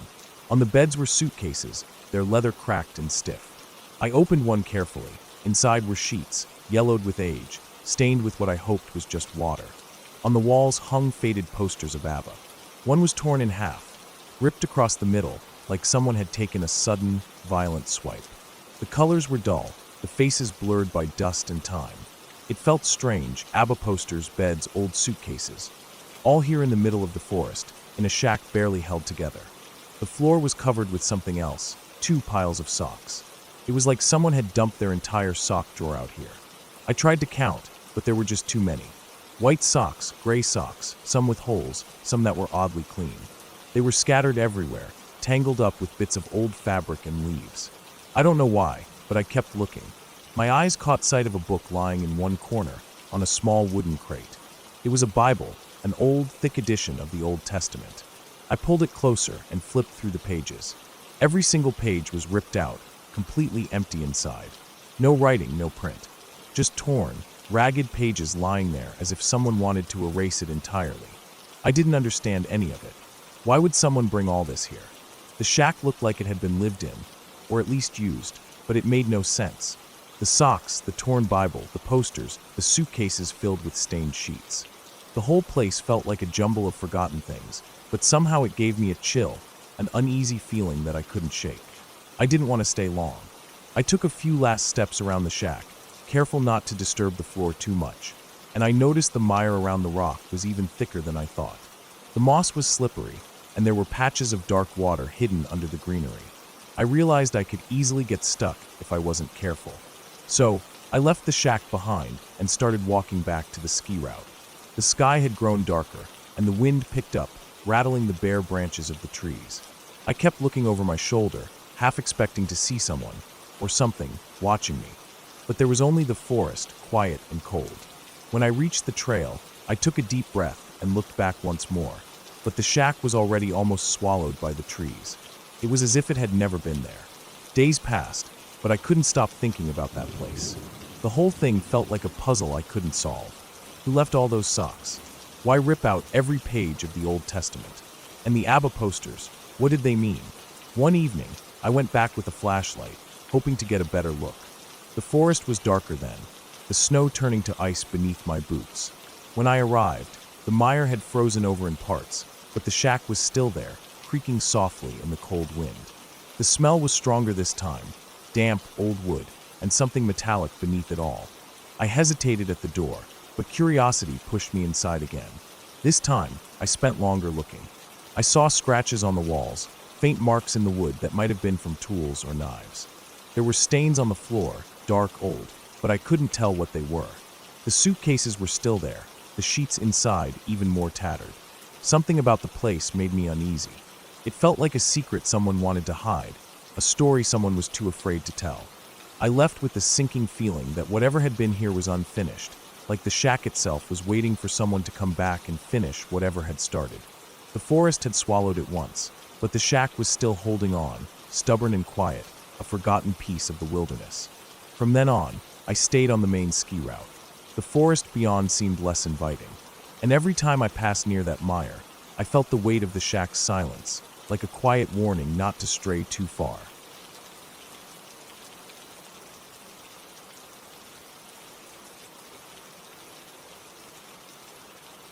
It was the mid-90s, a time before cell phones were everywhere and GPS was a luxury few had. Paper maps were the only way to find your way if you didn't already know the roads. My two best friends, Paul and Taylor, and I had just got our driver's licenses and, eager to taste a bit of freedom, decided one Saturday to take a road trip. Our destination was a water park in southern Missouri.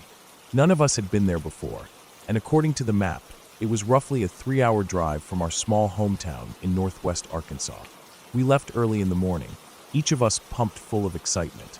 Paul was driving his old, beat-up car, and Taylor had the map open on her lap, tracing the route with her finger. I was riding shotgun, my eyes flicking between the scenery outside and the road ahead. The roads were mostly two-lane highways lined with trees, fields, and the occasional small town or farmstead. We played music from a cassette tape, sang along off-key, and joked around like teenagers finally tasting independence. The water park was everything we hoped it would be. Slides that twisted and turned, wave pools that crashed and receded like the ocean, and lazy rivers that let you float away from reality. We lost track of time splashing, laughing, and trying to outdo each other on the big slides. By the time the sun started dipping toward the horizon, casting long shadows through the trees, it was clear we needed to head back. It was around 7 o'clock. We piled back into Paul's car, tired but happy. Taylor folded the map and put it away, and I stretched my legs after hours in the cramped car. The drive home seemed straightforward, but just a few miles in, Paul missed a turn.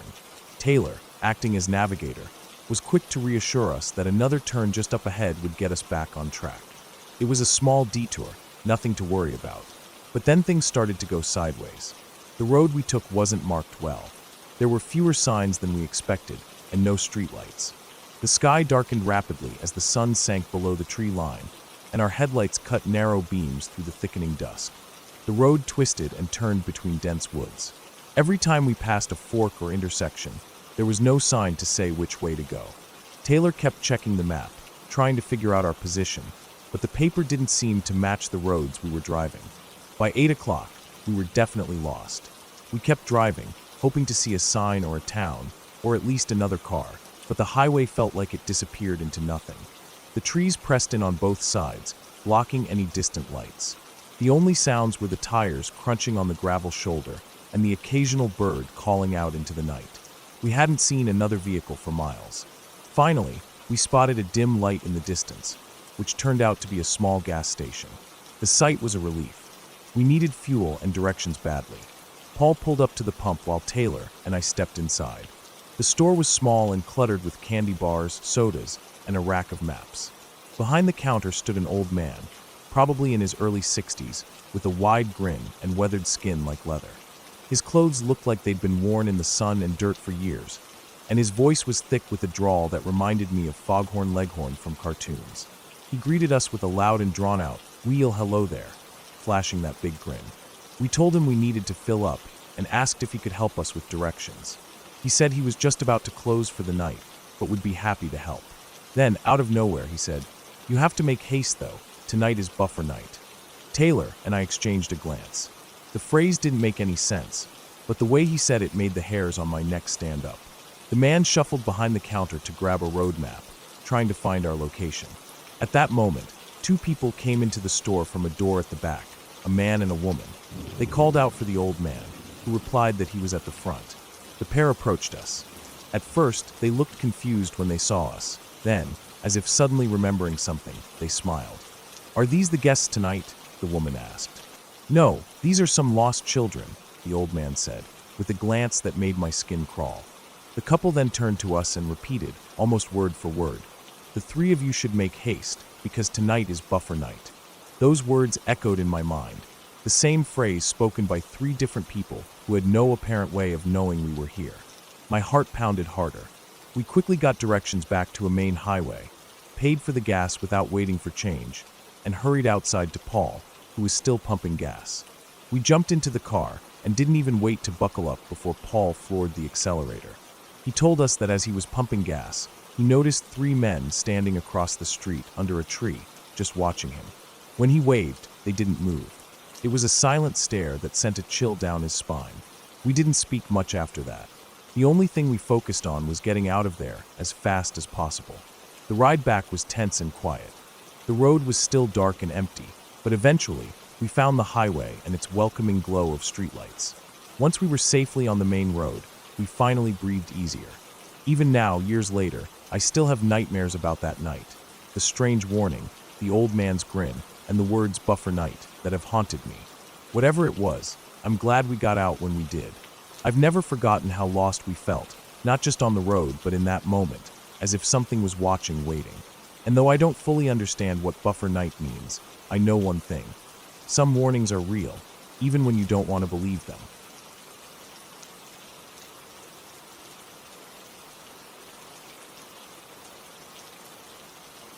When I went to stay with my uncle for the weekend, I wasn't expecting much out of it.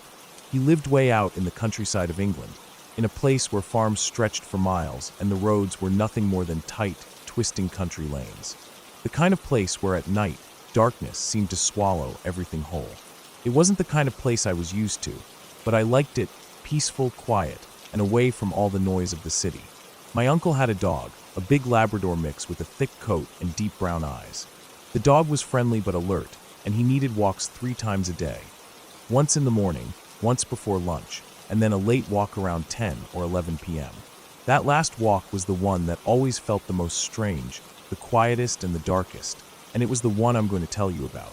That night, as the sky shifted from a soft twilight to complete black, we decided to take the dog out for his last walk. The air was cool and still, and the only sounds were the soft padding of the dog's paws on the grass and the distant chirping of crickets. The stars above were faint, barely breaking through the thick blanket of darkness that stretched over the fields and farms. We started off down one of the narrow country lanes, the kind where only one car can pass at a time, and the hedges on either side feel close enough to touch. My uncle lifted the dog gently over a small wooden fence that marked the edge of a field, and I just hopped over myself. I'm tall, so clearing it wasn't much of a challenge. Beyond the fence, the ground dipped slightly, and we found ourselves walking into an orchard. The orchard was a place of rows upon rows of fruit trees, their branches tangled and thick, leaves rustling faintly in the breeze. The trees were planted close enough that their branches nearly touched, forming narrow paths or aisles between them. As the darkness deepened, I flicked my phone light on to cut through the gloom and give us a better view of where we were stepping. The orchard felt different at night. During the day, it was quiet but inviting. The smell of damp earth and ripe fruit filled the air. But at night, everything seemed tighter, closer, like the trees themselves were pressing in around us. The shadows stretched out long and sharp beneath the weak light, twisting the shapes of branches into strange forms. I kept glancing around, feeling a strange sensation like someone or something was watching us. It wasn't just a feeling out in the open, but close enough to be right there in the shadows of the trees. My heart beat a little faster, but I told myself it was probably just an animal, a fox or a badger, or maybe the way the light and darkness played tricks on my eyes. Then, as I looked to my left down one of the long aisles between the trees, I saw it. Something tall and humanoid walking slowly past the edge of the orchard. It wasn't running or moving fast. just a steady, slow walk, like it was following us but not wanting to get too close. I froze for a moment and stared hard, trying to make sense of what I was seeing.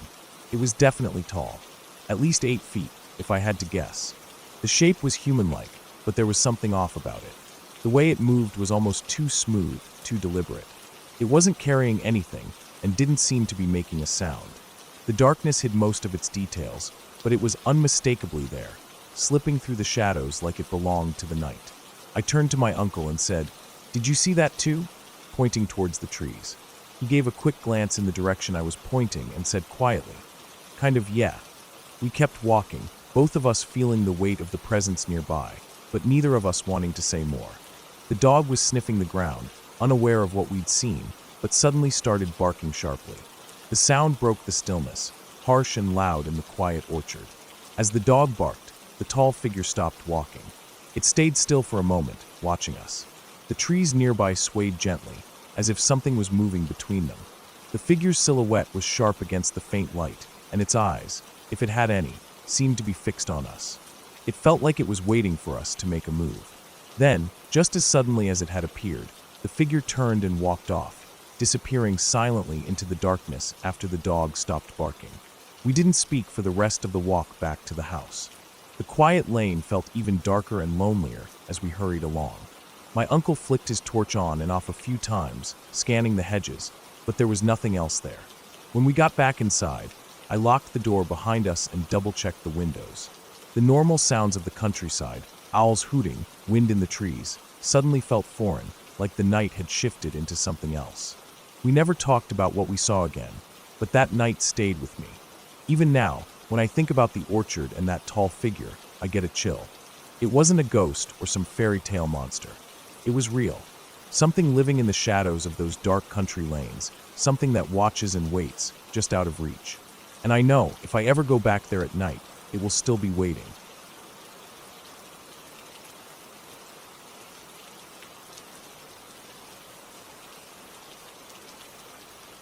About 27 years ago, my family and I would spend weekends at this old cabin in northern Pennsylvania. The place was beautiful, real rustic, the kind of cabin you see in old movies or nature magazines. It was a log cabin, just one room below with a loft above. Inside, there were 4 bunks lined up against one wall. The cabin had a big old fireplace that looked like it had been there for decades, maybe even longer. Outside, there was a porch that was built way up above a small gully. Down below, the gully was where a natural spring bubbled up, cold and clear. The water from that spring was the freshest, sweetest water I've ever tasted in my life. It wasn't just cold like from a tap. It had a natural chill that could wake you right up. This cabin was really deep in the woods. There were no stores nearby, no gas stations or convenience shops within at least 40 minutes in any direction. It was quiet except for the sounds of the forest. We usually went up there for a weekend or so at a time. No electricity, no running water, no bathrooms inside. Just a single-seat outhouse about 2 minutes walk away through the trees. That outhouse was old, creaky, and I think it was built even before my mother was born. It always gave me the creeps at night, but you had to use it because there was no other option. My mother was really into this whole rendezvous thing. Those historical reenactments where people dress up and camp like they did hundreds of years ago. She also sold 3-pole lodges, which are like teepees but with only a few poles. So, of course, we had one set up near the cabin. It was small and kind of cramped inside, but fun to sleep in sometimes. One weekend, my family and I decided to sleep in the lodge instead of the cabin. My Uncle Joe was supposed to sleep just outside the flap of the lodge. My mom and Uncle Joe both drank a lot that night, so the kids, including me and my brothers, ended up in the lodge by ourselves. It was kind of exciting to be on our own, but also a little scary since the woods were so dark and quiet. I remember waking up once during the night. I must have been restless because I heard my uncle snoring outside. I got up, walked through the dark woods to the outhouse to do my business, and then came back to the lodge and went back to sleep. The woods were really still except for the occasional rustle of leaves or snapping of twigs under small animals' feet. The next morning, we found out something that scared me more than anything I had ever experienced up to that point. Uncle Joe hadn't actually slept outside at all. He had fallen asleep inside the cabin because he was too drunk to stay awake. But when we looked around the lodge and the area outside, there were huge bear tracks everywhere, right where Uncle Joe was supposed to have been sleeping. There were bear tracks all over the ground where he would normally lie outside the lodge flap. These weren't small bear tracks either. They were huge. I had seen bear tracks in the woods before, even once while riding my bike on the trails near Nobles Park. But those tracks were on a completely different scale. These paw prints were enormous. The strangest, and frankly the most unsettling part to me, was how my footprints from the night before were mixed up with the bear tracks. Outside the tent, my footprints were there both on top of and partially covered by the bear paw prints. The bear had clearly walked through right after I did, or maybe before. I couldn't tell which. The idea that a bear had been walking around the lodge, so close to us, in the middle of the night was terrifying. And if that wasn't bad enough, we found a huge pile of bear droppings just 3 feet from the outhouse where I had gone that night. It was fresh, big, and unmistakably from a bear. It felt like the bear had been watching us, maybe even waiting. I don't think I slept a wink for the rest of that morning. I was too shaken up, knowing the bear had been so close to us. After that, my brothers and I never slept outside again. We all stayed in the cabin, where it felt safer, at least a little bit. Uncle Joe, however, kept sleeping outside. He's a big guy, about the size of a mountain, as we joked, so maybe he felt invincible or just wasn't afraid. But for me, that night changed everything about how I saw the woods. I realized that out there, nature wasn't just pretty or peaceful. It could be dangerous and unpredictable. Looking back now, I think about how close we came to something really bad happening that night. If the bear had been more aggressive, or if we'd been outside a little longer, things might have ended very differently. It was a hard lesson, but one that made me respect the wilderness in a way I never had before. From then on, whenever I go into the woods, I'm always careful to watch where I step and listen for any signs of animals nearby. The forest isn't just trees and birds. It's a place where wild creatures live, and they don't always want to share their space with us. That night at the cabin taught me that lesson in the most direct way possible, and I've never forgotten it.